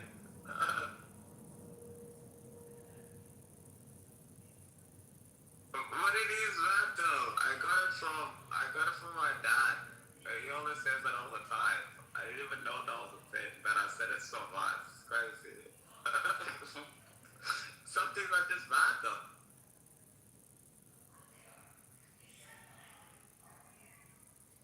No, but I blame you, Beaver, for your bullshit. No, I blame Beaver because he said that. And then now he said that. And then now it's a part of a vocabulary I can't even stop saying it. So now I sound retarded every time I say it. It's because of Beaver. Not too much on Beaver. Plus Beaver is good with conflict resolution. I used to think Coco was an enemy of mine. But Beaver was like, oh, she's not so terrible, you know? And I was like, what do you mean? I was like, doctor. I was like, oh, turns out she's not horrible. But yeah, Beaver's really good at conflict resolution. I think you should be like a therapist in real life, people. You need a career change, you know? You're really good at getting people to talk they don't like each other. Really, really good at it, by the way, bro. Should I be worried about Pepe a little bit? A little wellness check? I don't know. Pepe is clipped, I'm telling you. That's what happened in March. Yeah. But why is it blinking though? Do you see that? No, but the thing is, it's bugging out. His account is clipped. No, He's got out to try to new one. it would be gone, I think, right? Oh, there, he just went on mute. Look at that. Just muted. Oh, that's weird. I muted him to test it. Oh, is that right? Okay. Maybe he's still stuck. I don't know. Yeah, no, like he's not clipped. If he's still in the room and like he can function with it or whatever, yeah, like he's not clipped yet. It's fucking weird. Whatever's going on, he's got. Because when you get clipped, it completely takes you off the app. Like you gotta like re-log in or create a new account. No, but I logged in, and it's a terrible thing that people are doing. Like, I came on the app, and all it says was like, this room is closed, and I'm like, yeah, what do you want me to do? And then all of a sudden, my phone app froze up, my entire phone froze up, and then I realized I need a whole entire new account.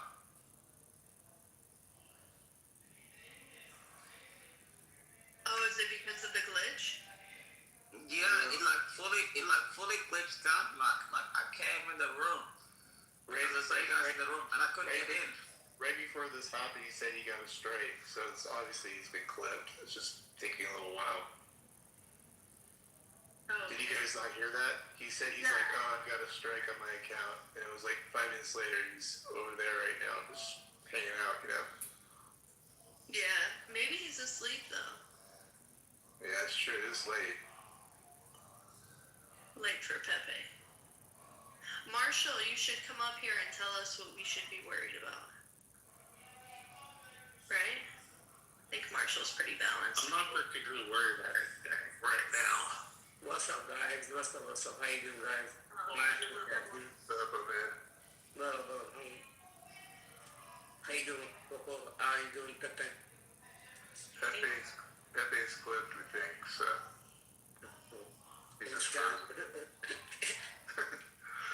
Marshall, what were you saying? Something about, well, what's going on about worry about what, guys? I didn't get that part. I was just saying I wasn't worried about much at all. Oh, just in general? Just in general, I'm not really worried. Nice, Marshall. That's good. That's the spirit. By the way, have you had any more meetings with Trent at all recently at all, or no? Or hung out with Trent? No, but I'm supposed to in like a week. Nice. Yeah, dude, he's a fun guy to chill with. He gets shat on pretty good by the other side over there. I don't know why. I mean, just because he doesn't completely on board with them, I mean, I don't get it, but I mean, I get why we get shat on, but like Trent, that's kind of messed up, but that's just me.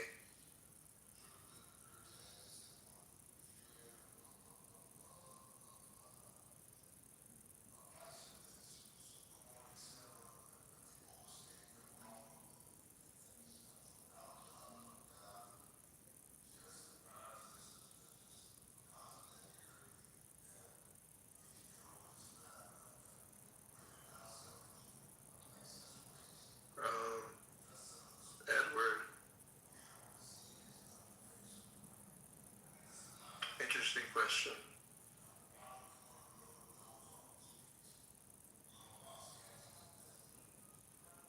Shit, my clip? I think you're trying to earn your identity because you don't know who you are till you grow up. You know? This is what you're saying, Edward. You become the person you are through your actions and through your convictions. You don't automatically have an identity being born that way, honestly.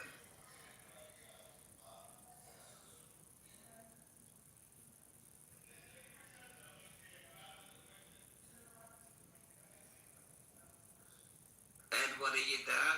Or did you not like to answer your question? Everybody's frozen. I think it's just me and you, A-Check.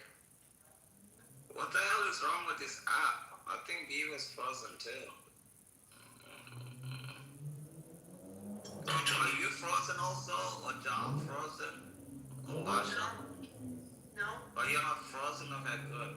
Because some of these people, I get messages that like they're all frozen. It's messed up. Jaro, why are you doing this? John brought his virus. Yeah, I swear. That's not His STD. It is you. This is revenge. Charlie, you brought your STD with you, your Canadian STD, to the stage. I mean, even my phone is fucking lagging, man. Like, I'm triple clicking to Yeah, get a same message here. through. I think there was something going on because there was an update. I don't know if you guys got that, so people could be doing that right now. I mean, like, the Beaver say anything? He might be stuck. Oh, okay. Joe, have you ever met Terrence Phil? No, Derek. I mean, Wait, was that Jarl or Edward you were asking? Because Charles. what was the question? if I met Terrence and Phil, I didn't know their characters and stuff. Well,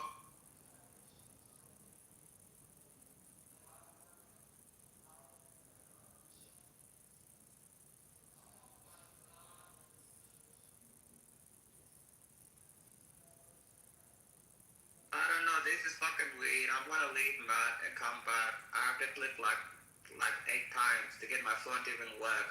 Man. Yeah. Okay. I'm just gonna leave, delete the app, re-download it. It's fucked. Like, it's not working properly. I wish you the best. Godspeed, my man.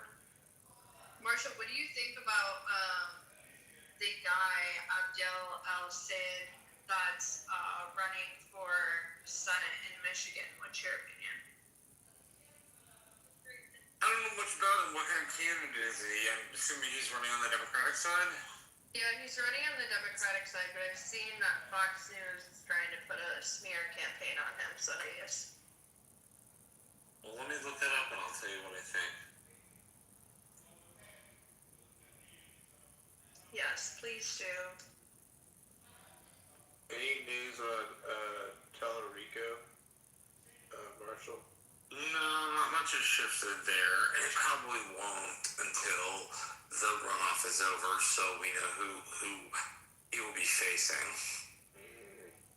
Who do you think he will be facing? You think Corden? I think Cornyn could eke it out, but the probability is Paxton. Because he's Trump backed, huh? No, just because he's more popular. Paxton? Big John is a bit more of a moderate senator, right? Paxton wasn't that popular. Corden was more. I mean, like, popularity, like, for approval of their job rating, yeah, like, I'm not a big fan of the Attorney General. I think he's a crook. But, like, that's just because he got himself involved in stock fraud charges and, like, a whole bunch of other shit that he got himself involved in. So I don't have a very high impression of him.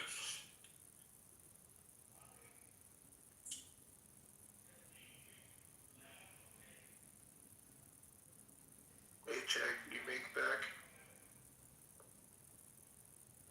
Yeah, it's much better. I just like closed on the entire app and everything. It just works on the first go. I think those profiles when he went to club deck or something. Something weird is happening, man. But yeah.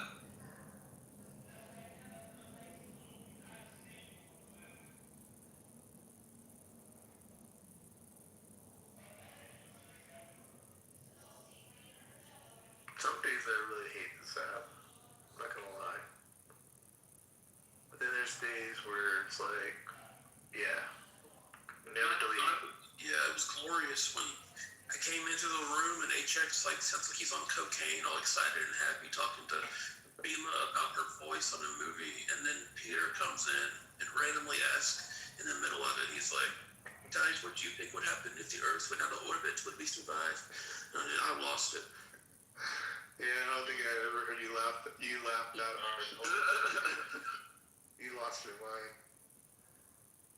Peter kind of got off narrative yesterday. Who was it? That guy used to be. It was Anthony. It was Anthony. Got off the narrative. Anthony. Yeah, I was glad he came in. Sometimes I don't like what Anthony says. Sometimes I really agree with him. Hello. Hit or miss, but yeah, he caught him up.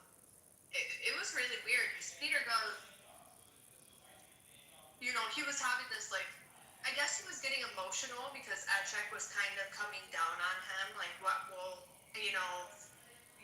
Adchek was explaining how he went back to fight for his country. Yeah, you were putting pressure on him, and I think he became emotional and his like regular, I don't know if it's performative or what. He does seem kind of performative to me, Peter does. But that came down and he goes, I don't even want you guys to get the uranium anymore. I just would rather you guys just keep fighting. Yeah, that was shocking. Triggering for Anthony. Yeah. Hello. Yeah, crazy. Where did this thing DC3?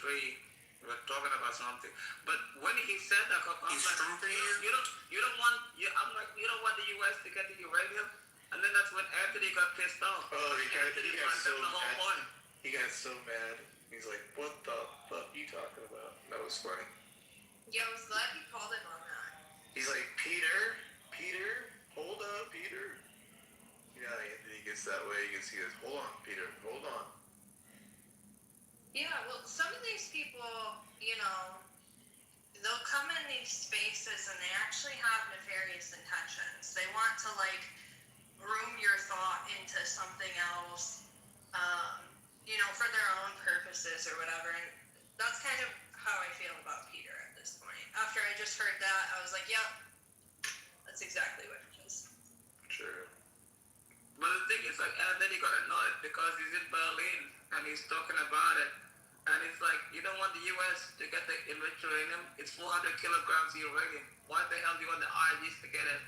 And yet, the other Iranians come in there, and it's like, you want to force me to say Shah with Shah.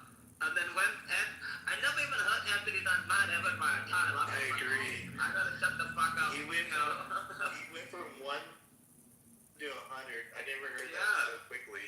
You can actually feel that. You can actually feel that his like Disappointed. his face got like, yeah, like it was the weirdest. You saw that, you heard that too, and you felt that too, right? That was It weird. sounded like he was betrayed by Peter. Totally. That was really weird. You're right. Just replaying that, but very strange of that. We need to talk to Peter on this. We need to get Peter in here. Yeah, 100%. Because he felt so betrayed. Pause. But yeah, we do need to get Peter. Peter had a hell of a night last night, man. He's on one. He on one. Like, they was trying to say, oh, he's not really Persian. What was that? BB was fucking cool. Adam, yo. Yeah, he was wild. Like, adamant. She said he part of the IRGC. She fucking had me Ryan. By the way, Peter's been modded on both sides of the political thing. I don't know if you guys do that. He was modded and politically correct and modded here. Yeah. I don't think I've ever done that before. That's crazy. Wait, he was monitored politically correct? Yep. I monitored him in here just to see what would happen. Yep. And to test his behavior. I mean, he got immediately more aggressive the first time I did it. Oh yeah. Oh, he take that power and then go straight to him. Like he's like, fuck that. The first motherfucker that ever disagreed with me on this thing and I ain't have it, they're done. Like, like he be getting this fucking get back, bro, and it's crazy. Yeah, and then he told me how proud he was that I modded him, and it really meant a lot to him. And all this stuff. Yeah, Peter is one hell of a He doesn't have to do that. Like, I'm always like, don't want me, because I get sensitive easily. So I'm like, don't do that. And it's like, why are you doing this, Peter, bro? But the thing, I've never seen Anthony so disappointed in my entire life. He was actually shocked. I was like, bro. Like, I'm so disappointed in you, Peter. That was a weird experience. You could hear it in his voice. He was like, fuck. He got like deflated. He got deflated feeling. Like, he's like, I can't believe you betrayed me like this. I think he said those words. Did he say betrayed? Yeah, he said he felt betrayed. And he was like so tired. He couldn't believe the bullshit he was hearing. That's the funniest thing. I was like, yo, Peter, I was like, why you saying all this damn stuff? He's like, Nate, you know, you don't understand.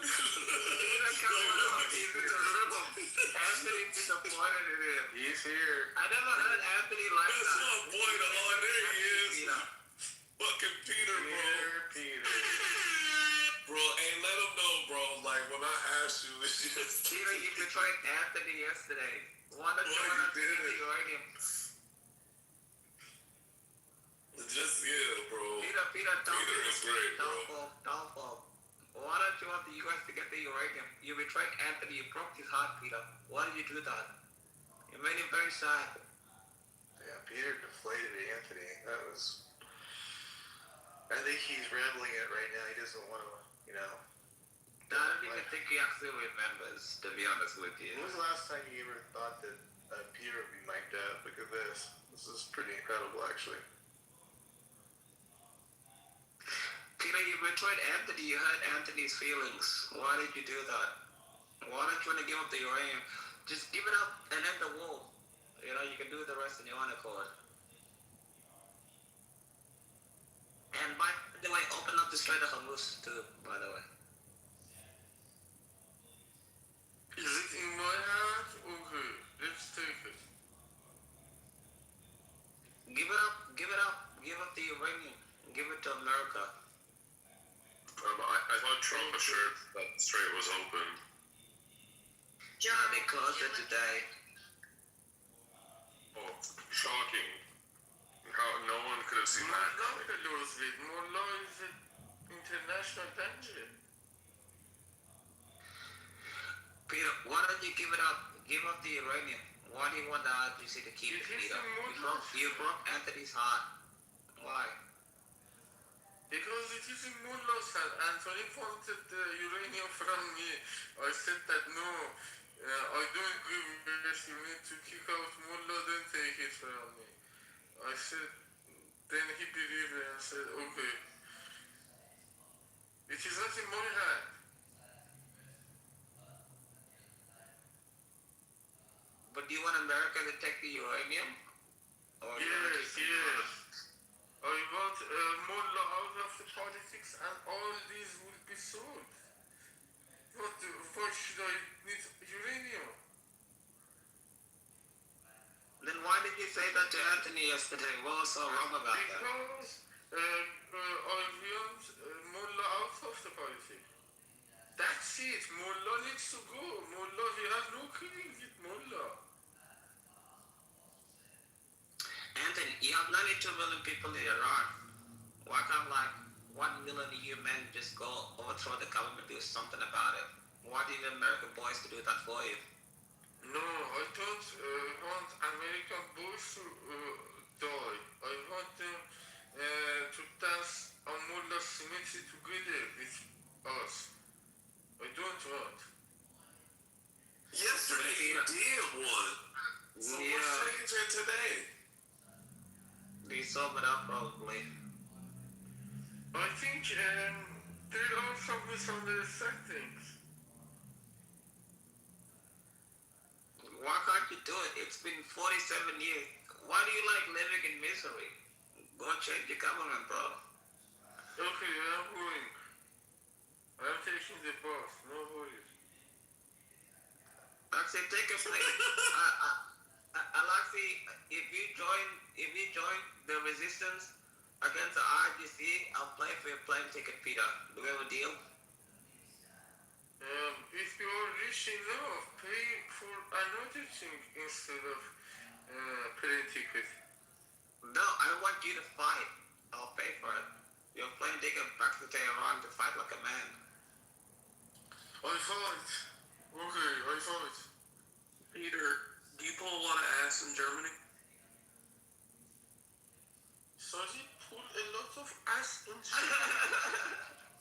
Nah, he said that clear as fuck. I don't know, like, what's going on? He sure did.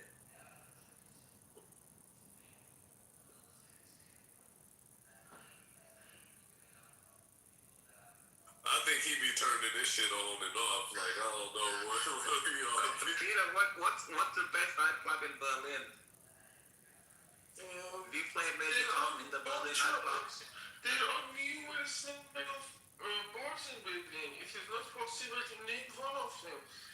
For example, it is like you ask Bayern Munich is better or Real Madrid or Manchester United and Man U. All of them are good. Each time one of them will win. That depends. Do they play Major Tom in the nightclubs? You know the song, Major Tom. I didn't. Sorry, can you repeat what you said? Do they play that song Major Tom in the nightclubs? Like I'm the best dancer on the gravity. On this planet, I am the best dancer. I proved that. No, we're not talking about gravity. I'm talking about do they play Major Tom here in the Berlin clubs? Peter, can you explain to us your belief system? Belief system? I believe in humanity. I like how he just answer things so simple, like. I don't think that's an answer though. Like that's not really a concept or a model of anything. That's just what is your belief system, Peter? I don't think there is not a system. It is very simple. I believe in humanity. You should be good. That's it. Being good is necessary, and Yeah, I don't buy it. No problem. I don't need you to buy it. I don't want to sell it. It is not to sell.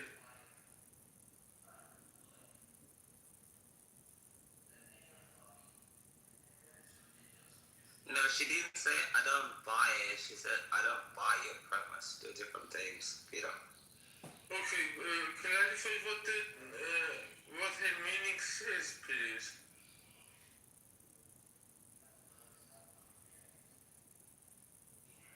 You said you believe in humanity. That's your belief system, Peter. Yes, I believe in it, and I love being confident. For example, yesterday I became a moderator, and I am still enjoying that. I would love to become moderator again. Okay, well. Yeah, he got a thirst for power. Yeah, and he's like that's why I said I don't think he believes in what he's saying. It wasn't a real answer, and you just tell us what you like about self-serving things. I don't owe you explanation, I think. My functions are on the ground, and my background and experiences shows my futuristic moves. It is not personal gossips. You are good, you are bad. I did something that put me here by now, and I will continue that. Do you believe in God, Peter?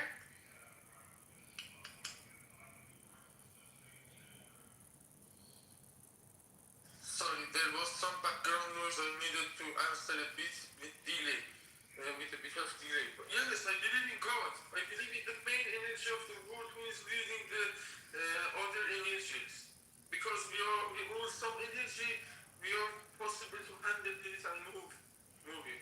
So the main energy of the world has also an owner, doesn't it?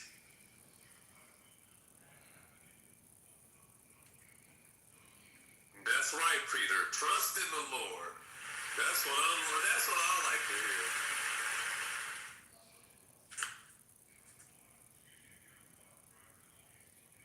Somebody said you're a Zoroastrian. Is that? Sorry? Are you a Zoroastrian? I don't know what the heck it is, sorry. Yeah, maybe you are part of that. How are you running and you don't? How are you running and you don't know what a Zoroastrian is? Oh. I don't know what to say, sorry. No, I said, how are you Iranian and you don't know what a Zoroastrian is? Don't make me come here. I don't understand you. Maybe I know the word, but I can't understand. I'm saying, how are you Iranian and you don't know what a Zoroastrian is? The religion. How is that fucking possible? Hey, check. I might have to get Sarah in here. Everything is possible. No worries. You say how it is possible, and don't worry. Everything is possible. You can bring anyone here you want back, but Peter, it's like being like from Alabama and you don't know what a Southern Baptist is. Fucking hell. Exactly. It is supposed to say it. Peter, are you Zoroastri? What's this Zoroastri? Oh, are you really from Iran? Oh, yes. I'm from Tehran.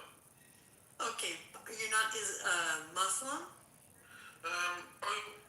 In my passport says, but I don't believe. I don't practice. Oh, okay. So you're ex-Muslim.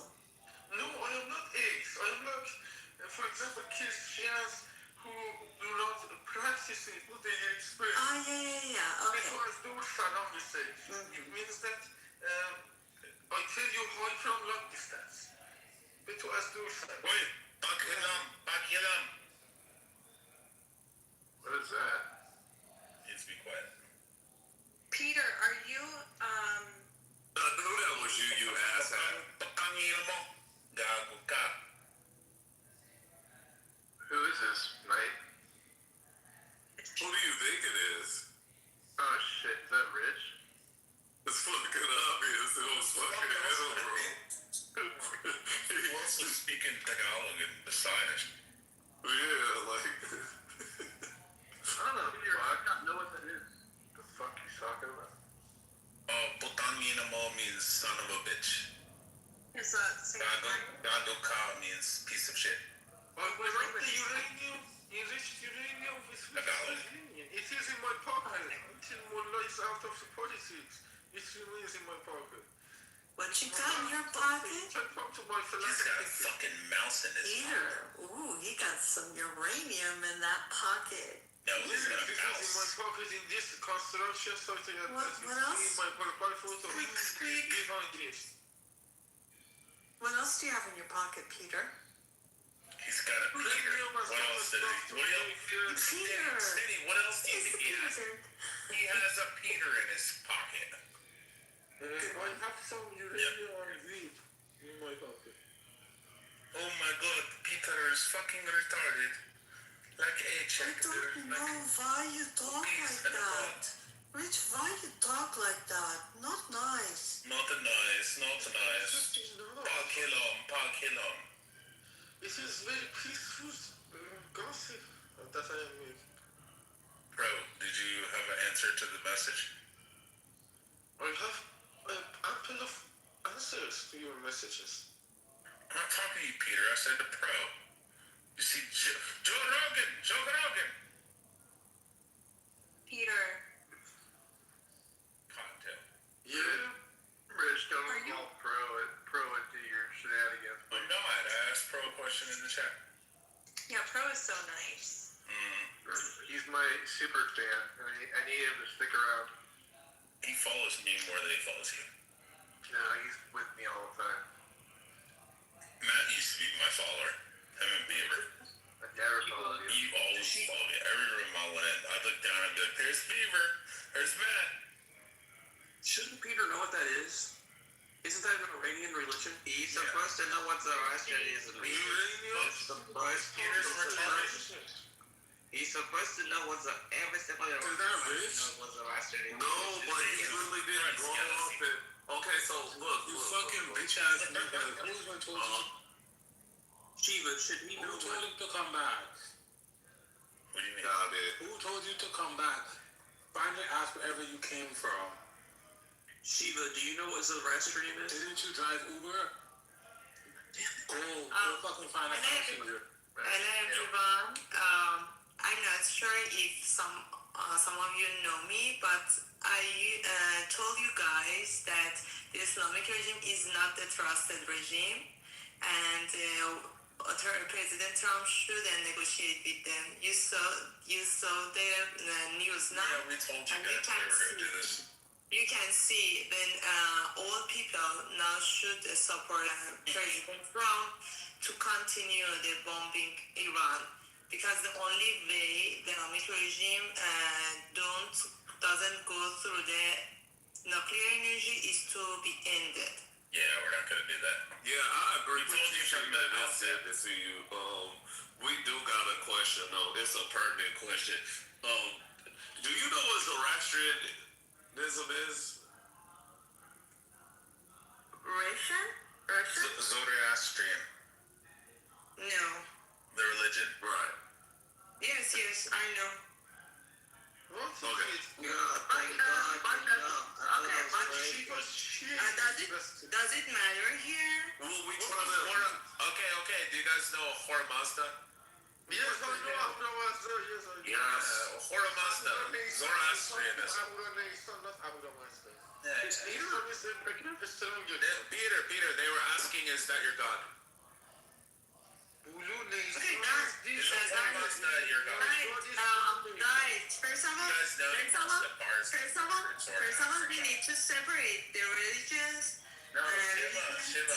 That wasn't the question. We were asking Peter if he believes in Zoroastrianism, which is I believe in Hormazda. that. That is Zatush, nothing. You're saying something weird to me now. No, he's asking. That's what they were. Peter, stop spurging out. They were asking. Oh my God, they were asking you, is that your religion or are you Muslim? No, I respect Abu Nation. Yeah, he's a horrible. You said you didn't know what it is. Zoroastrian. It has a different word. He just said the other fucking glibble glabble fucking word. It's not Zoroastrian in Farsi. Okay, Shiva, how do you say that religion in Farsi? Zartush. Zashtos. There you go. Zartush, yes. Yeah, see, you guys told you it wasn't a fucking Farsi word, Zoroastrianism. That is Well, how many weird. other translation and you say things Guys, only I came here to say that That Trump fucked you guys. Yesterday I promised that the Islamic regime is not the let's say trusted regime, and today everything confirmed. We're never gonna overthrow it. We never had any intention of it. Trump liked it. Great. Yeah, great. And then I think now we are in the same page to say that the continuing the bombing in Iran is the best way to stop. We're not doing that. We're doing a ceasefire. We're gonna keep the Strait of Hormuz open. Okay, one ceasefire with the liar regime. Who cares? As long as they stop fucking shooting rockets.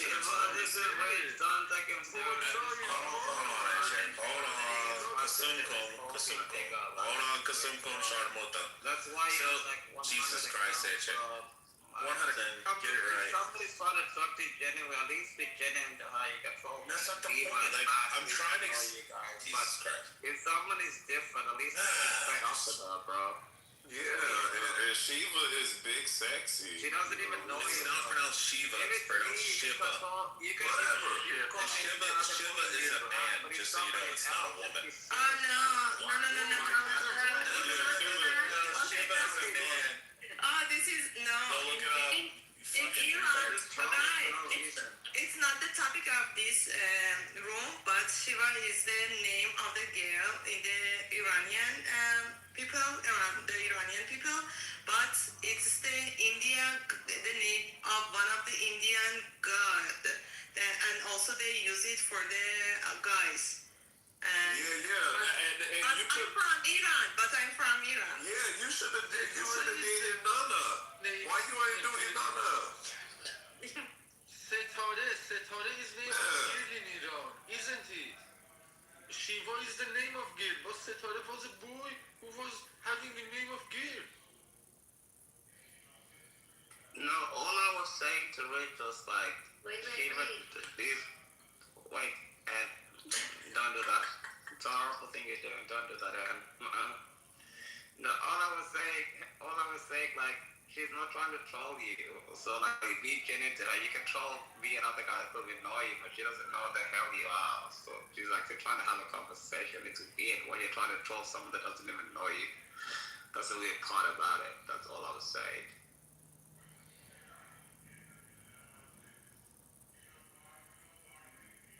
Did you guys see that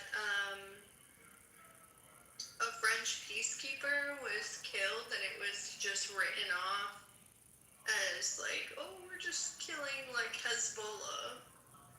Did you guys see that? Because I'm reading our news right now and Who killed him, Coco? Was it the Israelis that killed him? Let's see.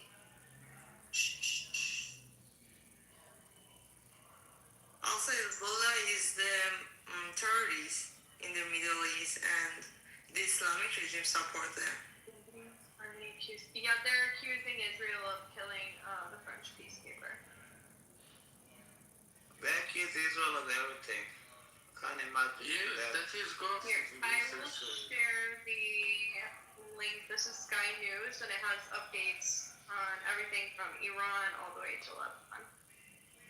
I think leftists make this kind of bullshit because most of the times when there is a successful president or a member of parliament or senator, they come with more allegations, with some kind of allegations that is personal, you know, that is not in the magnitude of the responsibilities that the person is taking. For example, accusing a president with more allegations that is for police jurisdiction thing. This is like that, I think. The government of Israel is No, it's not like that. that is regional groups. Each person is out of this. Peter, Peter, shut the fuck up, Peter. Hey, everyone.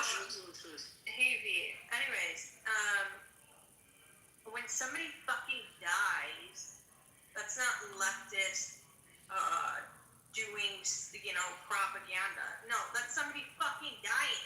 Hey, Coco, I have an opinion. You're just out of here. I don't know.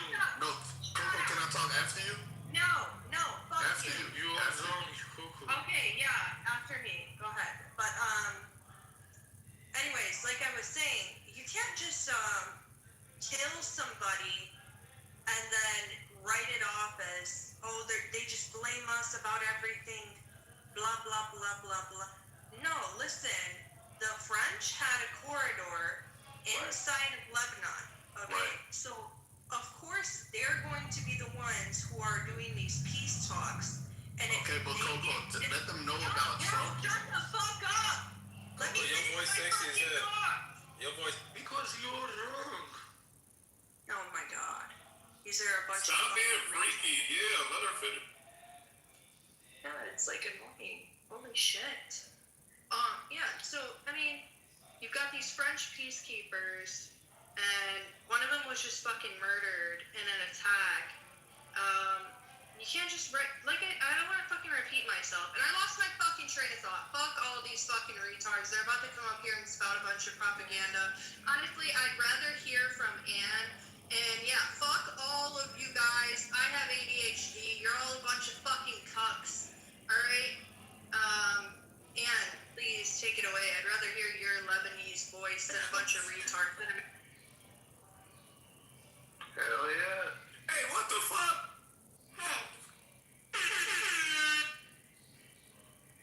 Now you put me on the spot. So where are we at?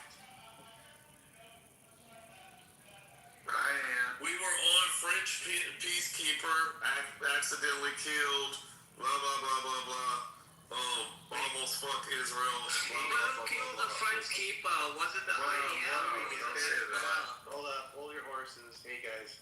Hey, and how did your little trip over to the other side go today? By the way, That was, well, and I told them, I said, I really don't come in here often, because it hasn't been good, and this is a great reminder that you guys are toxic. And, yeah, it was awful. I'm sure that went over well, didn't it? It didn't. But then there's a guy named Sweet. Matt, do you know who that is? Oh, yeah, of course. SUIT. Yeah, he gets abused Yeah. over there. Yeah. So he came up. He was on the stage at the same time, and he was kind of like, helping me. And then they put him to the audience, right? Because that was just, Yeah, I never thought I would see the day that you and Sweet were battling that group. Holy crap, I never thought I would see that. Oh, why? So I don't know him like that. So Yeah, what? I don't know Sweet like that. Oh, yeah, he's totally crazy leftist, like big time. Oh, yeah, like Sweet? He's a raging racist, too, by the way. That's all a different story, though, but yeah, between you and him, for them to flip him, that's insane. I can't believe you and Sweet running it out on that stage. Yeah, that was, just very toxic. I would say that brother was pretty even killed. And just the women in there, Brit, and they're just good. Brooklyn. Yeah. And yeah, no, that was not good. And ban's ban. Yeah, it's Wait, what room is this? Politically incorrect. Oh, yeah, that fucking. Alright, Its energy was really nasty. Oh yeah, Coco, you're in there too. Yeah, he actually it made me uncomfortable. Thank you for having in the chat too, by the way, in that room. Yeah, they were making this stupid fucking argument, and basically because Anne was like, she's like, what's important to me is the nuclear family in America, 2-parent households, all this, right? So Van poses a question. He says, well, would you consider the grandparent living in the house as a bad thing or a good thing? Would you include this and that? And she says, yes, of course, that's traditional. And then he goes down this route to say, well, no, that's not a nuclear family anymore. And he starts crashing out on Anne. Literally, he's losing his fucking mind, telling her that she's wrong and all this other shit. And, it just sounds like bullshit, because you can have a nuclear family, but also have extended family inside of the No, you cannot. Yes, you can. Yes, you can. It doesn't Google cancel the definition out. of nuclear Oh family. my god. This fucking So the point was, Part two, every time I part two, speak, here we go. retards just have to, you know, Cool, like, I'm a talk retard, out of but the side what of is the their neck. definition of Sure. nuclear family? So it's Wait, true. Let her finish. Or if one of your parents were sick, or they're just getting old, they need extra, you'd rather put them in a nursing home.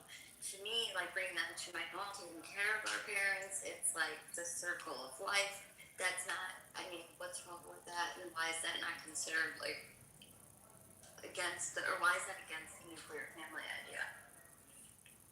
So nuclear families were deliberately coined to separate the core family from extended family. So it defeats the purpose to say, oh, nuclear family, but with grandparents. Then it's not nuclear. It's just a misunderstanding of the term. But Ben do be crashing out, so I'm not going to co-sign how I wasn't there. Yeah, Ben is a bitch funder. Yeah, so like the parents and children inside of the home can still function as a nuclear family unit, even with a larger extended family present. So that argument, it just doesn't make sense. It's like semantics. No, it's not semantics. It is. Oh, see. Okay, look. Like I said, Ben be crashing out, so I'm not defending how. But just, I actually had this conversation with someone else. Nuclear family literally means no extended family. That's how you use the term. That's how you use the term. The term doesn't. It's not your term. It's a term. That's how you use the term. Okay. Bro, don't get fucking technical. We all know what the hell a nuclear family means. No, No, we don't. Because hold on. The concept. Don't get technical with them. Hold on. To truth point, it's right in context of the American style nuclear family. Now, if we were talking about anywhere else and shit like that, which, you know, this is where I gotta be like, hey, Ann is Lebanese, you know, she is in a disaster prone country, maybe they have a different standard or rule set of what nuclear family is in that scenario, right? So that can make sense why she's defining it a certain type of way. And this is why you're probably agreeing with that too, A-Check, because y'all are in proximity of what is more, I would say, that kind of, you know, style of what she's thinking about. But definition-wise, and here go my kind of Ramalan, you know, we're thinking about where it comes from in the American sense, and this was that, you know, Red Scare, right? Time in the, you know, late 40s, 50s and stuff like that. That's actually where the definition in America comes from. So. Fair enough. I just thought I'd technicalities with people. So the only reason I even care enough is because I hate nuclear families. I'm a proponent of extended family. I think nuclear families low-key destroyed our culture because I think it's natural to have the, you feel me? I think it's natural to have your grandparents living with the kids, you know? Yeah, I still disagree with you. I think you can still have you can definitely still have a nuclear family with inside, like having an extended family inside of your household. So I've experienced that as a child, with extended family moving in and out, and we still functioned as a nuclear family. I didn't go under the rule of somebody else. It didn't fuck up, you know, the way our household moved. No, it was still the same thing. I was still under the authority of my parents and nobody else. Yeah, but Coco, you know we come from communal cultures, right? So like that doesn't, the nuclear is out the window when it comes to that, because nuclear means you're focused on like immediate family survival, right? And so that's what that definition actually means. I'm not here to argue, I'm just here to state the facts. That's exactly what the fuck it means. When we're talking about a bomb shelter family and stuff like that, and the idea behind the definition, they don't include no extended family, no grandmothers, no aunties, no cousins. End of story. That's really it's specific. You know what I'm saying? Yeah, in fact, you use it deliberately to say there will be no extended family. Otherwise, you would just say, "Oh, an extended family household, not a nuclear family household." Yeah, I don't see it that way. I think we're just holding on to our attachment to. You're just wrong. You're just wrong and stubborn. That's all. No, and I don't think it also like is valid for people to crash out so hard. But I think again, people have attachments to beliefs or ideas, and that's where these emotions come in. And that's really what we were seeing with Ban in that room earlier was a lot more than what you was just with attacking my character. No, he was And then so I think fucking it started hostile. with It was me really talking like about gross. God, and then that was rejected. And Yeah, I was there for a little bit of that. So they were rough. yeah, He's had a hard time with the election. Yep. Yeah, fucking sore loser pussy motherfuckers over there. That's why we fucking whoop. When he brought that up too, she says, "Hey, like, is it because I voted?" She said, "Is it because I voted differently than you or something like this?" And he's like, "Yeah, it definitely has a part in that." And she's like, "Well, can't you see how it's kind of hard to have a conversation with you if you can't see past that or your emotions are still holding on to that?" And it just seemed he kept on getting more hostile. The way he was speaking to her was very condescending. I had to leave the room. It was actually like starting to piss me off. I felt like I was absorbing. Yeah, exactly. It is. and It's that's when I actually like abusive. ended up. By the way, Truth, you didn't get unscathed either. You had your little. Oh yeah, I definitely have. You got abused, dude. I'm not gonna lie. I don't know what that was about, but you didn't deserve that, man. We might disagree, but that was ridiculous. Go ahead. Oh, you mean that was a couple, like almost a couple weeks ago? Yeah, No, me and him you had one like 2 days ago where you got tossed to the. Maybe it was today even. You got tossed to the goop. Remember? Wait, with Bam? Well, I don't want to say the person's name because I actually like them, but you got tossed. It was a certain female. Yeah, you were there too. Oh, wait a minute. Okay, I think I know what you're talking about. Yeah, you're like, I can't believe you did. You're just, it was bad. I don't know. Y'all be forgetting. I'm everywhere, bro. I'm like a fucking, fucking portal, bro. Over like Doctor Strange. Yeah, you are. So does that coming back now? I thought I'm pretty sure it was actually today that it happened, but okay, maybe not. It might have happened today. It might have.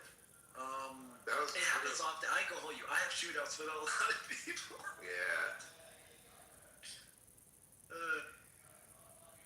Yeah, people be having problems with Truth because how he, ladles his words and how he's carefully defining them. And I think people look at it like he's coming from like a pious nature when he's like actually talking about this stuff. But it's literally, he's just going off of, what he interprets the information to be. And certain people have a problem with that. But this one dog, man, what up, Truth? But the thing is, I think I'm like allergic to leftists. The other night, I was having dinner with my missus, and one of our few of her friends, she's like a leftist boss babe. She's like, I think she's like, I don't know, she's much older. She's like 10 years older. She's like 36 or something. And she's talking about her career. She's going about anti-Trump. She's going about all this fucking bullshit. And I just found myself, I was like halfway through the dinner, I'm just like, you know what, babe? You have a good night with your girlfriend. I went out, called my boss, and I went and have a few beers with them. I think I'm related to leftists, not liberals. Some liberals are good people, but the more I hear them talk, the more I'm just like, I can't even. It's come to the point where I don't even like want to listen to these people. They're confused, very sick people. Don't say that too loud, Beamer's here. Now, Beamer is a liberal, not a leftist. She's different. She's not retarded. The other ones are retarded. I used to think she was retarded, but then I talked to her. She's not so retarded. She's not retarded. Leftists are retarded. He's not retarded anymore since you talked to her. No, she's not horrible. Terrible, that's horrible. I used to think Beamer was a terrible person. I actually used to think so. Until I talked to her, and then I realized she's more reasonable than I thought. She's not actually awful, She's actually a good person. It's the same thing with other people here, but no, Beamer's not a horrible person. But yeah, she has like a bleeding heart for people, She has like suicidal empathy for people. But at the end of the day, to me, she's a great person. But AJ, you did raise a good point. What if you're just like such a good-hearted person that makes you kind of like, don't take this too hard, Bima, but makes you kind of stupid? What do you think, AJ? Like, that's why I had the problem with her in the first place. I thought she was like suicide. I thought she had like suicidal empathy.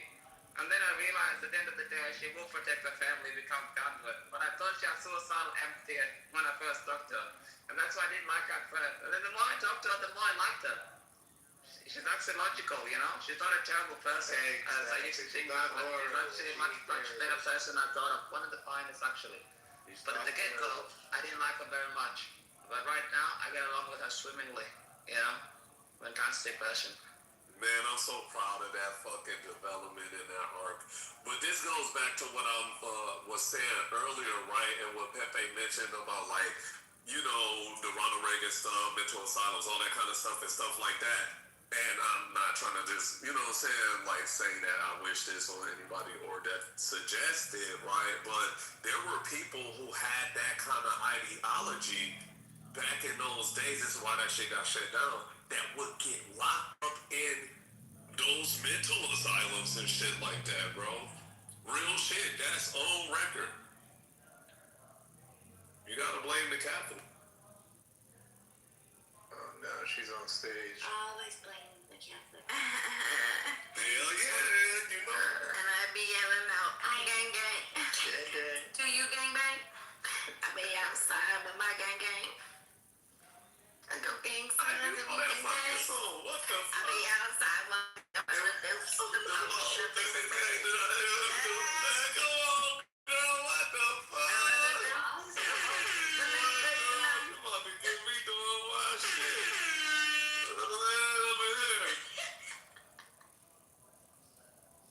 That's my gang gang. Whoa, AJ. But they definitely would have locked Bebo up there. Minnie Mouse right now. Absolutely. This They is would have locked her the fuck up. You want to do what? World peace? Oh, you believe in what? Flowers and over humanity? Oh yeah, get her ass. It's Spader and A-Check in one.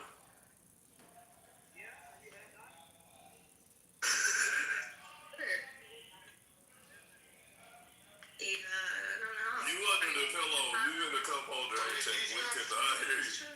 He fell down a well hole. Where is he right now? Yeah, it sounds like we're in the back of a pickup truck and he's in the driver's seat. Yes, you're in the back of the road. I am on the driving seat. Yeah, Peter. I remember I was gonna say earlier about the French peacekeeper thing. The problem with your thought process, Peter, is that you think that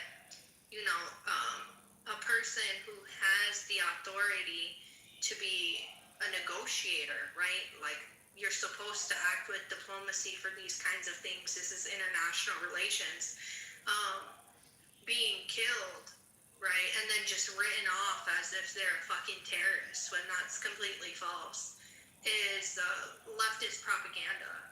And it's disgusting that she would even, make that claim. This is somebody who just fucking died, bro. Like, what? And they're supposed to be negotiating, the next moves for this territory. So I have a problem with people when they say this kind of shit. You just want to sweep away these crimes. This is a fucking crime. We can't paint it in a different picture. Well, did they intentionally kill them, or were they accidental casualties? Did they set out the military operation to kill the guy, or was he collateral damage? So this is where it kind of get tricky and stuff like that, because there's also been other report agencies and all that kind of stuff that have reported these same type of situations and stuff. And one more recent than this last one was I guess guess he was like a famous Lebanese reporter and stuff like that, and literally live on air, like him and his camera crew trying to get the fuck out of there, you know what I'm saying, and stuff like that. And something happened to people like a few blocks away, and he took his vest off and he took his helmet off, and he just said, "Man, I can't just sit here." You know what I'm saying? He went in to fucking help, and not knowing that there was another strike like coming, and he died. You know what I'm saying? You And know, people saw I have to this. correct you. He worked for the Hezbollah channel, the terrorist channel, and it wasn't another strike. They actually struck him on purpose because he's a so-called journalist. You know what I mean? But they actually worked for Hezbollah. They killed him. I'm not talking about a journalist. No, he's not a journalist. No. He's talking about the one that I was talking about. He's a terrorist. Oh, okay. You guys are talking about something. Yeah, we're not talking about a journalist. We're talking about a Hezbollah member that was a terrorist that got blown up by the IDF, not him. Wait. So that person was a confirmed member of Hezbollah? I don't know. That's not what they was saying. Him and I think it was like his sister or something, or his cousin. They were both. No, it was like his cousin. Okay. It was like his cousin. It was like that lady. Correct me if I'm wrong. But yeah, it was like his cousin and his wife and all that stuff. They got blown up by like a 2-ton bomb because they were like Hezbollah reporters. Is that what you're talking about, or am I? Yeah, that's what I was talking about. Yeah. But I think they just labeled him Hezbollah because when they was reporting afterwards, they were saying like he wasn't, fighting and took no sides. So I don't know. I think it's just the media. That's why I'm saying this is why I get kind of confusing with this kind of stuff because I think sometimes they just label people certain things to kind of like, all right, it's okay to kill them. And no, it ain't if that person is not that big. You just think the IDF just gets bored and the Mossad just gets bored and they're like, oh, there's this 42-year-old journalist, I'm just going to call a Hezbollah and wait the 2-ton bomb on her for no reason, really? Is that what you think happens? Yes. That's exactly what I think happens. So the Mossad just get bored and just be like, oh, we'll just bomb this chick for no reason. Well, no. It ain't even that. I think they just mistarget certain people and stuff like that because they're in the circumference of a certain strike zone. So then it's okay of being like, all right, I could just label you this, since you was over there anyway. That's happened plenty of times.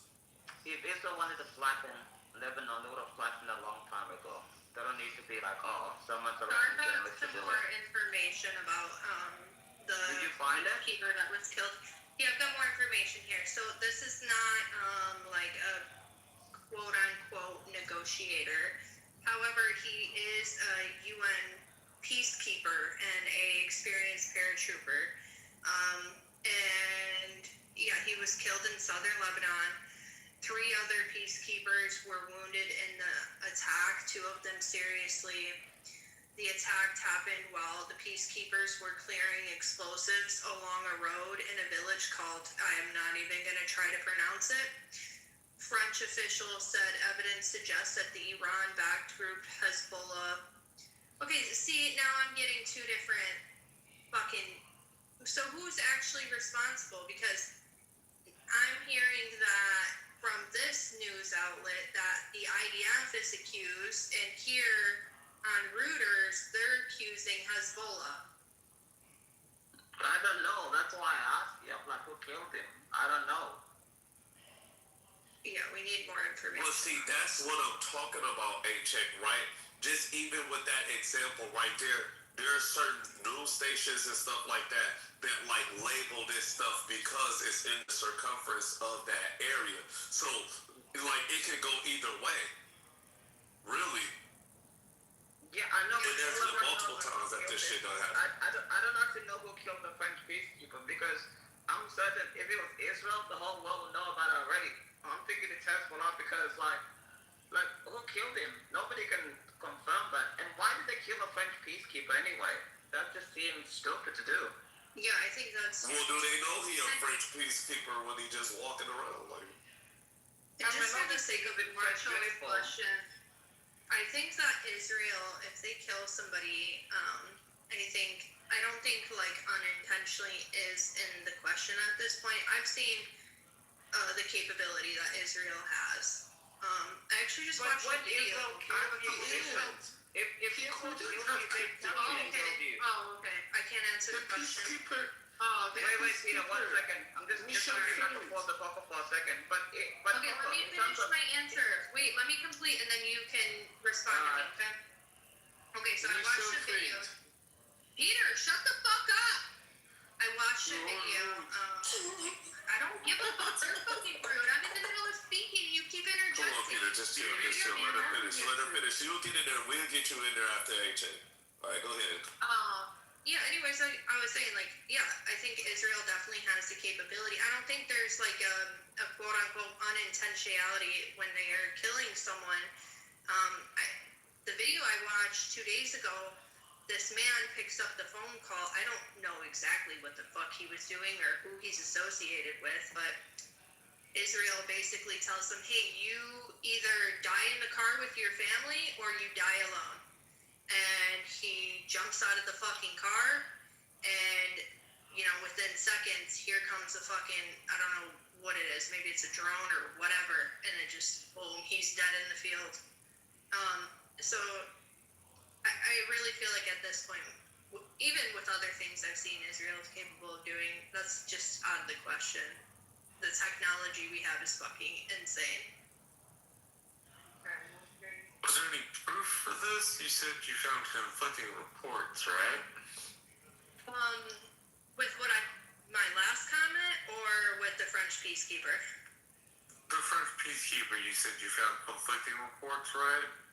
Yeah, there's some people are saying that Hezbollah may be responsible, and the others are accusing the IDF. So I'm not sure. Yeah, it's getting confusing. HA, did you want to get in? No, I wanted to say something. If it was the state of Israel that killed him, Israel would have probably just put in their face and be like, yeah, there was this terrorist, that this French peacekeeper acting like a French keeper, we killed him. If Israel kills somebody, they tell you straight up about it. They don't hide what they're killing because there's so many enemies. They're going to find out anyway. So I'm thinking, if you're confused about who killed who, I'm more on the line that's Hezbollah, because when Israel kills somebody, you know straight away it's Israel because they admit to it. You know, when Israel kills the enemies, they tell you straight up they killed the enemies. So I'm not confused about that. There is one important point. The peacekeeper couldn't keep the peace. Mission failed. He was unsuccessful, or she was unsuccessful at the end. If she could have kept the peace, she wouldn't have been dead. Ooh, that's a fucking hard point. Hey, Peter, what's going on with you, man? That's kind of crazy, bro. Anybody's life is on it, he or herself at the end. When you are going in as a peacekeeper, you need to make sure that you can keep the peace or make the two sides to peace. Yo, this is so it is your fighter. Oh, man, Marshall, what you got for this? Because yo, that's fucked up, man. That's crazy.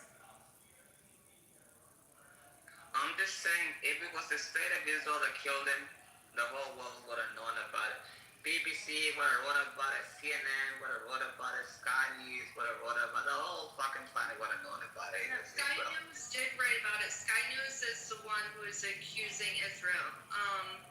The other one that's accusing Hezbollah was Reuters. What are the other ones? Let me see. Yeah, Reuters and AP News. But Sky News is saying that it was the IDF. Coco, why is this particular incident like trending now? Like this particular person, like why is that seeming to be like taking on an importance? Like a lot of people have been killed by one side or the other, but right now people seem focused on this. I don't quite understand. Because they want to bring the French into the war. That's why in the Sykes-Picot agreement, Lebanon was under the French authority. So because he's French. Got it. Okay, no, thank you. Because he's French, yeah. Got it. No, thank you. Appreciate it. I mean, Israel's obviously not capable of going into the war in southern Lebanon without casualties. It's lost between 80 and 90 soldiers since October 7th in southern Lebanon.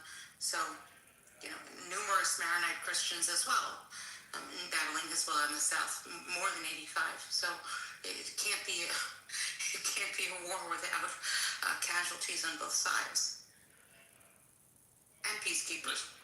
That's true. But the thing is, like, do you think, Lali, that they're going to keep the buffer zone south of the Litani River like they did from 82 till 2006? You think that's going to happen again? Or do you think for the first time the Lebanese government is going to finally sign a peace treaty with Israel like Jordan and Egypt did? I mean, I don't think that the Lebanese Christians had the power of the general public, and what I mean by that, of the public of multiple nation states, for people to really understand that the people of Lebanon engaged in a Lebanese war that was internal, and that the war with Israel, a Lebanese Christian who nominally are in government, don't have the power to stop Hezbollah. I don't think anyone really understood that till recently. So maybe that opens possibilities that there hasn't had before. I mean, until 6 months ago, everyone thought Lebanon, meaning most of the Lebanese population, isn't somehow, upset with Israel. That no one really understood that Lebanon is divided between, Hezbollah and the rest of the population. A large percentage of the population is Hezbollah. I'm not saying it isn't, but it's not the majority. So, I think that there's a real possibility that other people other than the Israelis are going to ally themselves with the parts of the Lebanese population that clearly don't want this to happen. I'm optimistic. Maybe I'm wrong. I'm optimistic. Israel doesn't want to be there. It's mountainous terrain. The reason Israel's had to take, and the world has agreed to, this sort of buffer zone has been because physically the land, the way it is sort of hilltops overlooking, from southern Lebanon over into northern Israel. So there's had to be this buffer zone. If things have changed, maybe. I'd like to be optimistic. When you go to the northern part of Israel, Ali, it's really beautiful. It's all green. It seems like something out of the Bible. Like it's like biblical. You go to the northern part of Israel and you go and you look at the view of Lebanon. The southern part of the Lebanon is absolutely stunning. And then you look at the west side part of Lebanon, the one that's near the river, I mean the ocean, the Mediterranean Sea. It's really been untouched because the IDF doesn't shell the Christian centers. And then the part on the right, which is the Hezbollah stronghold, the Shia side, is absolutely flattened. Not even a single house is there. So it's like, why did they just keep doing this to Lebanon? Because Lebanon needs to be called the Paris of the Middle East. I want Lebanon to succeed. I think they're great people, a great country, Lali. I don't understand why they keep fucking with Israel. I mean, when Israel took the Sinai, they took the entire Sinai. And Saddam signed a deal with Menachem Begin. The Sinai is bigger than the state of Israel. You don't know how tiny the state of Israel is. You can cycle it in fucking 4 hours. It's very small. It's a small country, bro. You can ride your bicycle from the north until the Gaza. Did you say you can cycle Israel in 4 hours? Just let me land. You can speak, bro. Just let me land. If Israel wanted the land, they would have taken it already. They just wouldn't be left alone. And then even Israel wanted to give Egypt Gaza. But Saddam, you know what Saddam said when Menachem Begin wanted to give him Gaza? He said, I don't want Gaza. And then Menachem Begin is like, wanted to win Gaza. And he's like, because the Palestinians in Gaza are all fucking terrorists. That's what he said to Menachem Begin. Even Egypt didn't want Gaza. And Egypt has 3 walls. When you go to the Gaza Strip, they have 3 walls to block them from coming into Egypt in the first place. Go ahead, Truth. Oh, I just wanted to, if I could answer Lali's question. I don't think it's trending. The story is because they're French. I think the story itself is trending is because, it was a peacekeeper from the UN, and that's for them to be killed is rare, right? And I think a lot of people are afraid of a wider conflict or more retaliation. And my biggest concern is it affecting international diplomacy. I appreciate that, actually, and that makes really good sense. Thanks, Coco. Appreciate that.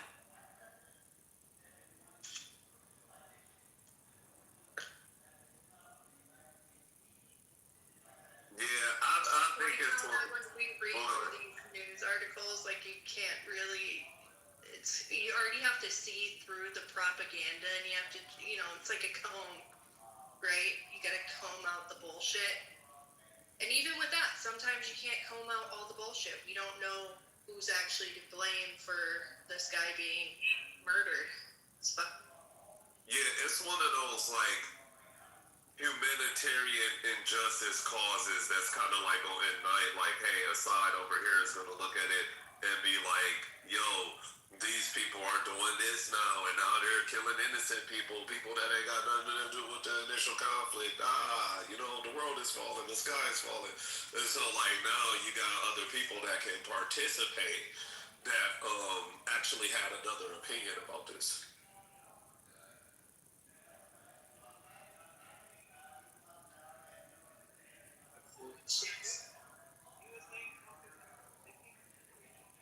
No, you in the cup holder again, hey check. I don't know what keep happening.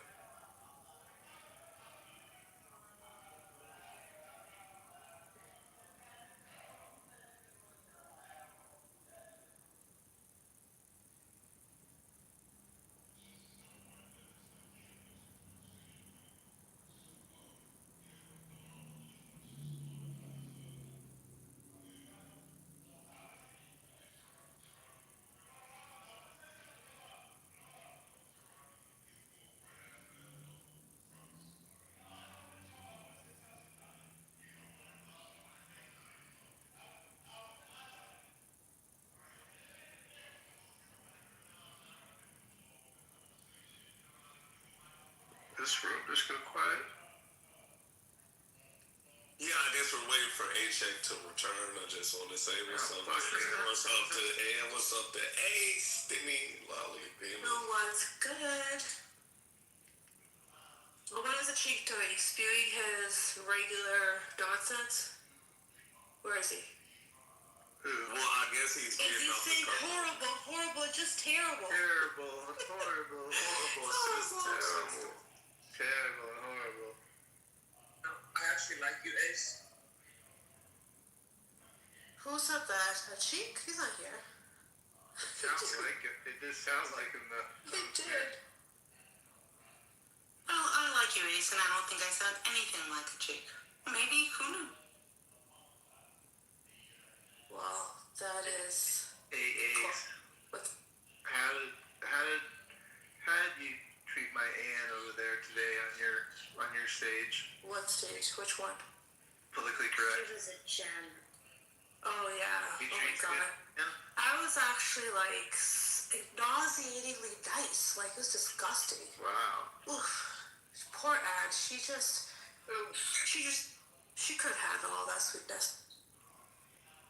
Good. No, all you guys behave over there. Some of you guys are pretty wild. I know, and it's like the women that go against the women. It just must be like a jealousy. That is true. That's, you know what I mean? It's fine. I mean, I do have great hair. Girl power. What you trying to say about your hair?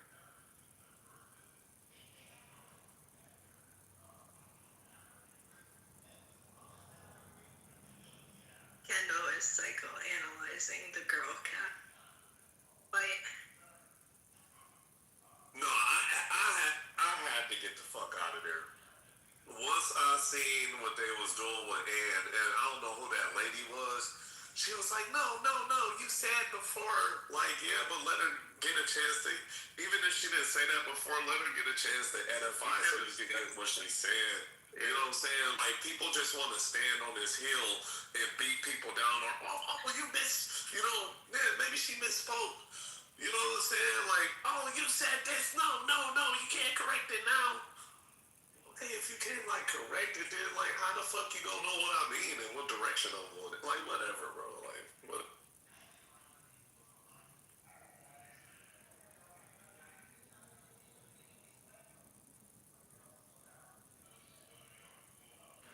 Yeah, it's pretty cringe. Absolutely horrible. Just terrible. Exactly. And Ace is in here. Ace, what brings you in here, sweet cheeks? there's there's there's a good discussion. There's some interesting people in here, so why not? Right on, Is my right phone on. still underwater? Or does it suck? No, you're perfectly fine. Well, praise the Lord. Terrible internet. Horrible.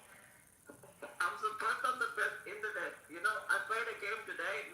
You ever played FIFA online? Oh yeah, shout out to Arsenal. Oh yeah. I'm really good at this fucking game, bro. And I was playing today, and you know what? They cut me off, bro. Like, my internet fucking lagged out, and this son of a bitch scored against me. I was so infuriated. And then I'm like, that's why I came back on here. The release of strength. Yeah, that's absolutely terrible. That's horrible. Bro, you know what I went through today? You don't understand, like, it was a terrible day.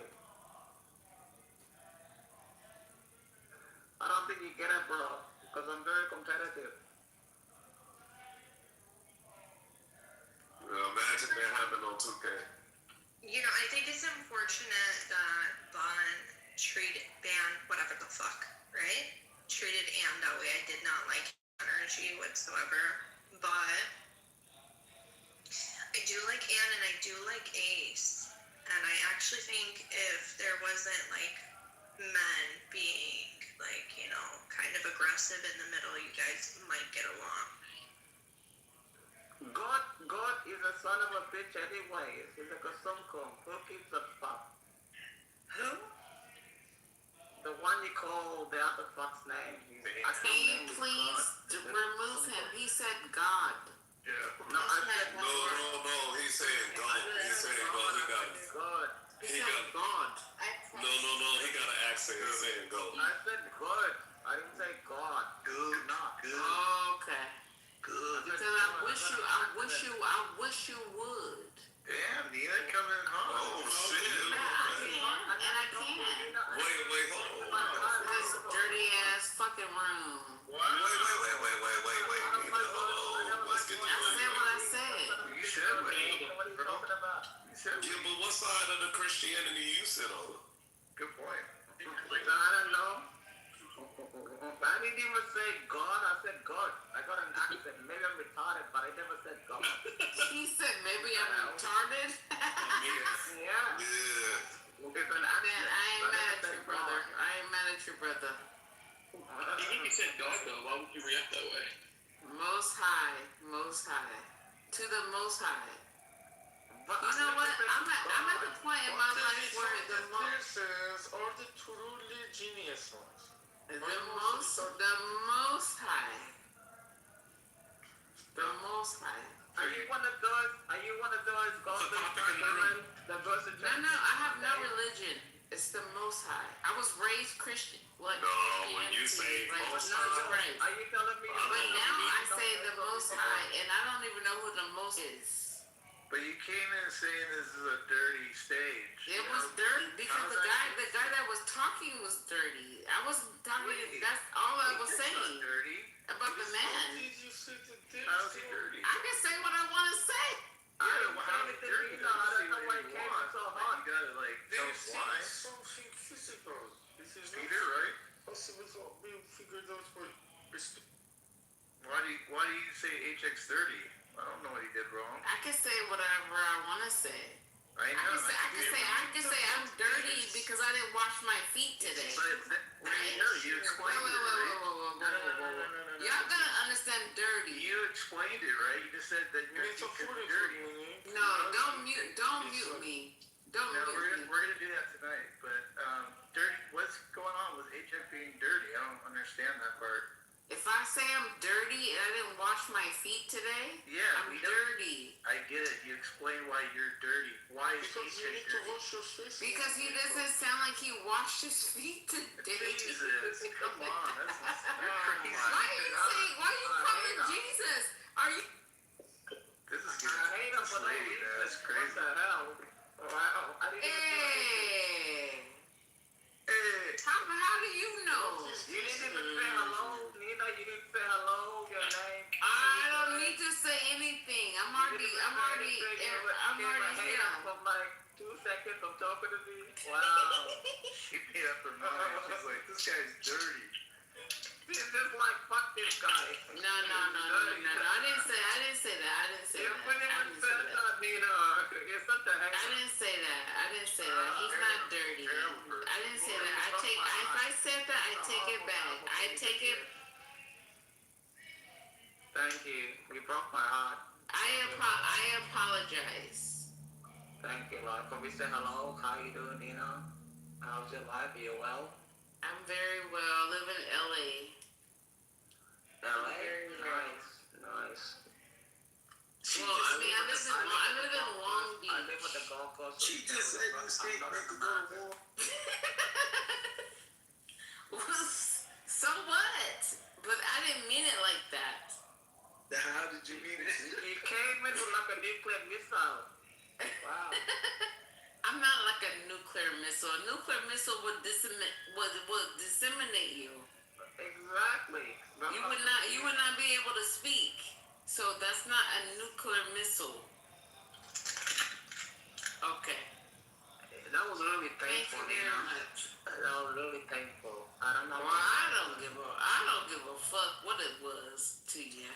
Actually, I'm just a woman that's just like minding my business, and I came into a room and like y'all talking shit, and here I am talking shit with you. Now what's good? You're not gonna get hurt. It would talk shit back to you, Nina. Oh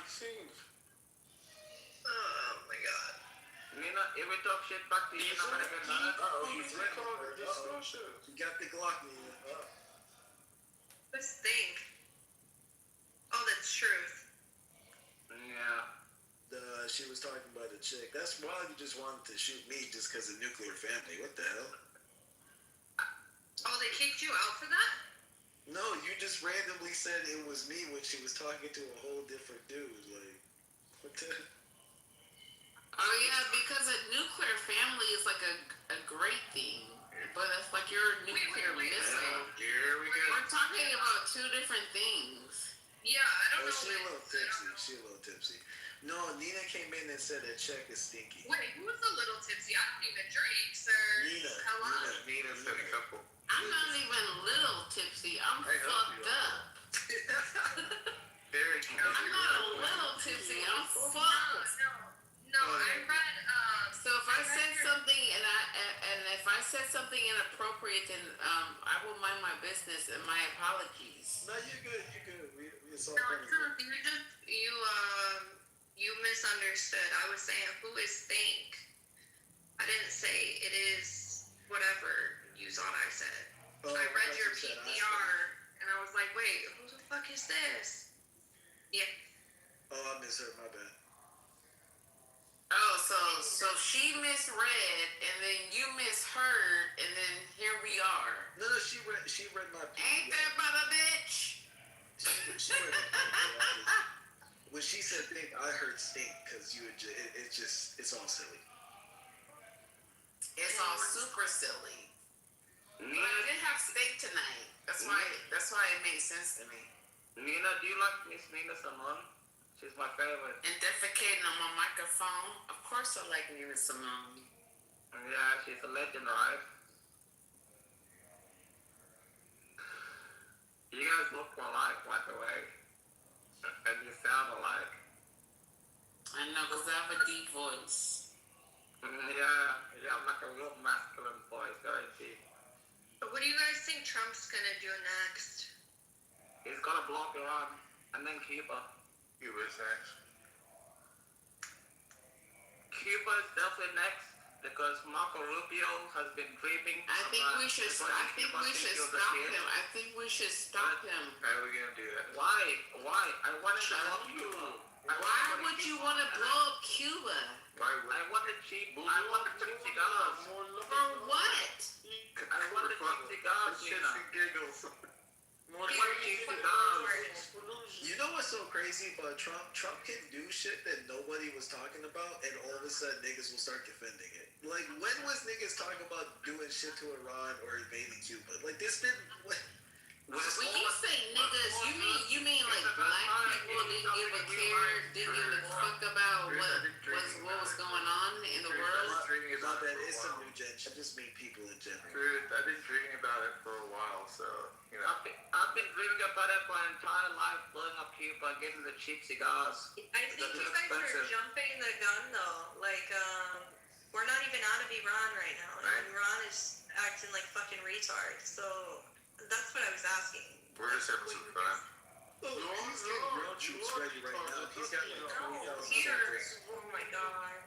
He's got like 20,000 soldiers ready to go. So if Iran doesn't come up with something that, and I think that I think the negotiations are a ruse. I think he's just getting ready to fuck him up. And but the thing is, I agree with you, Truth. I remember in the military, the worst things were like, they'd be like, oh, get ready for an operation, and they call it off. You get so fucking pissed. You're just like, what the fuck did we train for like 5 months for? Just to like file our fingernails or whatever. Those MEU soldiers are not going to Iran to file their fingernails. They're going there to get that uranium. We want the uranium. Exactly. 400 kilos of uranium. Those special forces, you don't bring in more than 3,000 special force commanders just to file their fingernail. They're gonna get the uranium. If Iran doesn't give it up in a deal, by Wednesday they're gonna go and take it. Violently and forcefully. I think that's what's gonna happen. You need to take it. Mullah wouldn't give it voluntarily. They had ample time before to give it voluntarily, to not escalate to this point. Do you really believe that they would take it, give it to you? It is in my pocket, come to Berlin, I will give. Real quick, I'd like to get new people in. Baron, welcome to the stage. You've been wanting to talk for a bit. Are you there? Baron? Alright. Never mind, carry on. yeah, like 20,000 troops take the beach, and then they'll probably prepare for, search and find and whatever. It's gonna take years, man. It's so stupid. It's gonna put us into so much debt. Oh god. I don't think the Cuba thing's even gonna happen because it's not gonna be in his term. This isn't gonna resolve before he's out. Yeah, it will. With Marco Rubio sitting in the state, Marco Rubio has wanted Cuba since he was a kid. I saw a video in 2015 about Marco Rubio talking about Cuba. There's no way he's gonna finish his term. He dismantled Venezuela. He's gonna dismantle Cuba because in Cuba there's mamacitas, margaritas, and cheap cigars. So there's no way America's gonna avoid that flag. They're gonna do it. What happened to so we just stopped pretending to care about like law and order and yeah, exactly. Just straight up criminal syndicate mode. Yep, you're doing piracy on the high seas. You're seizing ships. You're slinging your dick, and you're fucking everybody up. It's a great time. It's a golden age of America. I cannot wait for the midterms, and I cannot wait to get this nigga out of office. This is fucking ridiculous. Because isn't it fun? Aren't you having fun with a real president finally? Biden 4 years, he was asleep at the wheel. He never even took a comment. I think that Iran, here's the thing. I'm into Austrian economics, and one of the base principles of it is that we assume humans are rational actors. And based off the history of modern day Persia, pretty sure if we just left dog alone, he wouldn't have been trying to bite us, right? So my geopolitic would be, let's focus on building up the home front. Let's put but that's not true. You know the first thing the Islamic regime did when they took power in 1979, truth? You know the first thing the Islamic regime did when they took power in 1979? They took American hostages in the embassy. That was their first act officially by Ayatollah Khamenei, not Khomeini. And then after he took the American hostages, it was President Reagan. When Reagan told them, if you don't release the hostages when I get inaugurated, in 1981, I think it was, he was like, I'm going to bomb the fuck out of you. And do you know why they took those hostages? What was their demand? Do you remember? Their demand in the hostages was the U.S. out of the area, everything else like that. No, that's not what their demand was. Their demand was return the Shah so we can persecute him for his crimes against our people. You know, the dude we instilled against the And the Shah had cancer already anyway. He was in America for medical treatment, and they sent him No, here. but the Shah didn't die in the United States. The Shah, there was two people. There was only two states running. I know. But the thing is, it was only President Nixon. When the Shah died, it was President Nixon at his funeral and Saddam. I'll ask you a question now. How would you recommend we as Americans behave if a foreign country kills and replaces our president with somebody else? How should we treat that man? And if he happens to get away after 20 years of brutalizing us, how do you think we should go about it? Should we just say, he got away? I don't want your liberal. I don't want your leftist. That's liberal? You sound ridiculous. You sound ridiculous. It's a ridiculous talking point. I don't want your leftist liberal talking points. All I said about y'all heard that. Wait, No. You asked a question and I can't respond to your question even though you don't ask my answer. I asked a very basic question. But I'm replying to you. What would you do if your president was cooed and you were brutalized by him? Let me answer your question. The reason why the United States won Cuba, margaritas and mamacitas. It's very so you're simple. dodging and deflecting. That's fine. No, I'm not dodging it, bro. I'm just telling you the honest truth. You can actually do things in life when you really want to. No, in answer to the question, the reason why, and by the way, the reason you don't want to answer it is because there's only one answer. The only normal answer to, someone, a foreign nation fucking cooed my president and the dude they puppeteered my country with is a dickhead who's been abusing us for... Niggas hated Obama. How the fuck do you think this country will respond to some random dude they put in power to fuck us over who coups his own country with the help of foreigners? Are you fucking crazy? And then he's brutalizing us for 20 fucking years, and then and then everyone's shocked when the crazy Muslims take over. Like, get the fuck out of here. And then when they demand that we send him back, and then they hold the embassy hostage, we're gonna frame it like they're radical terrorists. This is why everybody who is educated on this, even the most fervent right-wing warhawks are like, this looks bad. Like, do you even understand? Like, let's be logical. Do you even understand how Ayatollah Khomeini got into power? Ayatollah Khomeini was in exile for 29 years. He was first in Iraq, and Saddam Hussein told the Shah, he was like to the Shah, do you want me to kill Ayatollah Khomeini? He told the Shah this. The Shah was like, no, I don't want to kill Ayatollah Khomeini. For 10 years. And he ended up regretting Peter. You know what, Peter? Just enough for 1 second. And then after that, he went to France, he went to Paris. When Ayatollah Khomeini came back to Tehran, he came back on Air France flight. And the only reason he came back because Jimmy Carter put pressure on the Iranian government at the time because they told the Iranian government, I'm going to use U.S. forces to overthrow you because the Iranian people do that. It was Jimmy Carter that instigated what happened in Iran till today. That's why Jimmy Carter to me is the worst president in the history of the United States. That's why he's only a one-term president. And here's the reason why. Even Saddam Hussein told the Shah, please let me kill Khomeini because Khomeini is a diabolical, despicable person. Can you please let me kill him? And the Shah overruled him. Saddam is the worst creator that the whole Exactly. Middle Even East Saddam was like, wait, Peter. Even Saddam we don't have. Wait, Peter. Even Saddam is the worst. Fucking hell, Peter. Just let me land. Than Khomeini. Saddam is the worst. Peter, shut the fuck up for a second. Let me land. I'm talking about why Saddam wanted to kill Khomeini. Shut up for 1 second. Even Saddam knew it was better to kill Khomeini. He even knew that. But the Shah overruled him. And that's how the Shah fucked up. And that's why France and the United States bought back Khomeini. And that's why we've had the Islamic regime for the last 47 fucking years oppressing you, Peter. For Christ's sake, you should know this as Iranian. Bro, people are getting people butt pressure for no fucking reason. God damn it. Saddam is my I think it's weird You cannot patronize Saddam when I own this. Sorry. I mean, I think it's weird the way you phrase that, Uncle Julio. Like, is your submission that because Saddam wanted Khomeini killed, that's evident. Like by the way, for the record, Khomeini was a piece of shit, but why are you using Saddam as a benchmark? Like, that's so weird. That's why Peter went off, because that's weird. No, I'm saying even Saddam knew he was a piece of shit. That's all I'm saying. I mean, but he didn't think he was a piece of shit for the reasons But we do. Saddam's opinion was not credible in this point. It's gone. Ironically, he thought he wasn't enough of a piece of shit. Like, like if we're getting specific. Anyway, but no, I get what you're trying to say. Anyway, so the point is, just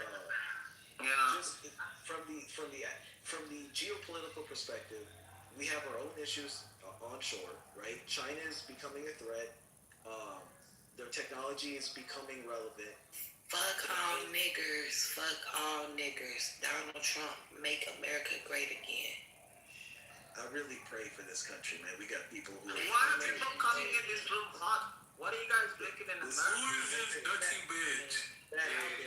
Nigga, all foreigners go. All foreigners go. All foreigners You go. sound like you're a black woman. You sound like a bald-head alien.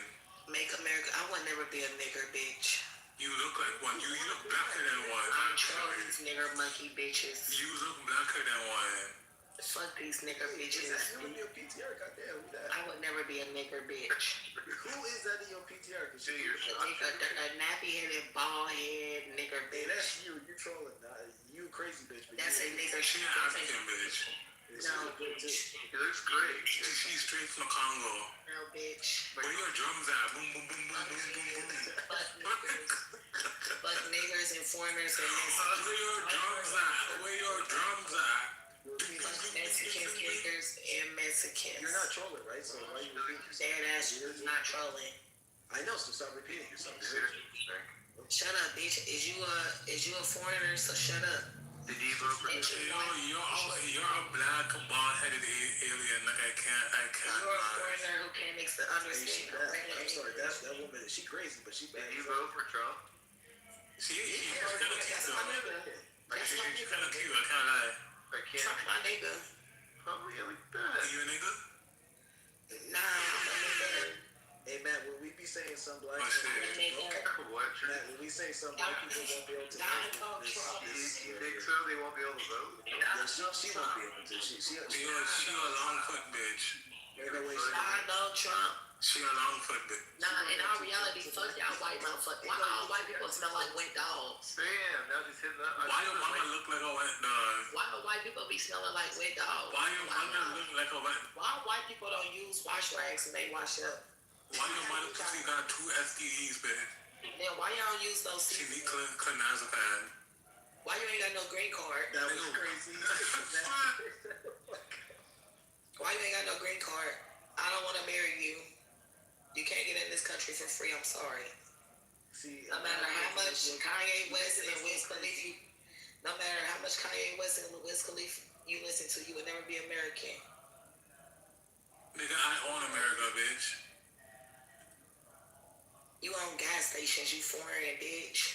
Hey, why when Trump Yo, dances? this girl is straight out of fucking Finding You don't notice that Trump's "I'm dancing" is like I'm sucking dick. Finding I know you got a steroid dick. Listen, Yeah, you got a steroid dick, don't you? Listen, Now this guy's coming up. I'm about to die. Kick me out the. I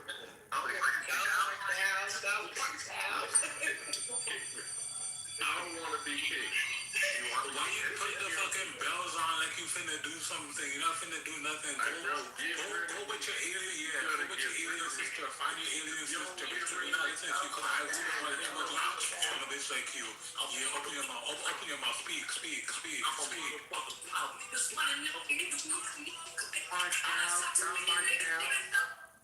Yeah, Mark down, you need to be cursed down.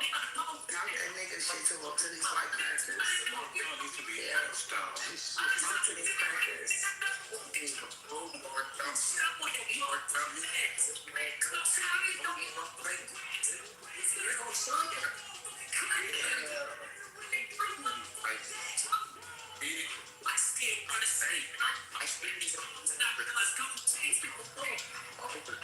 If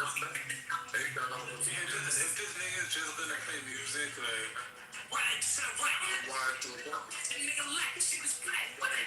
Oh shit! Damn, it was just getting good. He's wilding out. You ain't hear what he said? He said he caught a nigga lacking. I mean, that's poetry. You go ahead on that. That's poetry. Oh shit.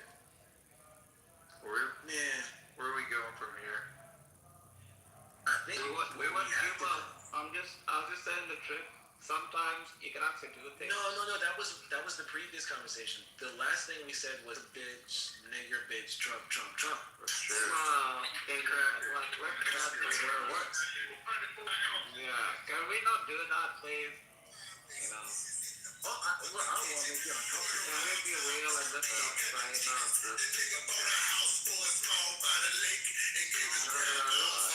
Jungle music right now. Come on. He says he wasn't doing good. Hey, I'm looking at your DMs though. I'm in your DMs.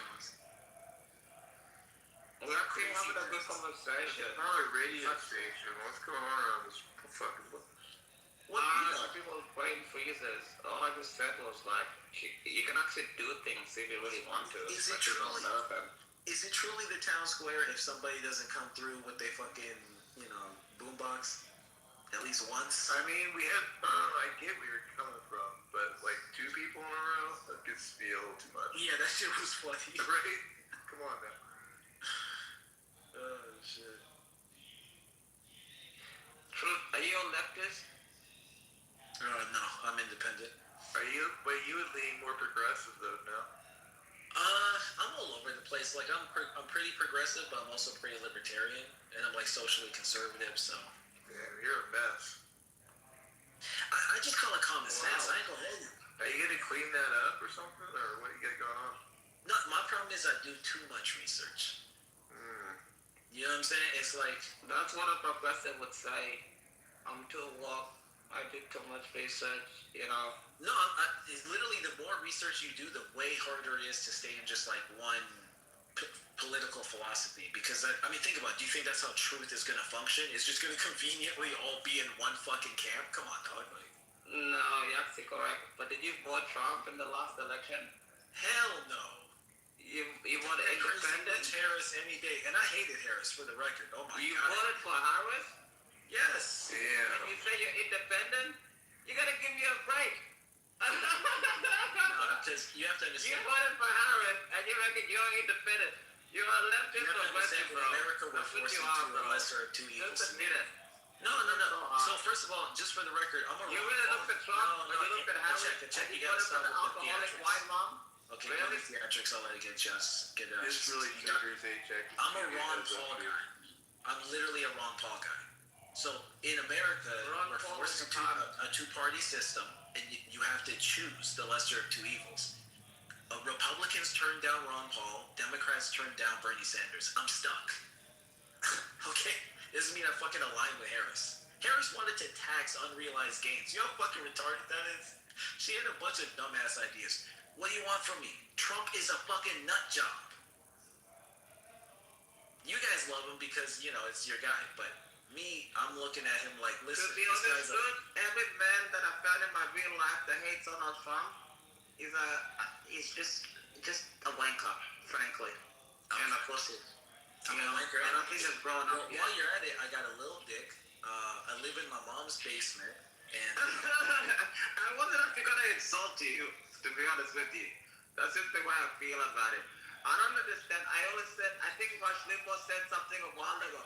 He said feminism was created to make like fat women be like seen in real life. And he also said something like a while ago. He was like, what did he say? He was like, the Democratic Party is for women, is for like angry women and weak men. That's what he said, and he's 100% correct. Because when you look at my age group, 18 to 29, most of the people in the United States voted right. Same in Australia. I don't understand. What's your generation truth, by the way? Like, I don't want to know where you're coming from. Millennial. I'm 34. So you're Obama's generation. Water. Yeah, he was president when I was in high school. I would say I'm Bush's generation though, because the 9/11 was huge for us. But you're only 34. You're young. You're not that old. Yeah, but 9/11 happened when we were all like they showed it. They showed we were in class when it happened, and they rolled out the TV and put the fucking towels on. Like, oh fuck. Okay. Yeah, that shit was crazy. But what was I gonna say? No, so like with Trump, okay, so call me crazy. I like a balanced budget. Right? I like it when we're not going into debt and that 15% of our discretionary fund isn't literally just paying the interest on our debt. I like a functioning economy that's not going to be insolvent and we're going to fucking digitize our fucking natural resources and as fucking tokens because we're trying to scam. What the fuck kind of weird credit scam shit? We got 38 trillion in debt. And instead of fixing our economy, we're like, nah, just increase the deficit. Fuck it. Right now, we have a deficit of 2 trillion. So that means by 2027, it'll be 40 trillion. And after that, 42, 44, 46. And everyone just thinks this shit is funny because we're at the Rome stage, the end stage of Rome, where everyone just thinks we're too big to fail. That's not how these things work.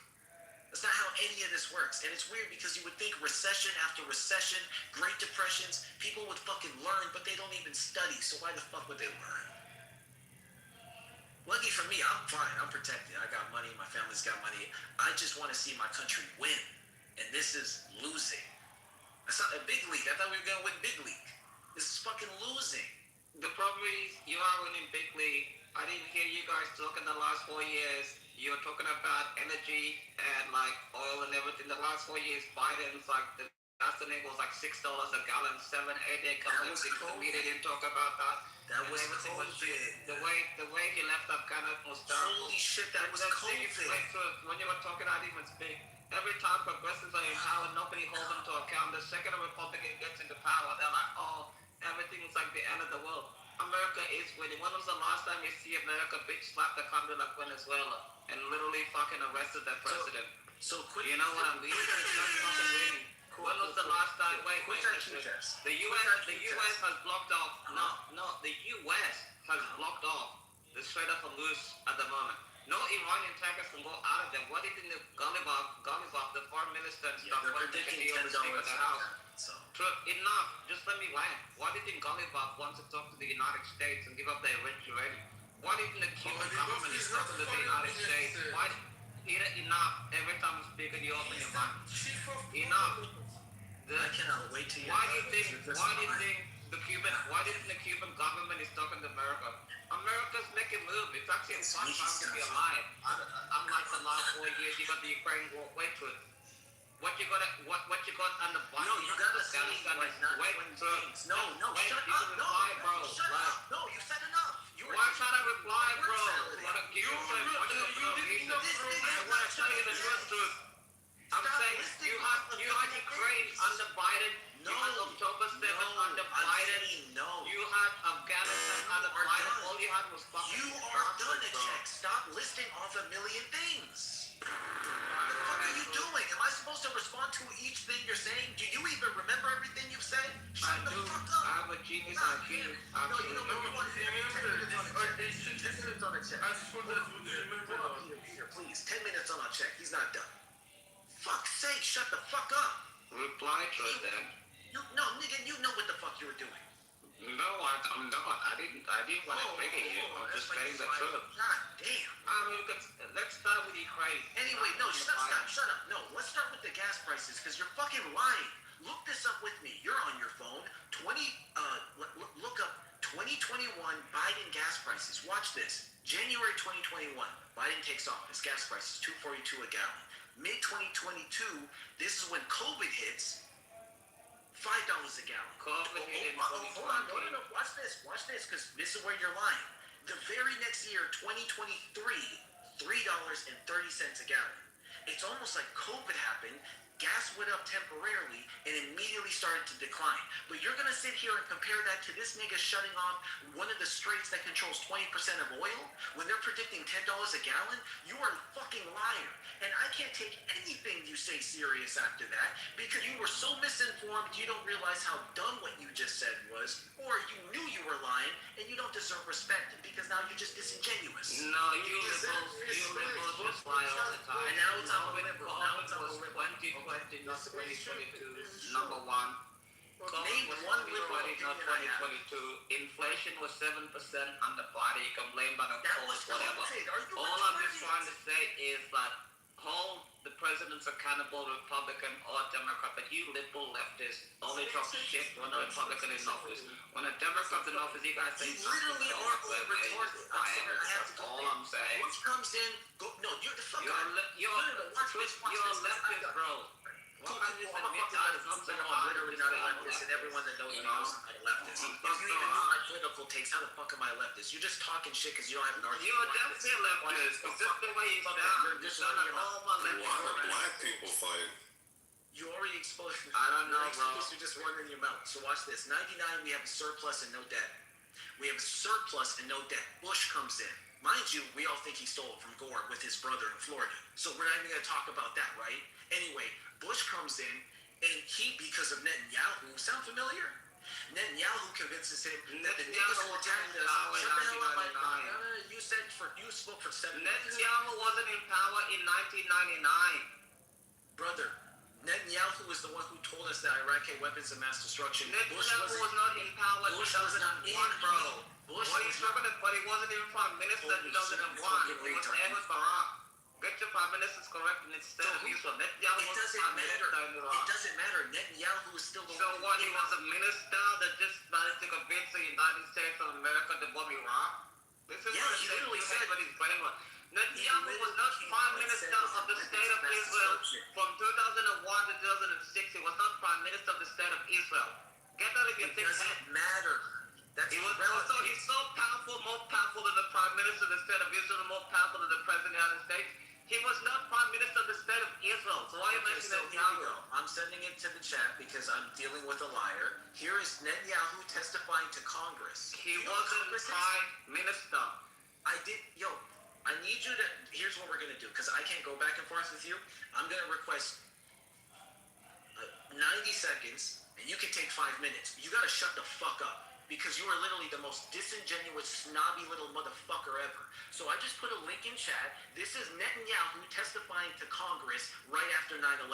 And this motherfucker wants to come up and say he wasn't prime minister. I never said he was, you dickhead, fucking Shrek dick faggot. Shut the fuck up, you lying scumbag. I cannot stand niggas like you. Because if you disagreed honestly, you could have said, fair enough, he did testify, but it's not like he was prime minister. You can't even be an honest actor because you're a fucking fraud and you're deliberately trying to throw... No, shut the fuck up. You're deliberately trying to throw niggas off what I'm saying. And what I was saying is, sound familiar? We had a surplus. We had a balanced economy. We did not have a deficit. Then Bush comes in. Netanyahu tells him, by testifying to Congress, are you paying attention, you retard fuck? By testifying to Congress that Iraq has weapons of mass destruction. Mind you, the people who attacked us in 9/11 were fucking Saudi and not funded by Iraq or Afghanistan. And they weren't even housed. Afghan actually low-key made sense. A lot of us felt like, okay, that actually, if we were going to go anywhere, that did kind of make sense. But that didn't come until way later. Iraq was a boondoggle. It put us in a deficit. And it was horrible timing because then we had a fucking subprime mortgage crisis occurring at the same time that we're ballooning our deficit. So we get a double whammy and go into crazy fucking debt and trigger a recession. That's what Republicans did. Shut the fuck up. And then Obama came in and cleaned up the economy. This is not a debate. I don't care what you have to say. You're wrong. Obama came in. We had a deficit. He fixed it. He balanced the budget because that's what Democrats have done for the last 50 years. We can go term for term. I will bet you $1,000. Stop running your yuck ass mouth. Go brush your teeth. Goddamn gingivitis lying motherfucker, bro. Anyway, Obama did what we always do as Democrats. He told you he was a liberal. You just said as Democrats. You just said as Democrats. You said you're independent before. And immediately creates a deficit. You just said as Democrats. You're independent. Yeah, because Democrats are the only people who actually for common sense. Obama never balanced the budget. No, he never fucking did. It's such a lie. He came and said he's an independent, and then now he says, as Democrats. You don't think we picked up on that? Truth? What the hell? Of course you're a liberal. You sound like a liberal. You move Name like one a liberal liberal. policy I have. You're a progressive leftist and everything else. Name Just one own it, bro. progressive You don't need leftist to lie policy I about you being a leftist progressive. What's Name wrong about one that? progressive leftist policy you know that I have. You won't reference one. I bet. Bro, you were the one saying I had to choose between Bernie Sanders and I had to choose between Kamala Harris and Bernie Well, Sanders. that's not what I said. I said I'm a Ron Paul guy, and I said that the No, you're not. Cool. You don't even know who Ron Paul is. I said the No, you're not. He's the one that wants to do. I said the Republicans. He's the one that wants to get rid of the Federal Reserve. I know who Ron Paul is, and his son Rand Paul is a senator from Kentucky. I know Okay, full so then well what are he you is. confused about? You are a leftist progressive. Just I'm honest. not gonna say anything. You're just gonna say anything. Okay, so Obama effect on budget post Bush. Here's another lie I have to debunk. You can say Obama didn't balance the budget. Are you fucking crazy? Our deficit was 1.4 trillion. It was one. Put in the chat. People just said Obama never balanced the budget. I want evidence that he did. Hold on. So, Obama takes office 2009. The deficit 1.4 trillion. 2016, Obama leaves office. The deficit 500 billion. That is a 77% reduction in deficit. So we still had a spending problem. It was on a downward trend. That's because the budget was balanced, and it was getting more balanced. Think about that. We have a 38 trillion debt right now. We have a 2 trillion deficit right now. Under Obama, it was 498 billion at its lowest before Trump. See the difference between someone who's researched and someone who just runs his fucking mouth? That's why I haven't called you a Republican this bad or insulted. Oh, you're just a... No, I'm calling you a fucking idiot because the shit you're saying is just lies that you make up to feel good. My opinions aren't based on feelings. You can call me a leftist all you want. What the fuck are my leftist takes? What the fuck? What? Hey, Chick, you gonna let me back you up like this? I'm trying not to feel rude, you know. That man got People tell me facts, I've been rude sometimes on balance, but the facts are not true. What you tell You know what's so sad? It's Okay, like so if now you let's look at accountable Trump's for effect on the wait, deficit. Wait. Let's look at Trump's effect on the deficit. Wait. Nah, nigga. Let's look at Trump's effect. I have seen no Othello, and I'm getting along with Othello for about many In years. his turn, guys. Wait. In his first term, I'm not trying to be rude to you, Truth. Like, you're pretty new to this. Can you address what I just said and not change the subject? Can you address what I just said and not change? Trump doubled the deficit from Obama. Obama gives him 500 billion. By the end of his term, it's 1 trillion. So? Fuck out of here. Shut the fuck up. And this is why I can't respect anybody, bro. What is wrong with And Matt, where's all your sound effects? Trump got Matt, where's all your at the end of gifts? his term, That's and he all got my the sound power effects in and COVID. gifts. You're not even This is like why I putting say in you the guys are COVID stuff. dick suckers for This this. is why you nigga, say bro. you're so Trump is literally you're quick to say, fire. wait, Niggas are still you're quick sucking to his say, dick. you're quick to say, He can no, do anything. you're quick to say that He Biden said no got war with COVID Iran. coronavirus, Fucking Trump war got with Iran. COVID in March He said 2020, no stupid and wars, then it's fucking stupid about the wars. budget and everything, He said and then the fucking past two lobby, stimulus packs. and then he does He had the whatever past two Israel tells stimulus him. packs that were trillions of dollars. Of course, his budget's going to be screwed because we had once in 100-year fucking pandemic that happened underneath his term, at the end of his first term. But you never say that. Because you're fucking disingenuous. You're quick to say, oh, Biden he has was increasing the deficit for 3 years. But don't forget, COVID started under Trump. There's a And you reason didn't why give there's Biden that stronger credit. bonds. What the Bro, fuck? COVID started on the 30th of March 2020. Trump was still president. What the hell are you talking about? President Trump was still president in 2020. Biden doesn't take office till 21st of January Biden inherited 2021. COVID. What the hell are you Trump talking handed about? COVID When you're talking about stimulus Trump had checks and 3 everything else like COVID-free that, years, there's you a reason why under the Trump You're so government they dumb. had to pass those checks or else people went on the ground. And don't forget, Trump had to Trump shut was down. elected Most in states were shut down. 2016. Most COVID states happened were in shut down 2019. democratic policies. Don't forget what they did in Are you California. dumb? They closed down many restaurants. They did the same thing in Arizona. They did the same thing in New York. You killed many people. And under President Biden, deficit's you not the forced people, GDP. you Why are you forced people to talking take about the shots. economy? You force people to take shots, and you're the same clowns that you're like, my body, my choice, and everything else like that. And you remove military personnel from the armed forces because they didn't want to take an experimental COVID shot, which is fucking bullshit. And right now, even yesterday, one of the female came back after COVID because she didn't want to take the COVID shot. She got 4 years of fucking back pay. She was fired underneath Biden because scum liberals like you were like, oh, you know, you did a horrible thing when you guys were in government. You're like, well, you know how many people, you know how many people that lost loved ones in hospital? You know how many people that lost loved ones in hospital? Nigga, I didn't take the vaccine. Because these people are saying that if you don't take a stupid fucking shot, that you're killing other people. Yeah, and then that you're shit was gonna bad. be like, oh, it's an experiment. That don't you? We have a long fucking memory. You think we really forgot what happened underneath the progressive government policies? You want to lock people up? You want to lock people up for not taking experimental shot? You had people that have been in the armed forces for 35 fucking years that would take the COVID shot, and you fucking fired them. And that's what you did. That's what you did. And now you want to talk about deficits and everything else like that? Fuck out of here with the bullshit. You know why the deficit? Everybody remembers what we went through in 2024. And actually, in fact, in 2022, I was actually in Alabama in the United States of America. And what happened there was horrible. People there, all the shutdowns and lockdowns and everything else like that. I remember everything that happened. You notice how I so stayed don't on come here and topic talk and to say me about one thing progressive and you policies say and 10 everything else things like every that time and you talk. balance in the budget. You notice that when I talk, I'll bring up one thing, I'll bring up multiple examples, and then I'm done, and you'll bring up 10 things with no examples. That shit is hilarious. Nah, bullshit, bro, yeah. Anyway, so just for the record, just because I think you didn't even understand it. Bro, I just let you so educated. Just let you. But at the end of the day, we all Oh my god, you weren't done? Do you need another 10 minutes? We all stuck. Alright, 10 minutes on. No. You guys just think you're more educated than other people. You're not. You're not. No, it's better not than you other guys. people. I'm more educated than 90% of people just because I'm a nerd. No, you're not. I don't think that makes me better than them. What makes you I don't think that makes me better than them. They probably have better shit to do. What the hell? It's just something I like to do. You're not better than other It's people. not about elitism. It's about you shouldn't talk about shit you don't know. You're not. There's nothing that makes you You're talking out of your ass and you're mad That's because you wrong want to have with an you opinion, people. but You you don't think have you're the right to so because educated you're and you're better than other uneducated. people. Whatever. You're not better than other people. Like niggas would never do this with a mechanic. Like imagine you're talking to a mechanic, you don't know shit about cars, and you're just running your fucking mouth. Like shut up. And a clown and everything else like that. Okay, you're done. You're done. Stop. Stop.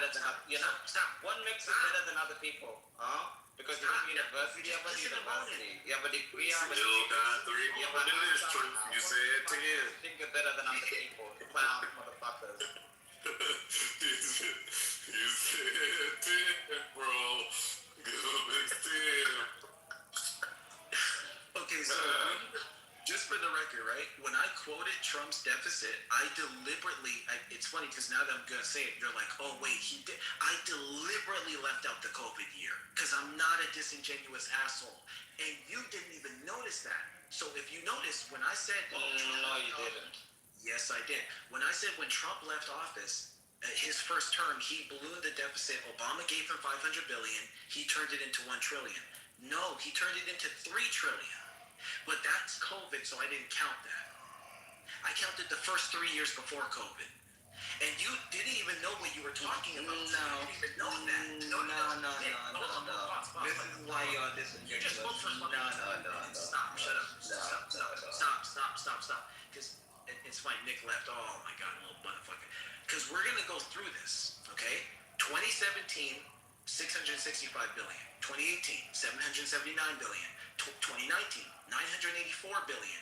2020, 3.1 trillion. Those numbers were the deficit the year. I don't know if you remember, Trump was elected 2016. Okay, so in other words, Obama gave him $500 billion in deficit. So what's the deficit, just in case you don't know? That's the gap between the money that we're taking in through revenue versus what the government is spending.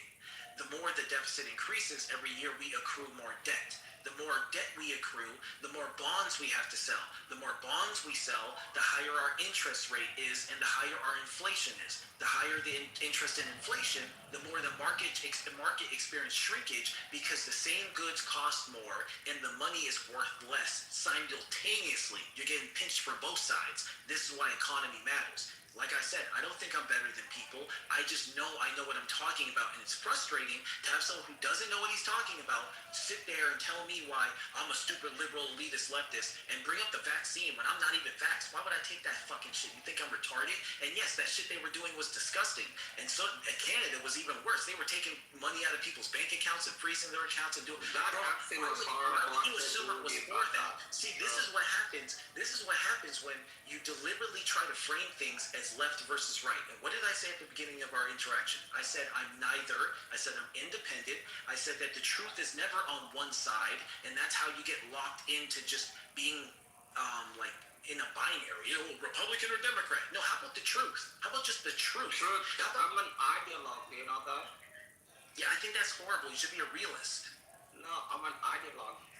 You should be a realist and a pragmatist. No, I'm an ideologue. That's what I told you from the get-go. I don't think you get it. Don't do that. That's bad for your health. It makes you a slave to any type of control. Maybe it's bad for my health. A lot of things are bad for my health. Soda's bad for my health, you know? Yeah, you shouldn't drink soda. It's horrible for you. I don't think you should do drugs at all. So I consider soda. I don't do drugs. Well, you just said you drink soda. I just said I consider soda a drug. Like if you look at what sugar does to the... Yes, if you look at what sugar does, glycol. First of all, what's its nutritional benefit? None, right? It's literally useless carbs. It's a drug. It's a drug. You're doing it to feel good. You know, I'm drinking with soda. I drink because I feel good. Yeah, it kills you, and it's destroying your body and brain. But many things are gonna kill me, but can I be happy? You can be happy being healthy. You sound like a crackhead. It's my accent, but no, I'm happy. Dad. You're like you. I like soda. Can't I drink soda? What's wrong with soda? There's way healthier ways to enjoy a food too. Like dessert is real. You don't need to drink soda, bro. Just have a pastry. Goddamn. Like, I don't know. Maybe I'm flawed in that regard, but I like carbonated sugar water. Does that even sound? What is it? Carbonated sugar tap water, because it's municipal tap. Yeah, I know, but it still tastes nice. I don't even drink tap water, let alone with sugar in it. That's fucking insane. Why do you take your health so seriously? Because I love my body. I love physical fitness. I love my mind being sharp and my body being strong. I come from an athletic family on both sides, though. Like both sides of my family are very athletic. But yeah, just to get back to the Trump stuff, right? So the reason I didn't vote for Trump despite hating Harris is because Democrats are softer on the economy. They just are, historically. That's what the last 20 years show. It's not even debatable. They're better for the economy. And me, I'm like, listen, I don't really even think we should have Social Security or Medicaid or Medicare anymore, but you can't phase those out overnight. That's a process. You can't just rip it off of people, right? And I don't trust Trump to handle that. I would have trusted John McCain. I would have trusted Mitt Romney. I would have loved Ron Paul. If Ron Paul had won with could you imagine for me, the fantasy is Ron Paul with Bernie Sanders as a vice president. Oh my God. But that's not the world I live in. Unfortunately, Republicans love a dude who cheated on his wife with a porn star while she was pregnant.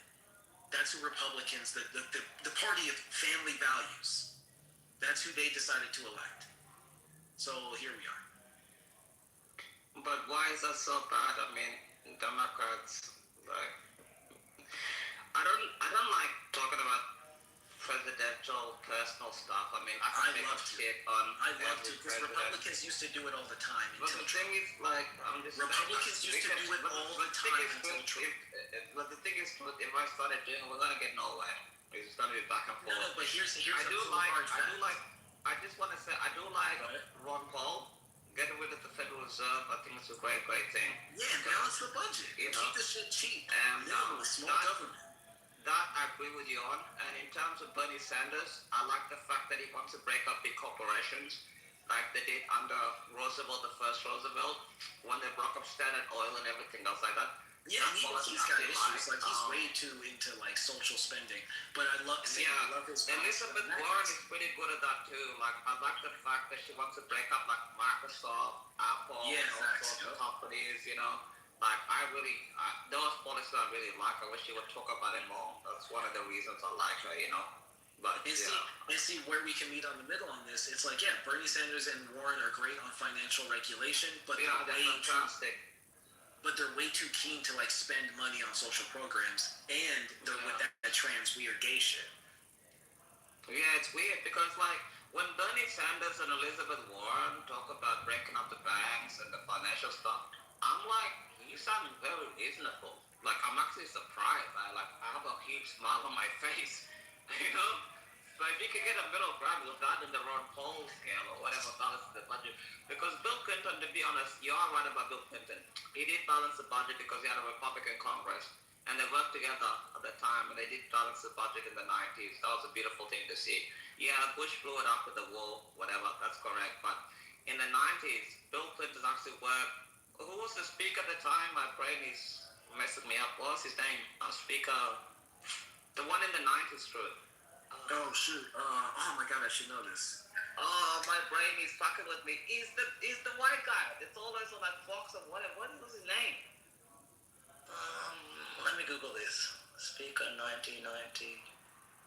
Was it? Wait. It wasn't. No, it wasn't Newt Gingrich. Newt Gingrich was just before him. It was Dennis. Yeah. It was Tom Foley first, and then it was Newt Gingrich. Yeah. Oh, you were talking about even before Newt Gingrich. Oh, okay. Yeah, it was Tom Foley. Tom Foley was a fantastic Speaker of the House, and they worked together like very, very much. And he was a Democrat. So Tom Foley what's so was funny a about Democrat. That's around the time that Newt Gingrich was working with the same people who funded Trump, the Heritage Foundation. He was working with the Heritage Foundation and created like borderline. Yeah, Tip O'Neill. Thank you, Alan. Thank you. Oh yeah, Tip O'Neill. Yeah. But so Newt Gingrich basically helped. Well, not helped. He was a part of a think tank with the Heritage Foundation as they constructed what would become Mitt Romney's healthcare plan. The Affordable Care Act that Obama got, it made national, and now everyone said they hated it. Meanwhile, it's a Republican fucking healthcare plan. Yeah, I know. That's why John McCain struck it down. I know. It's like, I just always thought that was so funny because Obama was being pushed by the left to give us Medicare for all, and his compromise was the Republican healthcare plan, and they hated him for it. I was like, bro, they just hate him no matter what he does. Like, what the fuck? It's the same as Trump. He couldn't win, whether he tried or not. I can't think of a single thing Trump has done that I approve of. I'm not gonna lie to you. I'm not big. To be fair, I'm not big on deportation, so that's not gonna be a win. You don't want to deport illegal immigrants? Obama was deporting the fuck out of people. Obama had more deportations than Trump did. Yeah, but he let them in, then deported them out of this deportation. Well, no, he didn't let them in. He respected state rights. It wasn't the interior of the United States, as you say. I remember they used to call him deported chief. I think I was like 8 years of age, whatever, watching CNN. Yeah, he was deporting the fuck out of niggas. People act like Obama was stopped on. No, he was not. And neither was liberals in history never have been. Bill Clinton was not soft on immigration. That's not even real. What they conflate is California. California is its own state. The Fed can't tell California what to do. So if California is a sanctuary city, what the fuck? Is the president supposed to do what Trump did? No, do not do that. That's ridiculous. Let California do what it wants. It's a free state. You really can't think of one good thing President Trump has done, like right to choose. You don't like that? Well, there are things that are good that have happened while he was president, but they weren't just one thing. What about right to choose?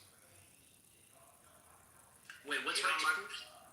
Right to choose is like if you have like a terminal illness or you have cancer and there's a drug that hasn't been approved by the FDA, you can take the medicine. If you die, you die. But if you live, you live.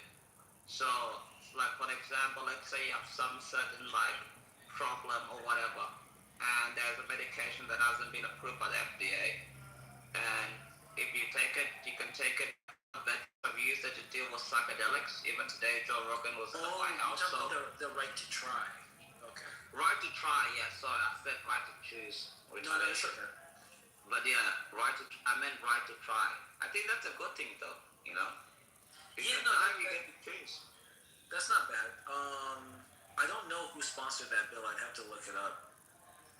I don't know either. I just know it's fast and it's stuff. But I think that's good because the reason I said that because my mom had breast cancer and she went through health, and she got a lot of medication and stuff, and she's fine now. She's been on mission for like 12 years.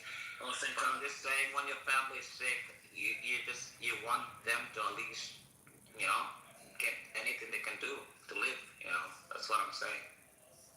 No, yeah, I think this is a good example. But see, I can't give him credit for this because I've never heard him really talk about it, push it. It doesn't sound like something that he was even concerned with, and it wasn't a part of his campaign. He was president while, to be fair, Republicans sponsored it in 2018. And so for me, it's like if someone campaigns on something, they push for it, and then it gets passed, then I'll give them credit. But I can't just give him credit for everything that happens while he's in office. And so the reason why I'm like, nah, I can't think of any. I hated the one big bill. I hate that bill. It's a garbage fucking bill. It's literally horrible. And it ballooned our deficit like crazy. It cut a bunch of programs. Gave rich people tax cuts they didn't really need. And you don't really do tax cuts. That's how you know it's a scam. You're not supposed to do tax cuts. You're supposed to do tax reinvestment incentive. So you have a decently, like for example, in the golden era of our economy, our tax rate was 90% for upper brackets. Yeah, but nobody pays 90%. Exactly, because we had effective routes to invest, to incentivize investment back into the market instead of hoarding it as capital offshore, right? So it's like, that's an intelligent way to run the market. It's like, look, if you try to hoard that, we're going to take it. We're going to leave you with $1 out of $10, which is nuts. Who the fuck? That's insane. Who would even deal with that? So they're forced to reinvest it back into the market. Brilliant. That stimulates an economy. And they'll still have their rich, lavish lifestyle. They just can't hoard the money, which starves the economy. Because think about it. Without money in circulation, and that's what's so funny. They say we're the. But the thing is good. I mean, France did that. I think it was 2014. They did that. They put a 75% tax rate. You want to know what happens to millionaires and billionaires in France? They left. Yeah, no one's leaving America though. Oh, that's just not. You don't think billionaires are going to leave America? Hell no. What's the point of being a billionaire just to live in a place where you would be a billionaire? No. I'm not saying physically leave America. I'm saying like they're gonna put like their home transit like Monaco or something else. I'm not talking about physically leaving America.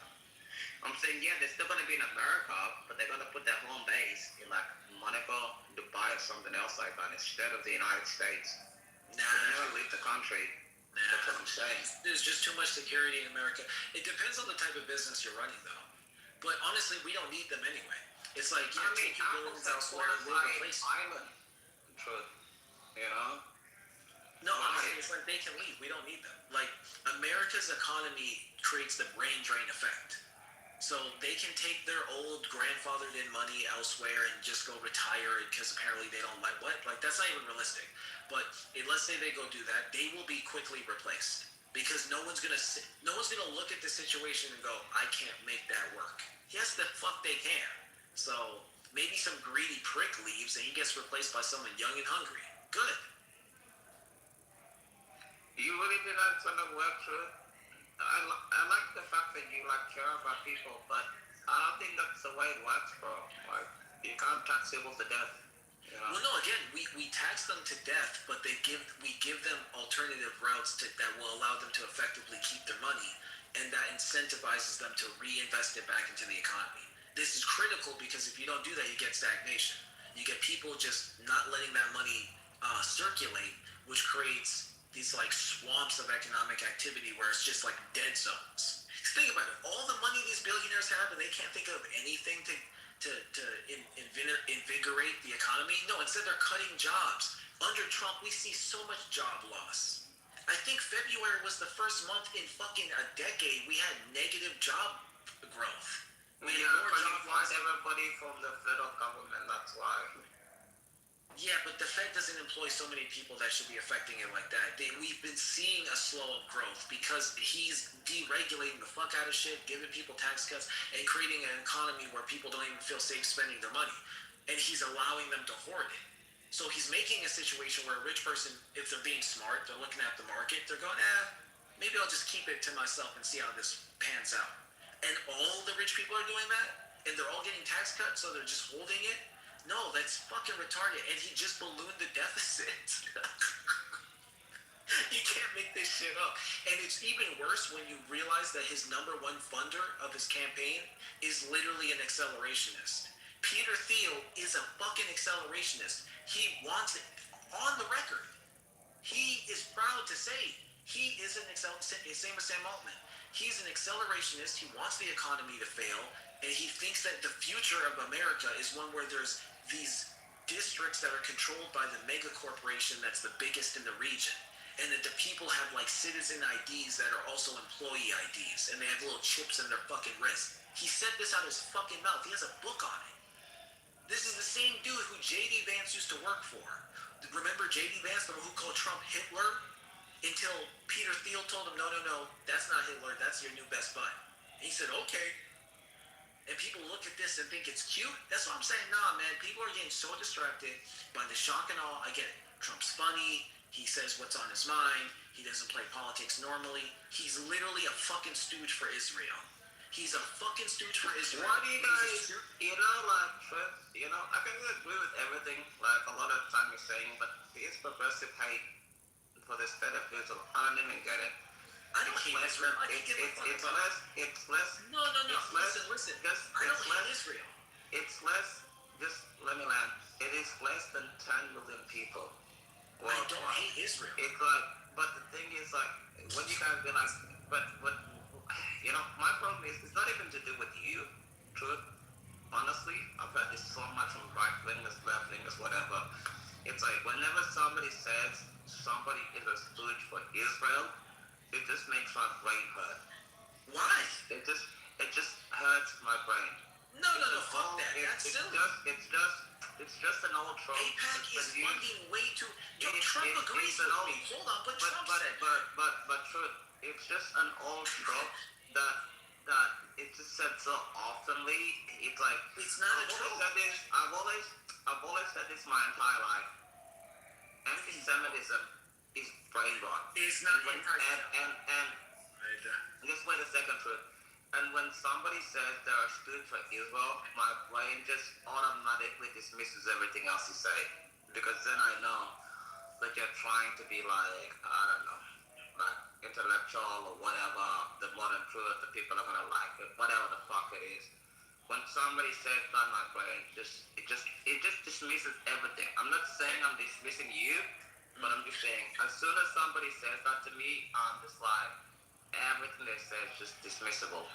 Okay, so watch this, right? No, I hear you. But look, we gotta ground this in facts. Okay, so one, it's not anti-Semitic to criticize Israel. Two, Trump himself, when he was running in 2015 on the RNC debate stage, said, while pointing at all the other candidates, these guys are paid for by lobbies and super PACs. I used to be one of their donors. Trust me, they'll do whatever you say. I used to be one of the guys who would pay them and they'd do whatever I tell them. That's what he said. He said, that's why I refuse to take any money. I can get the YouTube link. He literally, I thought it was some of the most gangster shit I ever heard in my life. Yeah, I remember. I was low-key excited his first term, but not his second. His first, I was like, oh, maybe. No. But anyway, he said, that's why I refuse to take any PAC money. He says, no one's funding my election. I'm paying for it all myself. Okay, that wasn't true the second time. The second time, he took a fuck ton of money from AIPAC and Jewish Republicans, which is a super PAC. So two, at least, those are just the top two. There's more than that.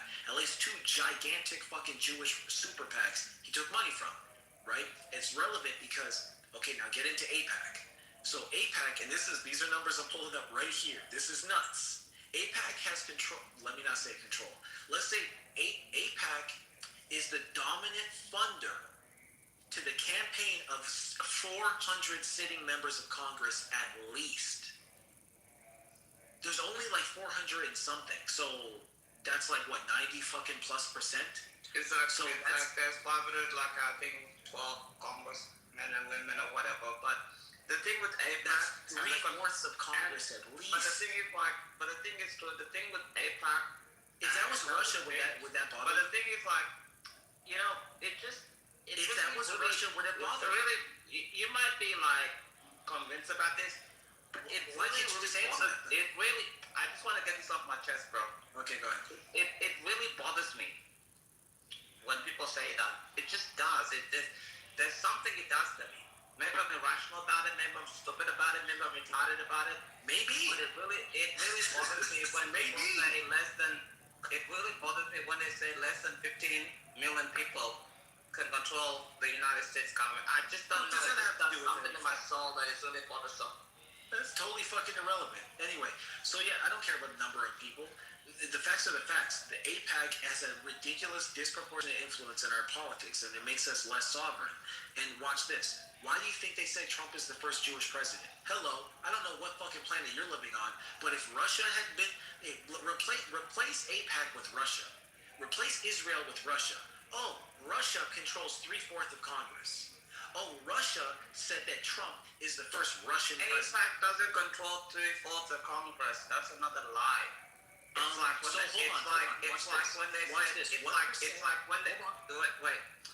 when they say that the Jews control the banks. It's another lie.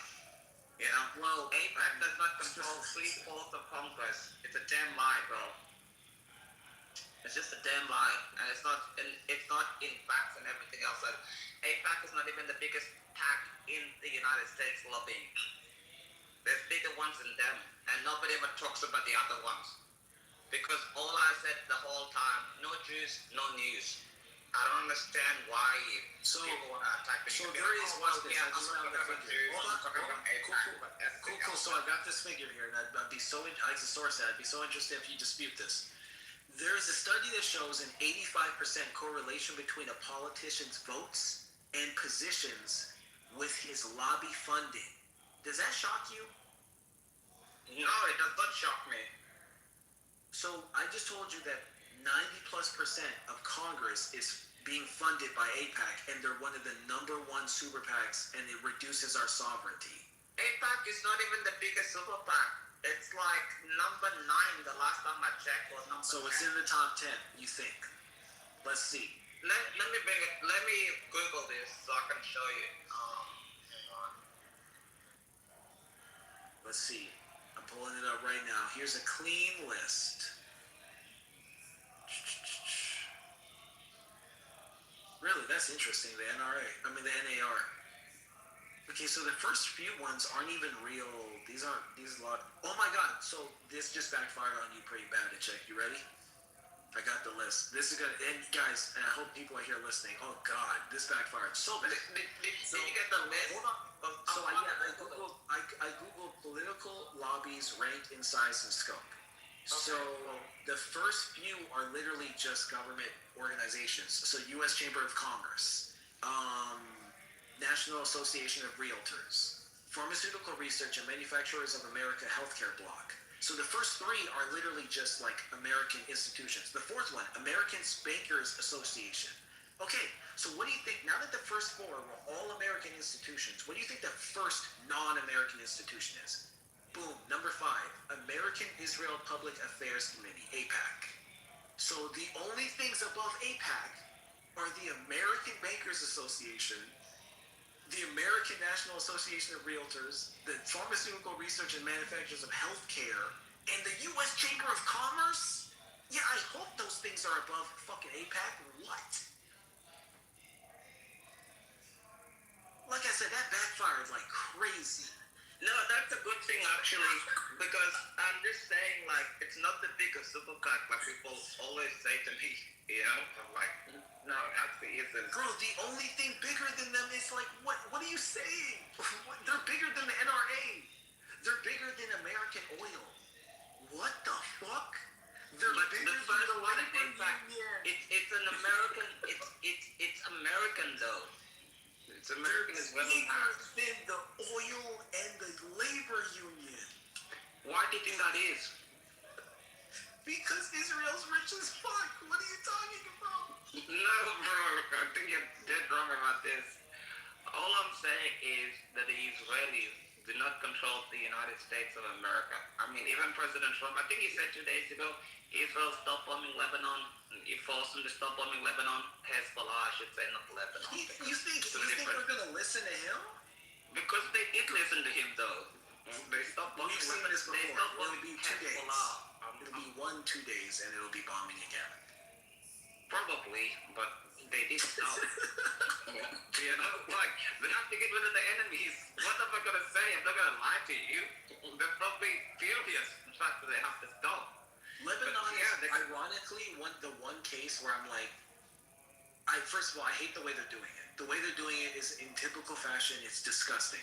I get why they want a buffer zone because Hezbollah is legitimately a problem, and I do hate that people will just criticize Israel and not actually understand the logistics of what they're going through. They're surrounded on all sides by enemies. However, because I always tell the truth, they're surrounded on all sides by enemies because they've earned that wrath. They are literally dickheads. The history is just them being dickheads. Now they can say, well, they're dickheads too, and it's like, okay, well, two dickheads don't make a saint. Like, they're all assholes. There's no real victim. Who I feel bad, no, I'm just saying, but who I feel bad for is the casualties. These are just people caught up in two fucked up, you got Iran funding Hamas and Hezbollah, and Lebanon. These people are just trying to live their fucking life. These are good people. They have nothing to do with that terrorism. So, I went to Israel trip, and before October 7, and I was talking to some of the IDF commanders and stuff there, and I was like, what do you think is gonna happen? Like, this is before October 7, and then after October 7 talking, talking to them, all these, they're just, it's just, I think, like, look, my friend was killed on October 7, I think you know, but I just think, like, yes, terrible, he was at the Nobel Festival, horrible, and but I just think that Israel is trying to get rid of all the enemies, Iran, Lebanon, no, Hezbollah, I shouldn't say Lebanon, it's Hezbollah, because if you actually go to Lebanon, have you been to Lebanon, True? It's actually a great I always wanted to, but no. It's actually fantastic, bro. It's like, how do I put it this way? It's like visiting, like, North Carolina.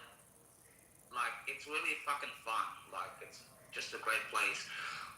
But the Israelis, I can't even reason with my Israeli friends at the moment because it's like, they've been through so much. It's like, fuck, man.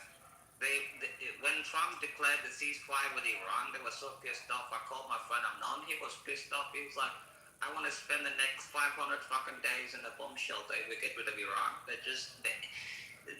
The way they're emotional and annoyed, I don't think people understand the true depths of, like, how, like, pissed off they are. I don't know what to say about that, but they're really in a terrible mood, bro. And I'm just like, you can't kill the entire leadership in Iran. Like, if you kill Ghalibab, like, who the hell do you have to talk to? That's why Trump was like, I can't talk to anybody because Israel keeps killing everybody. In that fucking state, like, you can't kill everybody. You have nobody to talk to if you kill everybody. That's all, like, stop killing people, It's better to make a deal, because nobody wants a war. War is hell, bro. The funny part is, and this will probably shock you. So, I'm a diplomatic person who prefers using markets to solve problems. I fully believe you should just incentivize people with money and prosperity. That being said, I'm also a pragmatist. So it's like, if we had a blank check, sure, fuck it, take over the world, put your big American dick on everybody's face, whatever. It's not real life, though. That's not real. We can't afford that. First of all, our economy sucks. Our industrial sector is lacking. You have people who are literally begging for us to open up coal plants. What? Like, what the fuck? It's like, bro, it's 2026. You need to be trained on robots. You need to be taking a robot class and learning how to build a robot factory. We're so behind, it's disgusting. The chip factories, now granted Biden did the CHIPS Act, but prior to that, the chip factories they have are so far fucking advanced. People don't even understand that the chip processors are 5 to 7 nanometers. Sorry, not nanometers. Yeah, nanometers. It's on an atomic scale. So basically, it's our chips are being built on an atomic level. It's nanometers. You're right. Yeah, and it's like we don't even have remotely the capacity. So we're getting left in the fucking dust. It's dumb. We need to revolutionize our industrial sector. And I fucking hate Bill Clinton for NAFTA. Fuck NAFTA was retarded. And it's just, and I get it. A lot of people will argue, well, NAFTA had to be done so we could export low-class labor. No, but Bill Clinton was like short-changed. He inherited NAFTA from fucking Herbert Walker Bush. I don't even like Bill Clinton, but that wasn't even him. He got given the raw deal. There's nothing to do about it. That is true. Yeah. Well, he was handed a raw deal. NAFTA was not Bill Clinton. Bill Clinton came when he was like, I'm going to get rid of fucking NAFTA. But Herbert Walker Bush had already passed it, so he was fucked from the get-go. There's nothing to do about it, bro. I mean, he probably could have. He literally could have done something, but I do see what you're saying. It was so fresh. He's not going to rock the boat. But yeah, NAFTA was fucking trash. And then Trump said it was trash, which it was, but then he just replaced it with the same thing. Like, he didn't change. He actually low-key made it worse. I'm just so fucking, No, he changed it with the USMCA, and then he got rid of the USMCA this year. That's the one thing I actually hate what he did. So he signed the USMCA, I think that was in 2019, correct me if I'm wrong. But then he came back into power, and he was like, I don't like the USMCA. And then Canada and Mexico are like, you're the one that forced us to sign the fucking deal. But he was the one that signed the USMCA to replace NAFTA. If people forget that fact. yeah, and he fucking tariff bullied our allies that we've never had tariffs with. It's just so stupid. And it's like, oh, well, I want to encourage people to manufacture at home. It's like, why don't you just create, like, some government subsidies to build some modern factories? It's like, oh, no, we can't do that. The only Elon Musk gets our fucking subsidies. It's so dumb. I don't know what's going on, man. It's like literally the hellscape. It's fucking hellscape shit. And the reason why I hated it, because what I do for a living, by the way, truth, I sell expensive cars to Africa. I'm in the import-export business, so I take them from like the US, China, Australia. So I have clients in Africa that want like expensive cars, and then I deliver it to them. And when the tariffs like kicked in for like, I think it was like 2 weeks, the cost went up like 100%. It really fucked me. But that's a personal thing. And I was like, why the hell are you doing this? So it went up. So the tariff of so like the container of the shipment would cost like $100. So you'd like get a container for like $100. It went up to like $500, and then it went up to $7,000 for one container because of the 100% tariff in China. $7,000 for $100, and I was like, fuck, I can't even like export cars to these countries. I fucked the whole thing. Thank God he changed his mind about it, but that time was a messed up time, bro. Nobody could get any deals done. Nobody could make money. Everybody was broke because like, how are you gonna change it from like 0 tariffs to like 100% tariffs? It was a fucked up time, you know. It made a lot of businesses go under. Complete clusterfuck, man. Complete clusterfuck. And see, that's why I cannot ever be pro-Trump. Like, he's done so much shit that's just been catastrophic. And I get it. A lot of people just didn't really. The truth, you know what's funny? When my conservative friends are honest, they tell me, look, Trump was a piece of shit, but I was tired of them transitioning kids and pushing all this weird liberal gay shit. And I'm like, look, I hear you. You know what's so funny? I remember when Kamala Harris refused to denounce the crazy LMAOP squad stuff. I was like, great, Trump's gonna win. I was like, great, I have to have Trump as president because they want to fucking make kids read books from drag queens. Like, what the fuck is even going on with my country? I live in hell. You know what I mean? He was gonna win when she didn't address the social issues. I think the last election was a social issues problem. I don't even think it's about the economy because most people can survive a liberal economy or conservative economy. But when she said that, I was like, yeah, she's definitely losing. And I just had that feeling. I'm like, look, like, you know what really bothered me? When they asked her on The View, I think it was like The View, they were like, oh, you're done differently. And she was like, oh, I don't know, nothing. And I'm like, oh my God, you should have just said, maybe like, if I was president, I would have dealt with the border, I would have dealt with something, you know. That answer, I think, fucked up because liberals got deflated by that answer. She needed her base to come out. Yeah.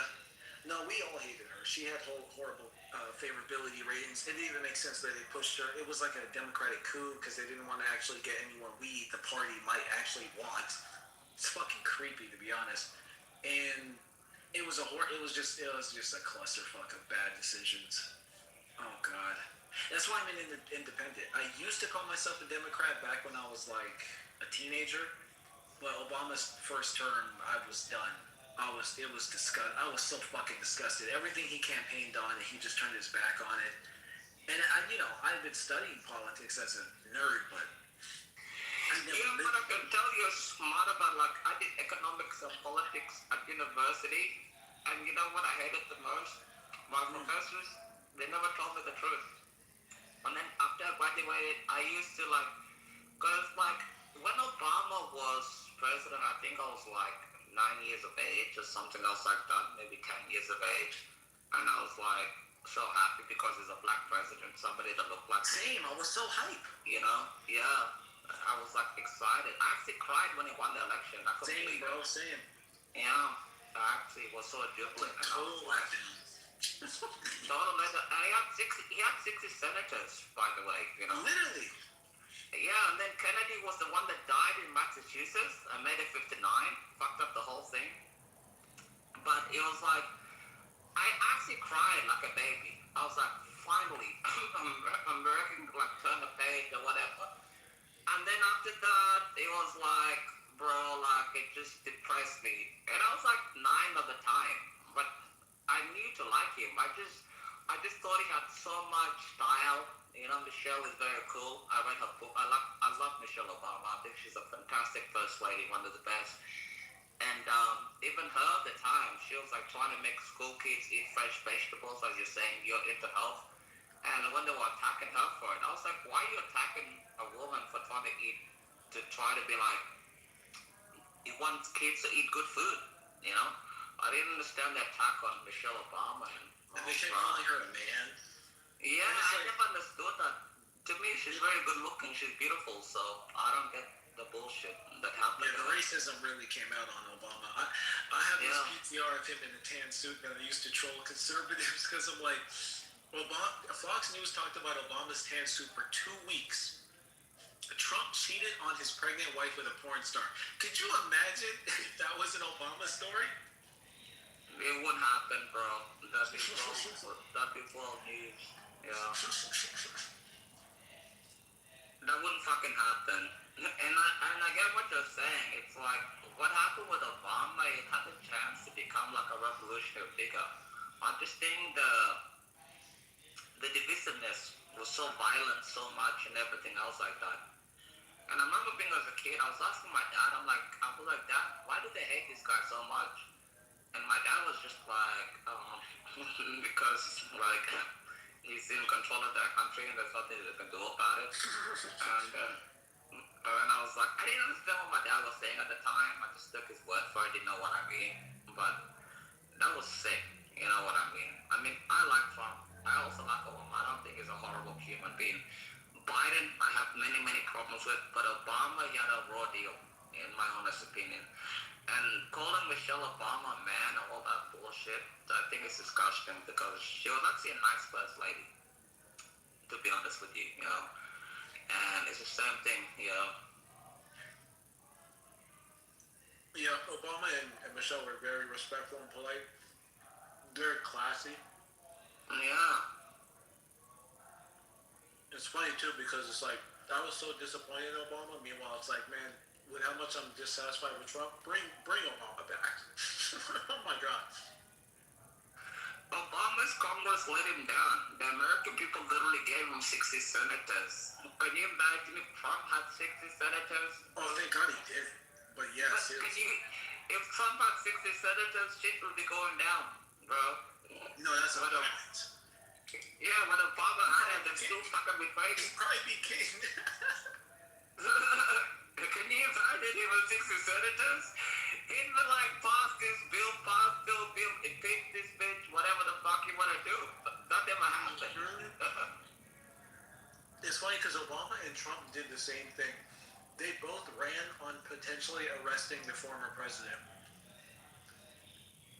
Obama was talking about giving Bush and Cheney war crimes. Remember? Yeah. No, I don't. I'm still young at the time. I honestly don't remember what he ran on. I just liked it because he was black and he was handsome. That's it. Oh, yeah, man. He was such a gangster when he was campaigning the first time. He was like, you know, these war crimes, accountability needs to happen. He was alluding Is to that really what he said? Yeah. Oh. Trump did the same shit, just with way more. He'd lock her up. That was, you know. And meanwhile, as soon as he got elected, all that talk stopped. It's like, wait, what happened to lock her up? Because she did commit war crimes. She fucking assassinated a sitting prime minister without any approval. That's true. I don't remember. All I remember is like Obama gave like a speech. I think it was like in Berlin, and had like 100,000 people. I remember that. I was so energized. I was so excited. Like up and chain. I never felt like that in my entire life. You know, it was such a good feeling. And then the presidency happened, and then the whole Congress bullshit happened, and blah blah blah. But when he was running, I don't remember what he was doing. But I just remember I really liked it. The way he spoke, the way he represented himself, the way he looked, you know, it just made me feel great as a young black man, you know. It made me feel awesome. Yeah. You know what's sad? Is America loved him. And Fox News made half of America hate him on purpose. Because the truth is, he got a lot of white votes. He got a lot of conservative votes. People crossed over to vote for him because they felt like it was legendary. And like he got like 64% of the vote. Like that's insane. And Fox News just deliberately made nothing he did was ever going to be good enough. It's really sad. All in all, he wasn't, as far as presidents go, he really wasn't that bad of a president. We were disappointed. But the thing is, like, he went to all like 64 counties in Iowa, and I remember they liked him in Iowa and stuff, and that's how he got it off rolling. Because I think I remember, like, my mom was like, I think Hillary Clinton would win the primary, because I think Hillary won did she win California at the time? Or am I wrong about that? Listen, Did Hillary Clinton win the primary in California? I think it was like 2007, something else, like, or 2008, whatever it was. And my mom was like, yeah, I think she won something big, but Obama, I think he went, because I read Michelle Obama's book, and she said in the book that Barack Obama went to every county in Iowa because he wanted to meet everybody. He went to like diners, he wanted to talk to people, white people, black people, whatever the fuck it was. And that's how she knew that he had a chance, because every time he went somewhere, everybody just wanted to talk to him, you know, just wanted to share his ideas. And I read that in her book that she released. I think she released the book in like 2019, but it's a great book, you should read it.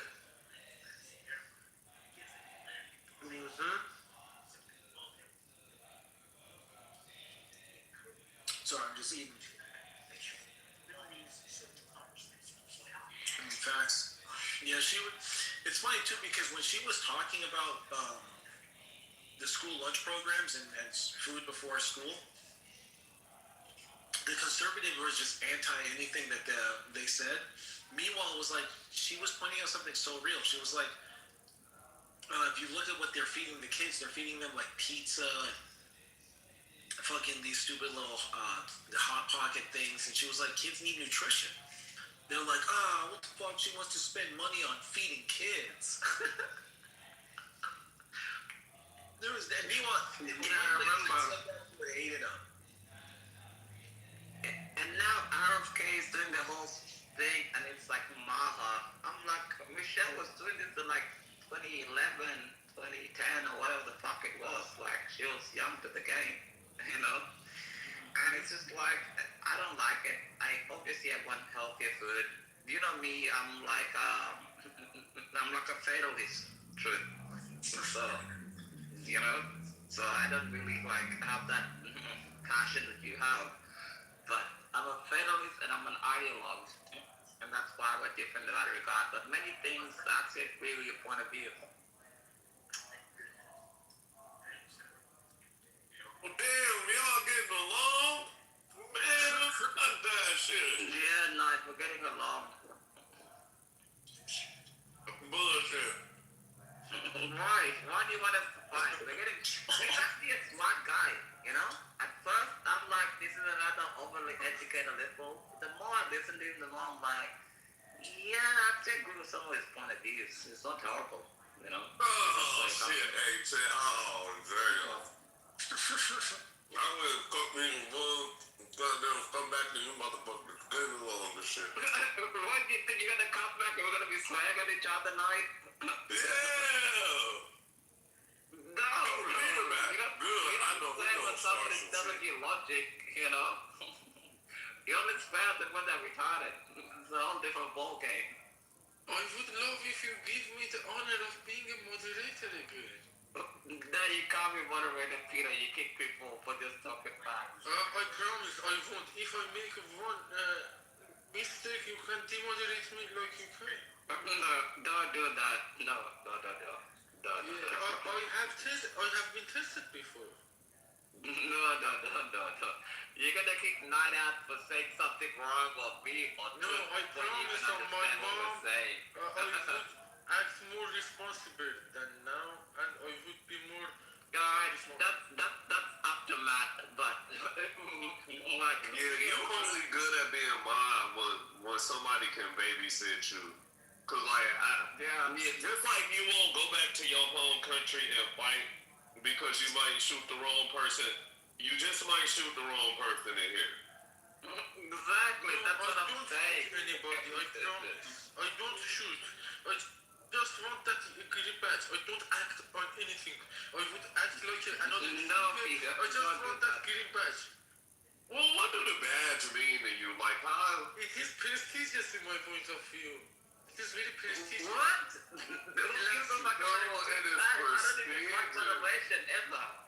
Yes, I think that I deserve that. You think you deserve it? Yes, why do you want to get moderator? If I get a moderator, I'm going to drop myself to get rid of it.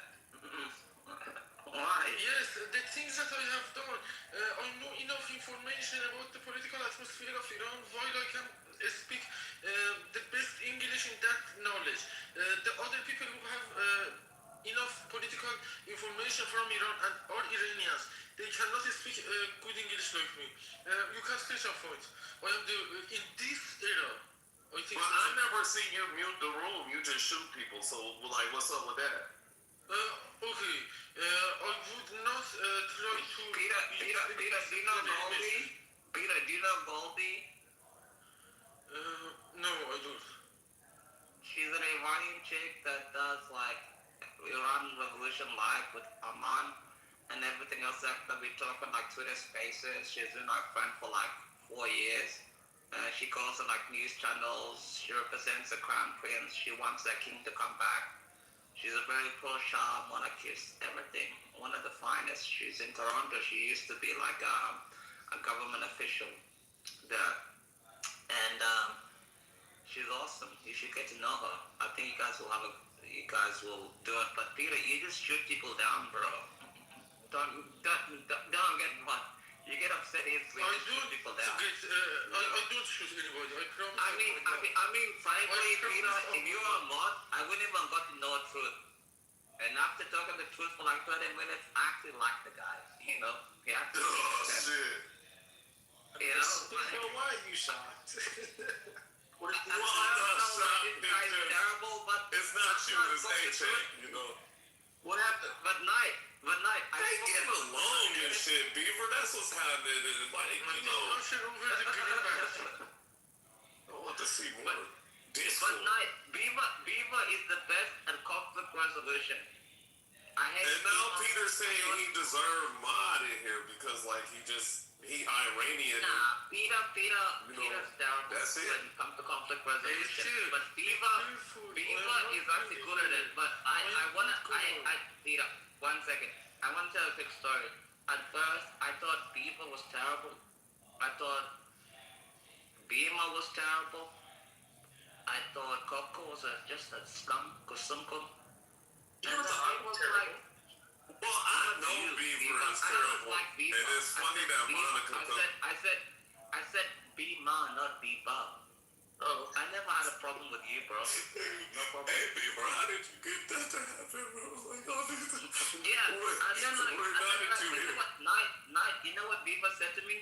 He's like, if you just talk to them for quite some time, you might actually get to know them. And it just became true. You know? I thought Coco was the worst person in the entire fucking world. Same with Bima. And then you get to talk to someone, you get to know them. But he's very good at conflict resolution. I think Bima, like, if you really went into consulting, you make a lot of money, bro. I don't know how you could get mad at Bima. She's so sweet. No, at first she was a nasty Kusukum. But then she became great. But Bima was correct. I didn't have the same values as her, you know? But Bima, I have to ask you a serious question, Bima. What do you see in these people that you just believe in them? For you to be like, oh, not you, Peter. I'm talking to Bima, not you, Peter. If not you. No. I want to ask Bima a question. Would be much more crowded. I promise on my mom. No. I want to ask Bima a question. Bima, what do you see in these people that you're just like, oh, these are actually good people? Like, where do you get that from? You get it from your dad or your mom? What the hell is it?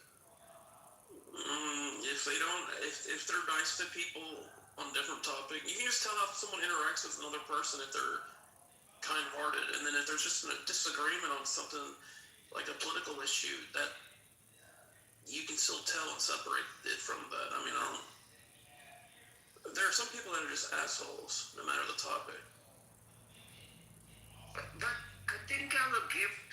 Did somebody ever tell you this? Like, it's the way you just know things, you know? It shocks me till today. It's like, you almost like have like a way to read somebody's soul to know if they're a good person or not. I don't get what it is. It's like, you're very good at this shit, bro. Honest to God. You should go to consulting or something, but it's just the way you read people. I have to say. Well, thank you. Has Peter been a good boy? I did my best by now. No, yeah, but that's the problem. Like, why you just shoot everybody in the room like you did to us the other day? Don't do that. Hey, check his gossip book. Oh shit! See, he talking shit. There we go. That's the Peter Rodman. See what I mean? He's talking shit already. He's gonna shoot me. He's gonna shoot 9. He's gonna shoot Jones, and he's gonna shoot Truth the second he gets to beat me. To be a member of this room forever. I want to belong here. I want to be moderated because of that. Because I want to belong here. Don't go any other room. Because with this room, I can go in any room to speak as a normal speaker. I won't be recognized to be belong to this room. In this case, I want to belong here. Yesterday I asked Peter what he thought about Pepe, and he was like, Pepe needs discipline. But with some misunderstanding because of lack of information from Iranian side. Maybe we couldn't have clarified our side good for him. Because of that, if I can become a moderator, he would challenge me more. We could get to know each other better.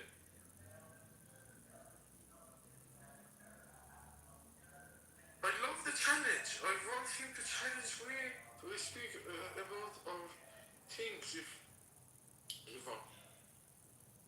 To be a moderator, you gotta be fair and impartial, even if you disagree. Yes, I agree. Like, Kendo's a good moderator. I'm on Kendo. Yeah, I'm Kendo. Yeah, I know. That's what I said. No, I don't think he did. I don't think he did. You know, like, when the OGs talk to each other, we know each other, but, the new players, they. Look, Peter, man, look. you gotta work your way up, man. You know what I'm saying? You good. You just need to be watch sometimes, man. You don't know who to shoot sometimes, man. You know, we can't trust you with the gun. You wanted to fight bullets, Peter. That's your problem. Like, I told Beaver, wait, Peter, I told Beaver a long time ago, please never make me mad. I get emotional, I get sensitive like a little bitch, you know? I can't control my emotions, so I'm not a fan moderator. So I'm like, never give me fucking mad. So you can't just shoot people off the stage, and I don't want to ruin people's stages, you know? That's what I'm saying. I won't shoot anybody. If you... And we know you won't. Because you ain't gonna get it. Look, and you ain't gotta be a moderator to belong, man. You could just fucking a moderator, bro. What's wrong with being like regular? You actually want responsibility? That's crazy. I would act responsibly. But listen, Peter, man, look. I hear you, bro. I don't know, man. Like Sam Levine might come in here, you know what I'm saying? And she see you like up there moderated and she think you part of IRGC, she gonna leave.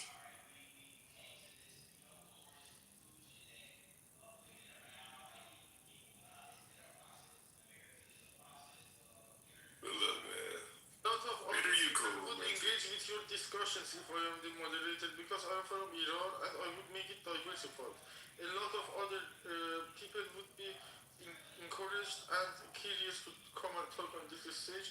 Like when but the thing is, I'm a lot of money first, you know. was experiencing the most crowded time of its own.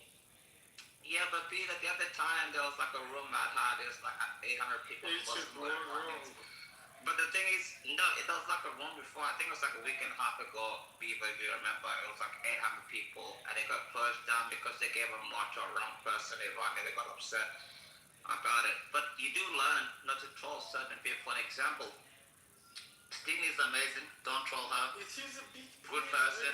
Joe is amazing. Wait, Peter. Wait, Peter. You know, just let me land, bro. Like, it's not so hard. See, I'm gonna be moderated when you don't ever let people speak. I'm saying you have some certain people in certain rooms, like Edward, always respectable. If Edward is talking, they shut the hell up. If Spin is talking, they shut the hell up. If Joe is talking, they shut the hell up. You know, there's some certain people, Beaver too, respectable. So too. if you make But it's like, but let me just land. You learn along the way. There's some certain people that don't play these games. And that's what I'm trying to tell you. So if you're a moderator and I'm talking to shit to somebody else and you get pissed off, or Pepe is cussing out somebody else and you're like, oh well, I don't like what he's talking about, and you shoot him, it just destroys the entire room. So why the hell would they make you a moderator, Peter? You are intentionally praying simple-minded like before, like asking me to go to the battlefield when it is already escalated. I'm asking you to fight for your country. You are asking me to go and fire bullets. Now it is the same. You are trying to... But why don't you fight for your country, Peter?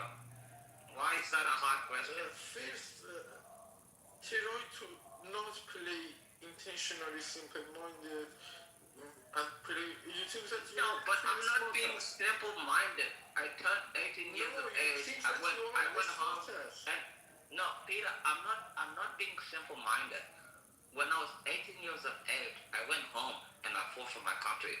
Why don't you do that? That's not a hard question to ask you. I did have a lot of harder experiences. I have changed the Google Earth. I built a 3-story building in north of Iran with just a big van.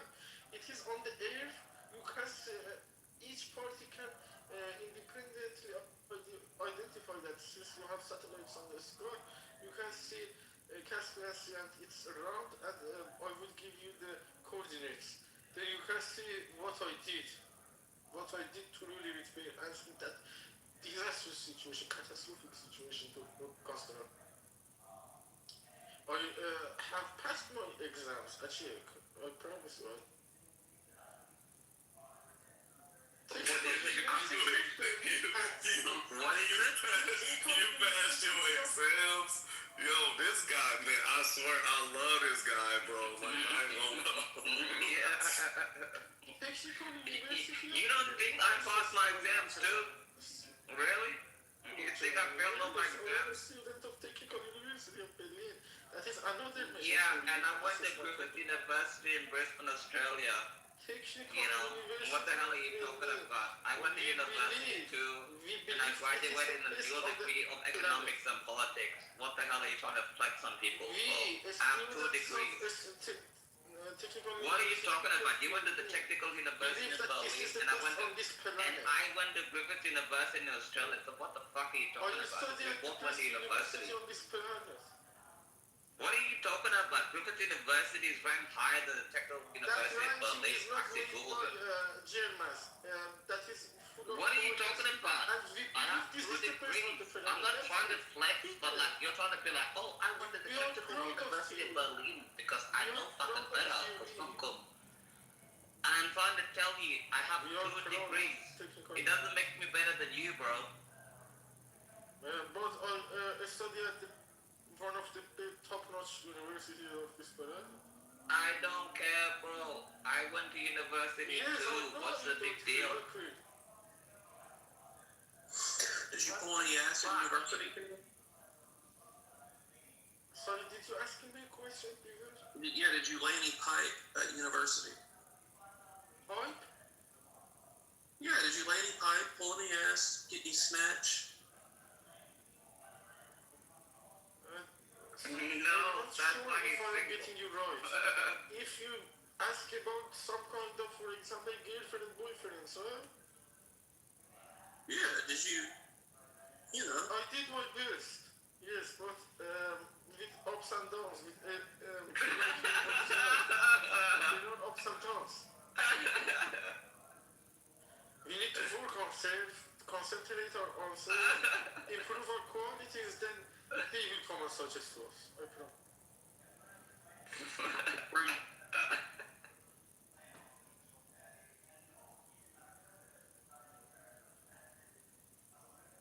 Yo, that's great. Now, when you was going through like your ups and downs,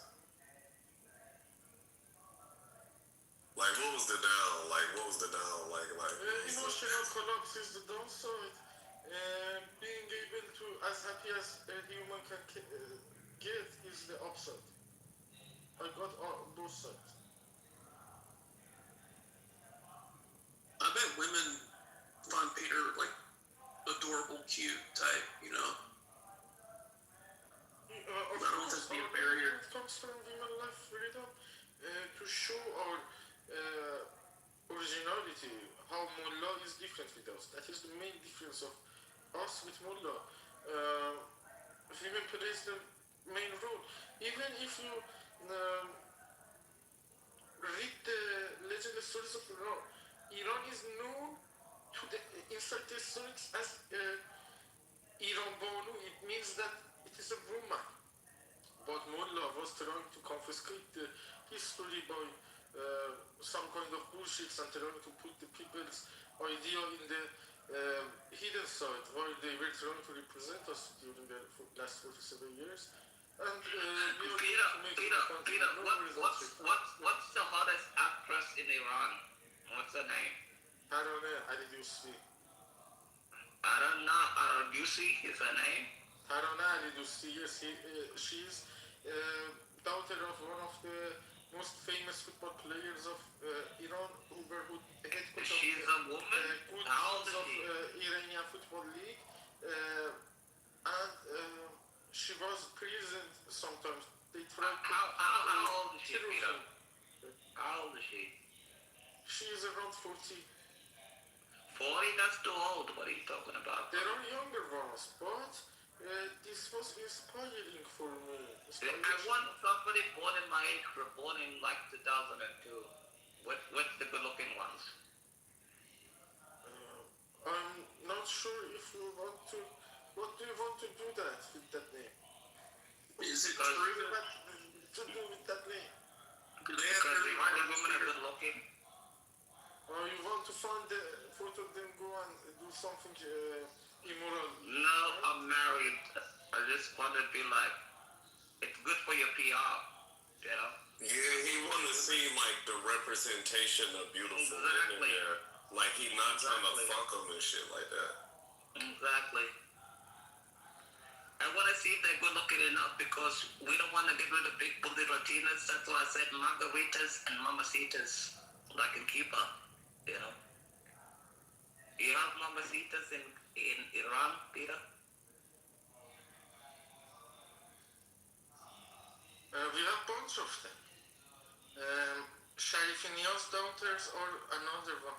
There are a couple, they are like, I don't know the name. I don't remember the name of the actor over American. They were a couple of sisters together. These are a couple of sisters who are daughters of Muhammad Reza Sharifinia. For example, named Mahraba Sharifinia and her younger sister. They are also good actors. Peter, did you ever date in Iran? Did you ever like a girl, talk to her, you really got along? Yes, I had a bunch of class. But when you took her home and you took off her hijab or whatever, and she was really ugly, did that ever happen? They are not ugly. I promise you, they are not ugly. They are nice. They are cute like me. Really? Well, now, hold on. How do you even date in Iran? You just see her with like a bag over her face, you know? Like the black bag. And then like, how do you know a girl is good looking in Iran? Bag is not in front of the face. Their scarf is behind of their face in Iran. They don't see your eyeballs, right? Close their faces. That is the big so you get difference of turned Iran on by her ankles and her After eyes. the Islamic Revolution, they could not force burqa into Iran. Even with that kind of suppression, they did not accept to wear burqa. They always came with clear face ID. And a lot of them even were denied wearing a scarf for behind the head. And they lost their life, a lot of them. There are numerous numbers. And this is unacceptable. That's why I can give you some credible information that you did not have before. If I am the moderator, your room would become diversified and a lot of other people would bark in. No, if Matt wanted a big room, would bring like Armin and Goldie stuck in that room where you have like 2,000 people in the room. That's not what I'm talking about. Alright, let's give him a shot. Let's mock Peter up and see how he behaves. Go ahead, but he's gonna shoot everybody down, I guarantee it. Yeah, and then now we need to see you paying in, like, you know, some of this diversity that you're talking about. Hey, being in the hottest Iranian snatch on Clubhouse. We'll see what you got. Yeah, let's go Iranian for Iranian. I'm finna ping.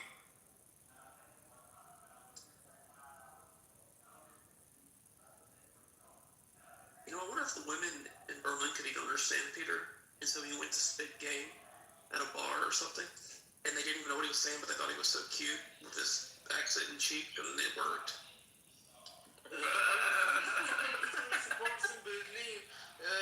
However, I was thinking that the main thing that they were paying attention to was to be able to converse in their own language. They did not prefer to speak in English and make the love in English. They wanted always to speak in German, and that is respectable. Wait, are you in like the fucking West? He's in Germany, right? Yeah, but you know it's like two different sides, right? It's like the one that's like pro-American, and then it's like the, you know, German, like Muslim side. Like it's hella Muslims. I didn't even know it was that many Muslims over there on that other side. Like it's like hell of them. I am not that kind of Muslim. For example, like the Christianity that Germans believe, I believe in Islam like that kind of believing in religious. The difference is No, I'm not saying you're a Muslim. I'm not saying you're a Muslim. I'm saying that there's like a lot of like ones that's Muslims there. Yes, there are Muslims here, but they are under control of the German government. They cannot bully others, even if they want, because some of them want to bully others, but the German law is clear and very decisive. When they try to step outside of their right circles, they would be fucked. And the Germans can have truly constructive punitive measures for them to let them learn, let them clear. I believe in the education system of Germany. They are diversified and very respectable for me.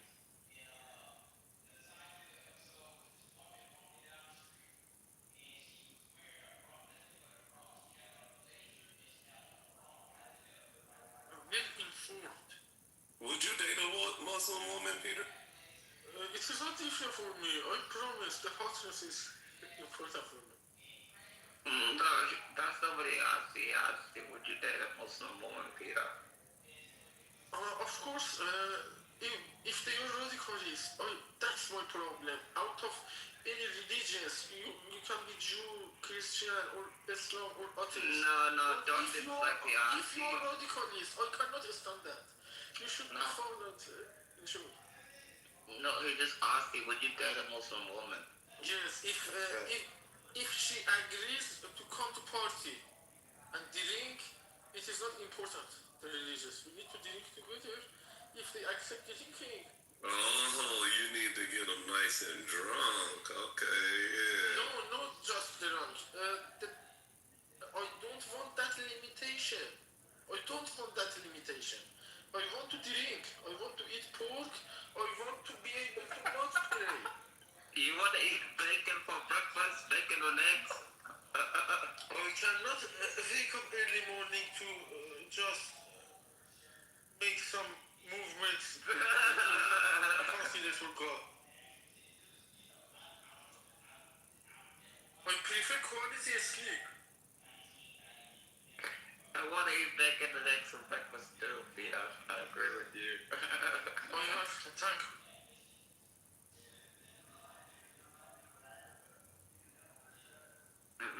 Do you have breakfast and eggs for breakfast?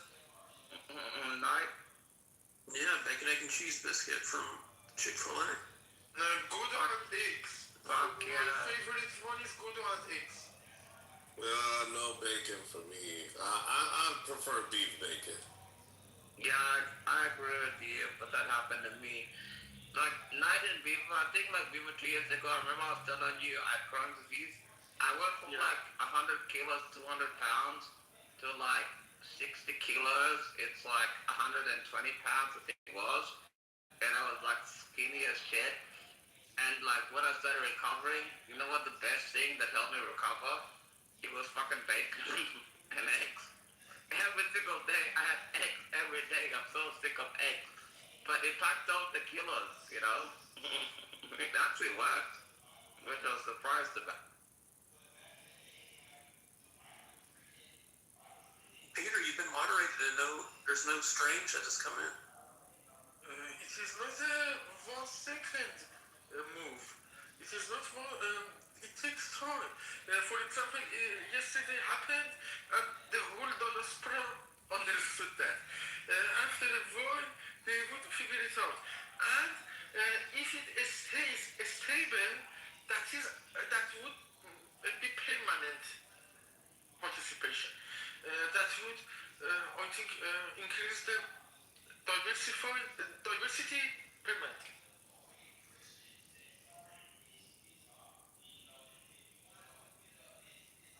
I think that we need to, when you go and open a new shop, you need to wait some time for customers to find you.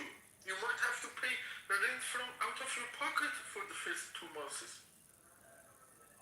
No, rent is expensive enough. My mortgage is expensive enough. Yeah, I'm just taking it off my This is a speaking platform. There is no mortgage for that like that. That is another example. But there is no mortgage on this. All I'm saying, my mortgage is already astronomical. I'm not taking off my mortgage.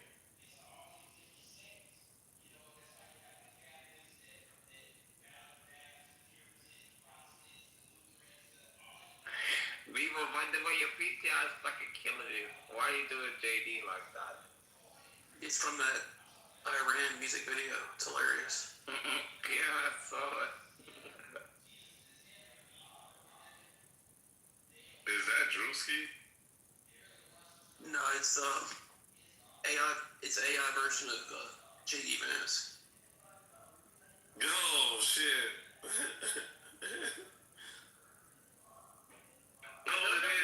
I don't know why I'm giggling so much night at people. I'm just in a great mood. I don't get it. It's fucking weird. Maybe because I'm not in a stressful situation with terrible people in the audience. Did you take any pain pills or anything for your leg? No. I took it this morning. With my leg. You know what they do with my leg, people? They missed the fucking bone. And they had to do research on it. So now I have to stay in Australia for another month. Because they fucked my leg. This bitch, I'm throwing the book at her. She fucked my leg so hard, bro. It's a horrible thing.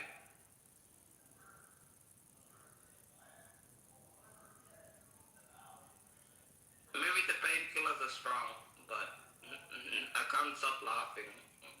And my laughing groups like this.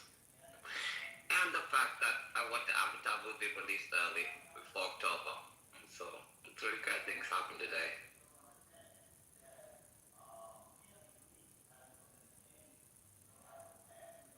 Okay, Midi or Madi or however you say her name.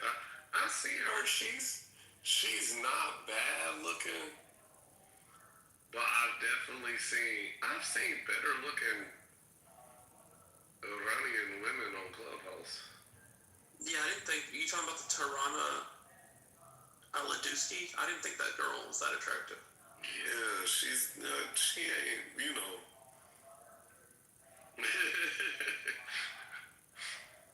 I wouldn't, shoot my shot at her or nothing. But she ain't. I thought she'd be better looking. She don't look like she from a war-torn country or no shit like that, though. She look like she's decent,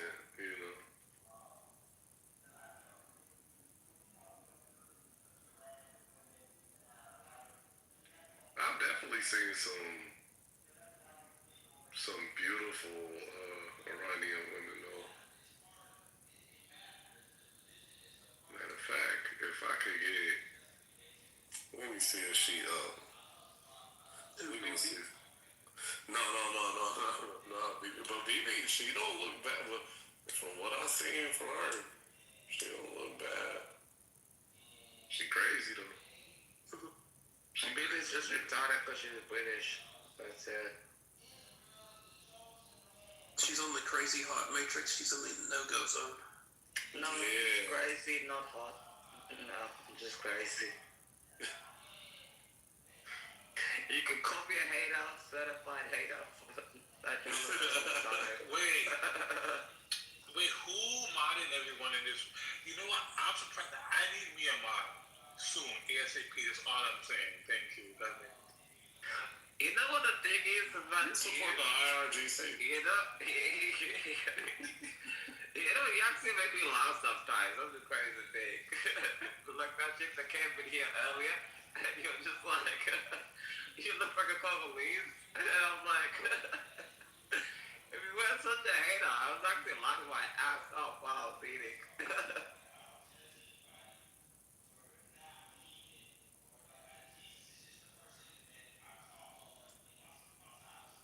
No, my baby's crazy. I'm crazy too, but that was funny as fuck.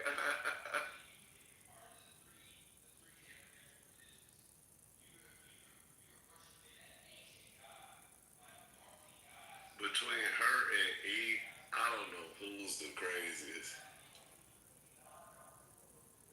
Is he the Swedish model? Yeah. She is. Oh shit, these people. I'll finish the song. You fucking $2 nigga. Take your $2 chain off. You need to take your $2 chain off.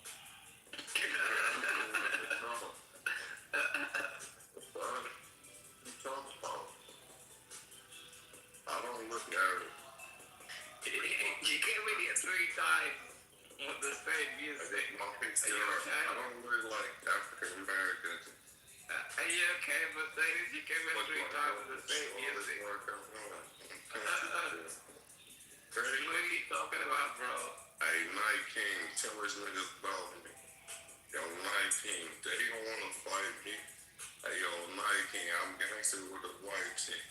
Hey, yo, Beaver, whatever. If you're gonna spit, at least do something sick. At least do something sick. Can't stop me. Or you was spit. So weird, nigga, boy, we so great. I'm on Normandy with the latest bitch. 26, looking like a limo.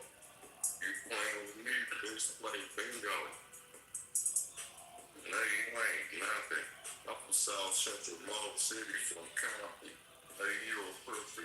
Bank like Tippy. You know, it kind of snap. It kind of snap. I can't lie. Alright, thank you, thank you. Gee, holiday. I appreciate that.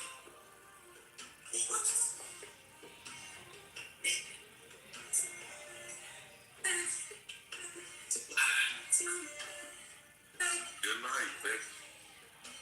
I tell your mama she raised a kid.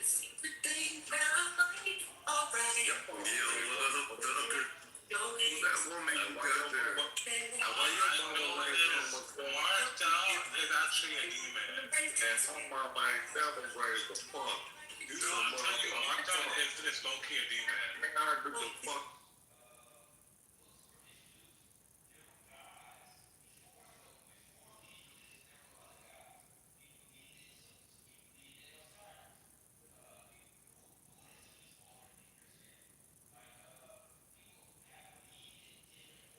No, shit, where you go?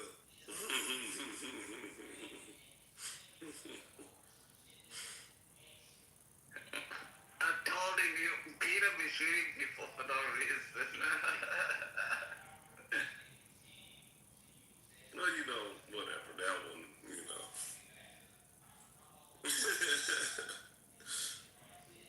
No. Hey, good night, bro. What's up, Tugger?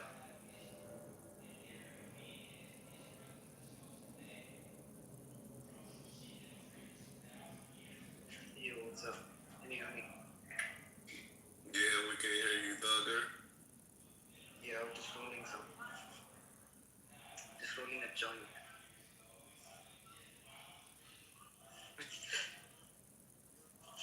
Why you fucking Woman, I pinged in here for you, Peter. She ran from the ghetto music. We gonna ping another one though.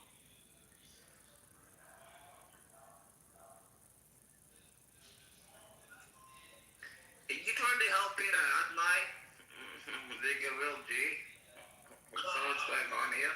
Well, I want to see how he, interact with like the Farsi speaking women. You know what I'm saying? They're probably gonna call him, what they say in Farsi? They say Kanan Sadat. That's what they're probably gonna call him in Farsi. What did you say?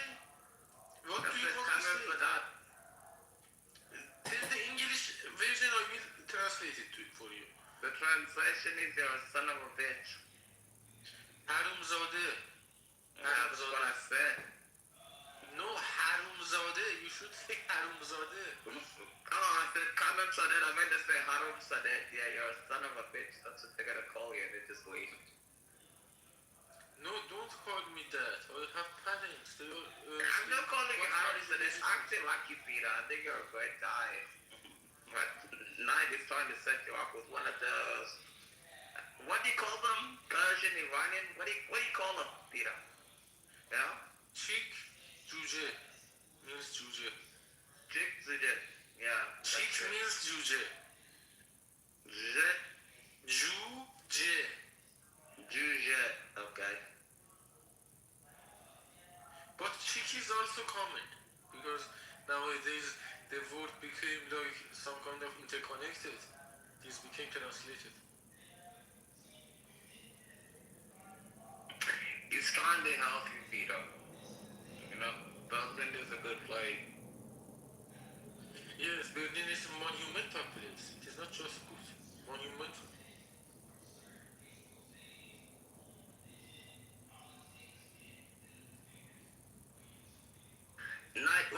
Gee, you got a missus? Your son did not get married.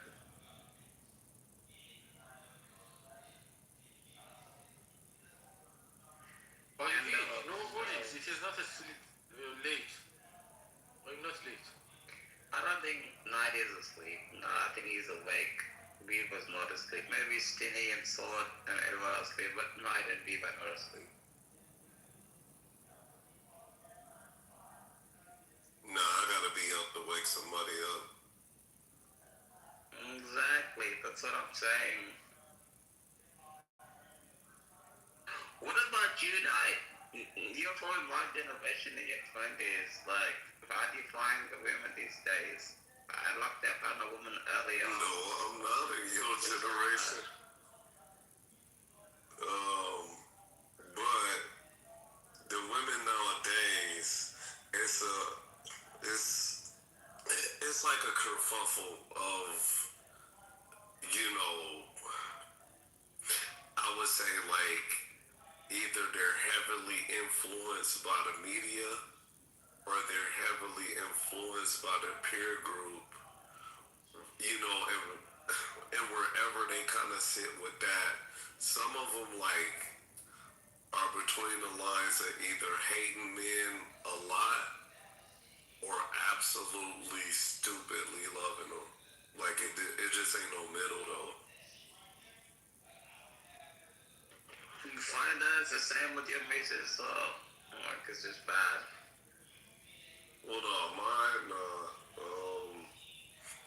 is more cool. She kind of like a little bit old school. Well, the lady that I'm talking to anyway. Your mom missus when I get a clubhouse, I tell her to leave me alone, and I watch Premier League on the weekend, and she's like pretty chilled about it. It's kind of nice. So like she'll chill with her friends. She'll like, you know, do whatever the hell they want to do. But I'll just like chill in my room, play video games while I'm talking to you guys. You know what I mean? That's what I like to do. And she doesn't like bother me about that. She's not like the type to be like, oh well, yeah, you're playing video games every single weekend and weekdays, whatever. You know what I mean? She's pretty respectful of it, and I really kind of appreciate that. To be honest with you, bro, it's kind of nice when a woman recognizes it's a happy time. And when I tell her I'm talking to my friends on Clubhouse, she's like, oh, okay, babe. Like, take your time. Like, I'll see you when I see you. And then when I go to bed, obviously I go to bed with her, but she's pretty kind about it at night. So, it goes a long way to making love last, to be honest with you. Yeah, it's important to have like people that just like respect your boundaries and like your, you know what I'm saying, your you time. Mine kind of like, yeah, she would rather I be on here than to actually be out. She's only worried about me when I'm out. Exactly, because I'm not actually going out. I'm not actually cheating on you.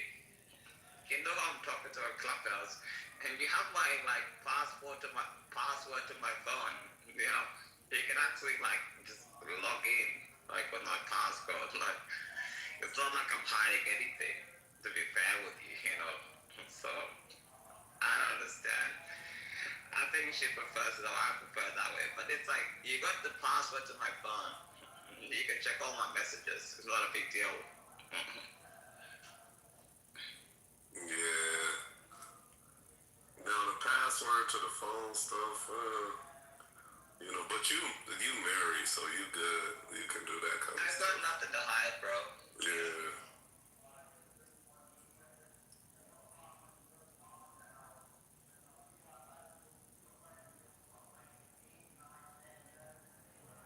Bro, honestly, when you're married, you really have nothing to hide. They know everything about you by that time. A password to a phone is nothing, bro. They know your childhood secrets. They know who your best friends are. They know your mother and your father. It's like if you keep away your password for your phone, it just looks weird. So like she can take my phone anytime she wants, so she can check like my messages. All I ask her to do is like If you're gonna ask for it, at least have something important to do about it. But yeah, when you get married, bro, all those lines get blurred, bro. Because at the end of the day, eventually she's gonna have my babies and everything else like that. And I'm obviously gonna look after her and my children. So there's really nothing to hide from them, bro. It's just the way it works.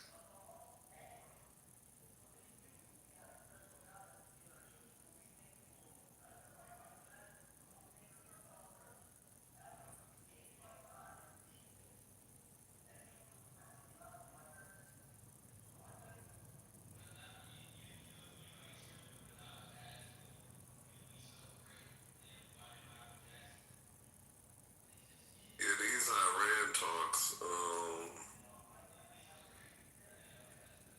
I'm wondering where they finna go because I see like they saying it's going good now,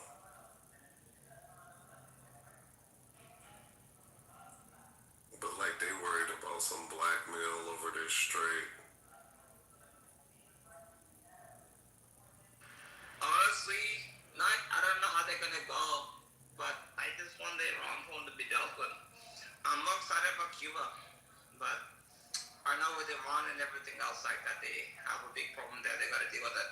But they gotta give up like uranium. They gotta give it up. You cannot have Iran having 400 kilograms of uranium, especially the IGC. They gotta give it up. If not, I think the ceasefire ends on Wednesday. Correct me if I'm wrong. But if it doesn't give it up on Wednesday, they're gonna blow the fuck up of Tehran and everything else like. Now, did you see any kind of? You can't blow up Mullah. Tehran is not destructible. What you mean, like Tehran is not destructible? Because the people would be somewhere, they would come back to Tehran and rebuild it. The concept of the city of Tehran can be rebuilt. But Mullah is human. If you fuck them, they would not be able to come back. But Tehran won't be the. Yeah, but they said the same thing about Berlin, and the US blew Berlin to the shit. Okay, but Berlin is still a fascinating city. Tehran can also become a sample like that. Tehran would exist. You know, Tehran is not destructible. Like Berlin also survived. Tehran will also survive. Mullah is human. It is not a place. They would be. Excuse me, garbage. Garbage bin.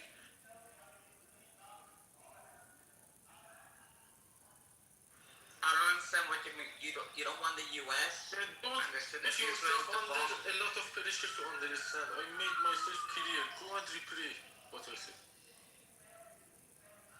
No. It is easy.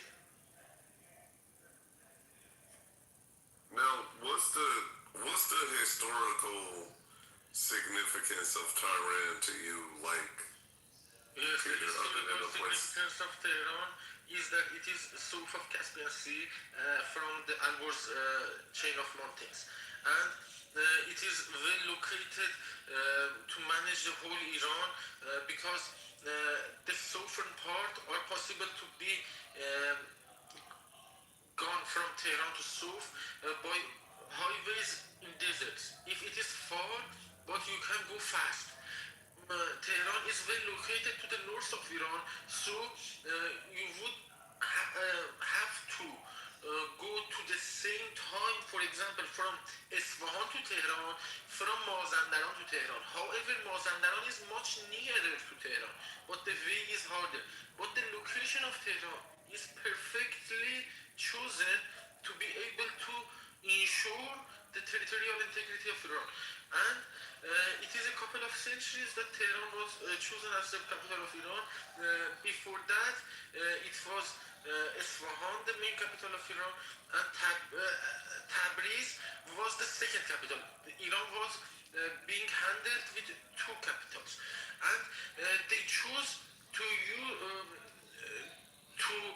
specify one capital in one point of time, like other countries, that the prince and the king would stay at the same city, and they chose Tehran instead of Tabriz and Isfahan together.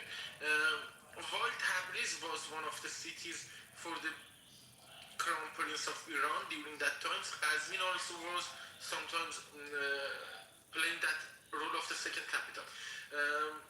I think that this location is undeniably the best place to handle Iran, and it has enough water resources, even with Mullah's mismanagement of water resources. Tehran is still supplying the water of its residents. It is unbelievably capable of able to handle this territorial integrity. This is what made me love Tehran. Oh, I'm looking at this, and it's like, okay, they got this little spiral peak building thing that look like Toronto, but then like it's like in the middle of the capital, yeah. Yeah.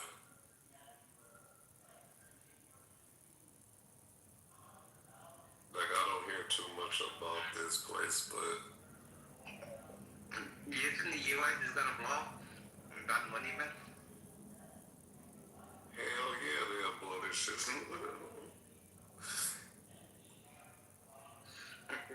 And I know, like, those soldiers are probably getting restless.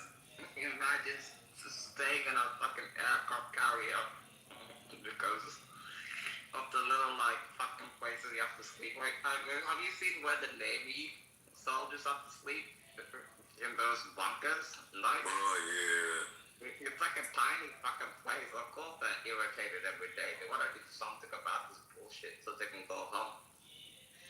They just showed the kind of meals that they be eating and stuff.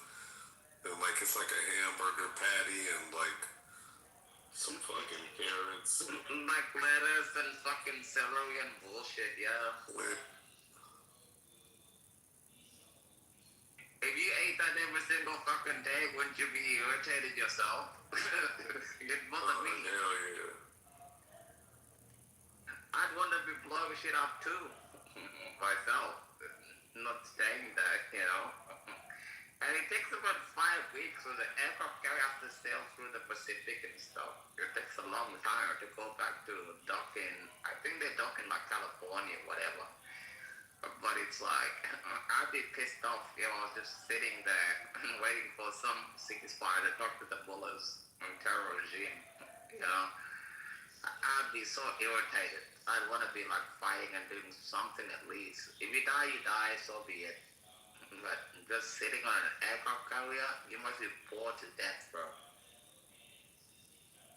Yo, they got all these historical sites there though. Yeah, like some of this stuff is centuries old. Like, Are you talking about the bridges and stuff? yeah, and then I'm looking at like different provinces, like the stuff in Shiraz. And Qom especially too. Qom, that's another one. They gotta do something about it. Oh, they got this stone that's in cuneiform. Yeah, and the Israelis are fucking itching, so Trump has to be like to the Israelis, just calm down. They're killing everybody. There's nobody left to talk to. Yeah. But I want to ask you a question, like, you know, bro, like, what happens if Trump is just like, you know what, fuck it, and then the Israelis just kill all their leaders? Then who's left to talk to then? I think the other people that's like, you know, from the outside, I think the people that... Me? You can talk with me. They will accept me, I promise you. Yeah. No, that's a good point. Like, people like Peter, you know, who's went to like other countries and stuff, and people who might be of, you know, the royal family. I know, like, what's his name? Pat Bali and Pahlavi. Yeah, Pahlavi and all of them. Yeah, like they're still places? Because I'm like confused. I'm like, is Israel killing everybody? Then Pahlavi is just the only one left. You know what I mean? No, You can't kill it's everybody. not Pahlavi only one left. There are 10 million Iranians outside country. All of them can speak English or the country that they are living in, the language of that country. And it is very humorous for me to see that you see Pahlavi as only option for you because he is just well known. We did not have media to promote ourselves. You can just give us video, you would see who is more legitimate and who is more educated and who is more knowledgeable. In the area of knowledge and being like that, you can see the output of our work in our background. It is not everything based on media. That is the dream of theirs to come and confiscate the blood of sacrificed people in Iran on behalf of just Pahlavi. Pahlavi is one of us, and he is one of the most important one of us. But I am also one of Iranians. Is he more than one? I am not also more than one, less than one. Why would you feel if Pahlavi became in power? Would you have a problem with that? As a king, yes, I have a problem with that because this is a country. For example, like others, like Turkey, Egypt, China, America, Germany, this doesn't have, it is not a property of one person. It is not property style. It is a country. You need to think about it like a country, like other country. It is not a city like Kuwait that you can put a king on, or Netherlands. It is a small, I mean. You can put a king on that. It is 91 million people. One person would think that I can't leave this country. Go. I want to stay put out. Yeah, but you've got like Mustafa and Ali Khamenei, and nobody even knows where Mustafa is. Like, why do you have a problem with the king after that? What's wrong with the king? I mean, Spain had a king after 1930, I think 37 until 1979. You know, so Spain brought back the monarchy. What's so wrong about that? It's been working ever since then, Peter. Spain is smaller than Iran, and there are other issues too. In addition to being smaller, much smaller than Iran, they are part of EU. Their currency is euro, and their king is accountable. Is accountable like the chancellor of Germany. Yeah, but you can you fix know, it. there is no Javid Shah for that king. They are not. But you can fix the currency. Let me assure at this meaning. I mean, the people of Spain and Basque, especially Basque, they don't have to call him Javid Shah, otherwise they are non-Spanish. They say that if you don't shut Javid Shah, you are not Iranian. I was born in Iran. I have the passport of there. I can speak Persian better than there. I have educated to the level of PhD there. It's still being judged if I don't shut Javid Shah. I'm not from Iran. I want to say polite, sorry.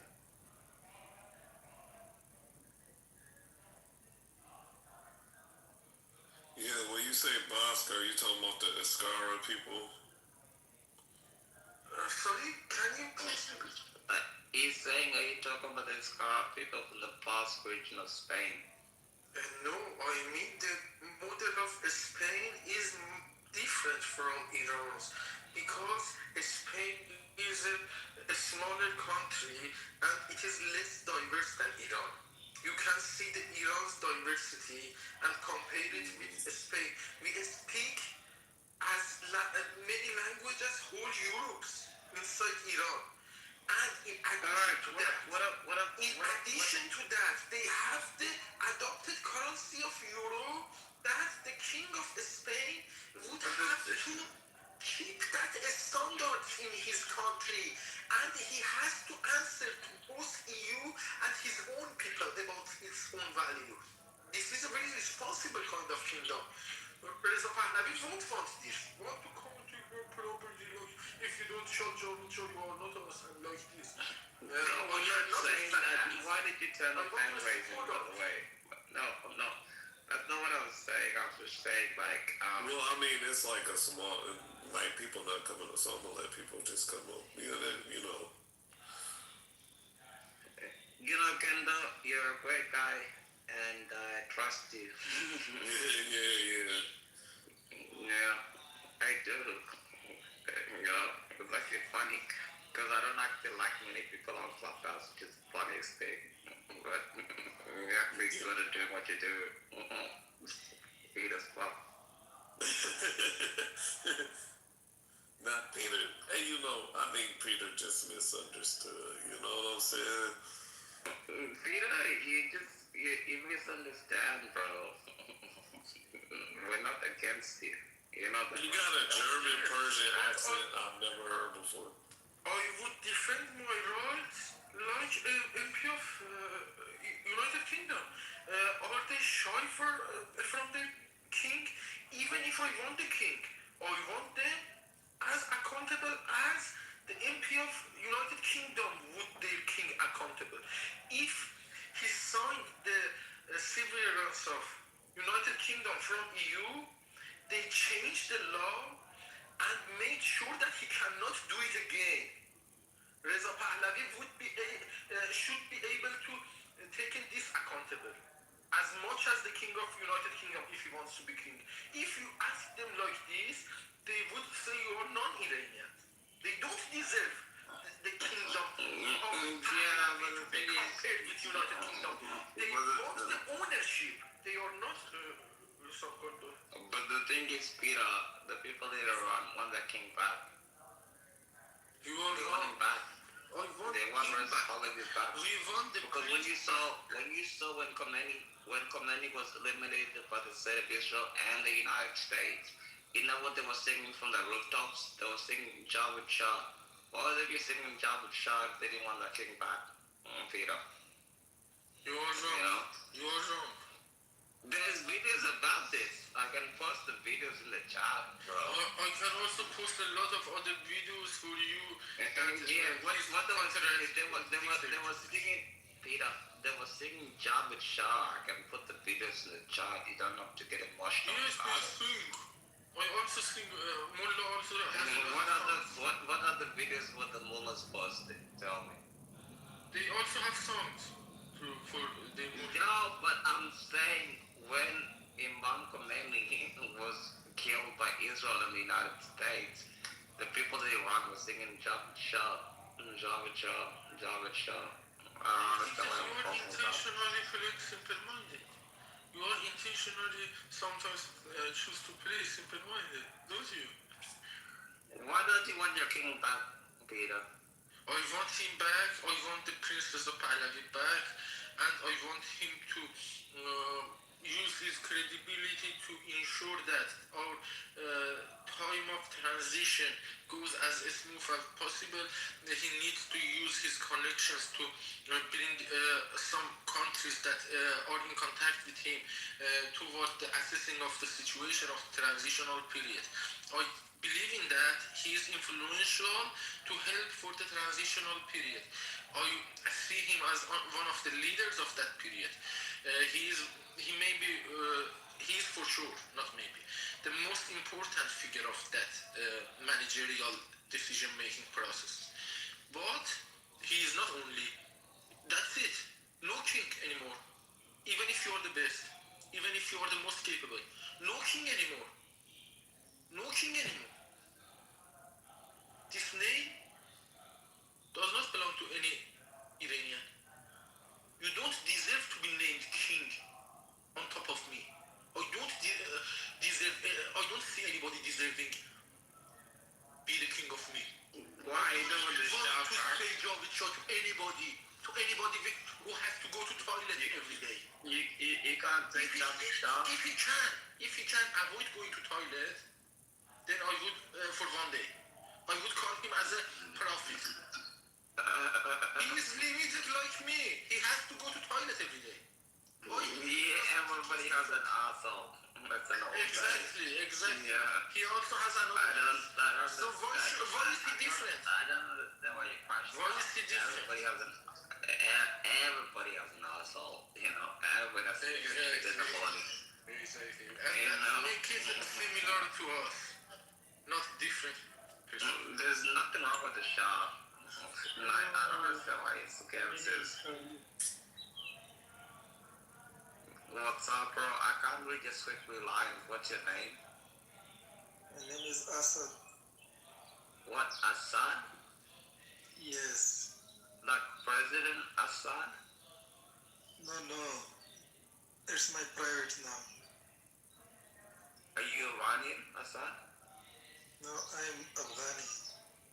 No, he's not from Afghanistan. He's Arab. No, I'm from Afghanistan. I'm Pashtun. Okay, can you speak Persian? Yes, I know Pashtun. فارسی حرف بزن. فارسی خوبستی جان جورست. He's right. He's from Pashtun. What is Khalid? What is Khalid from? Where did Khalid come from? You're Afghanistani. Why do you care about Iran? I don't know English, Phil. I want to learn English. You come with this room to learn English? Really? Yes, Steiny is my teacher. Steiny is not even awake, bro. I show respect to Steiny because she's my teacher. Steiny is not even awake, bro. Awake? Yeah, Steiny is not here. He's probably asleep. You know that, right? Okay. If Steiny was awake, she would have been talking the entire time. You know, Steiny is asleep, but she doesn't say anything. Steiny is asleep, bro. Steiny is sleeping. Yeah, she's probably been asleep for the last fucking 7 hours. Are you from America? No, I'm from South Sudan, but I live in Australia. Australia? Okay. Where do you live, Assad? I live in Afghanistan. Interesting, so.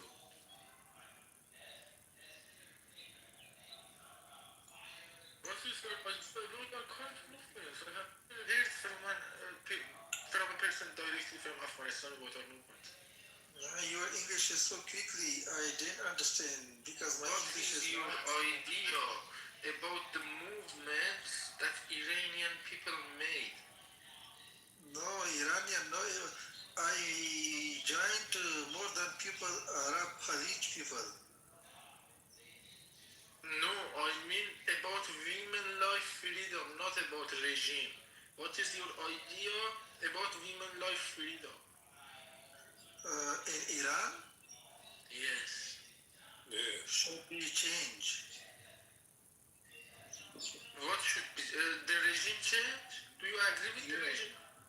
Yes, I want to change the regime of Iran. Yes, good. I was not expecting this, honestly, because I was thinking that Taliban is with Mullah. No, I'm not Talib. Interesting. How is it possible? Because Pashtun or Taliban. Another name of Taliban is Pashtun, not? Yes, all of Pashtun are Taliban, but I'm not Talib. Very interesting. Yes. What are you then? What do you believe in, Assad? What do you believe? I believe in Allah. You believe in Allah? Yes. Fair enough. I'm still gonna go to bed. I don't want to debate Islam, and I actually hate Allah. It's a fake God. The name of Allah is the God that is the owner of the energy. But the I don't believe in after Allah. that is wrong. The gossips after that.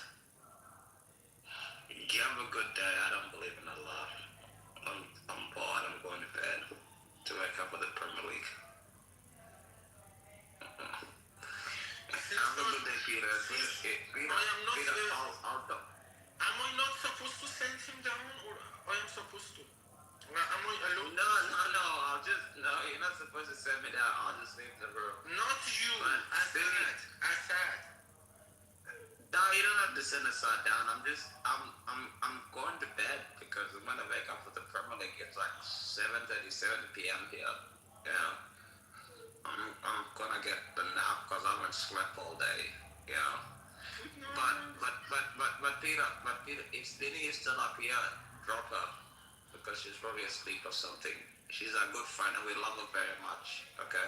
Drop who? Sorry. Stinny, we love her very much. She's a good friend.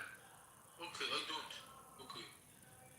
But I'm telling you that I'm about to leave to get some sleep to wake up for the Premier League. But if Stinny is still up here, don't leave her on the stage alone. Close the room before you do that. You know what? I said, if you're gonna do that, just close the room before you do that because Stinny is a good friend. We love her very, very much. Should I close the room or keep it? Now. Close the room. Okay, good night. Bye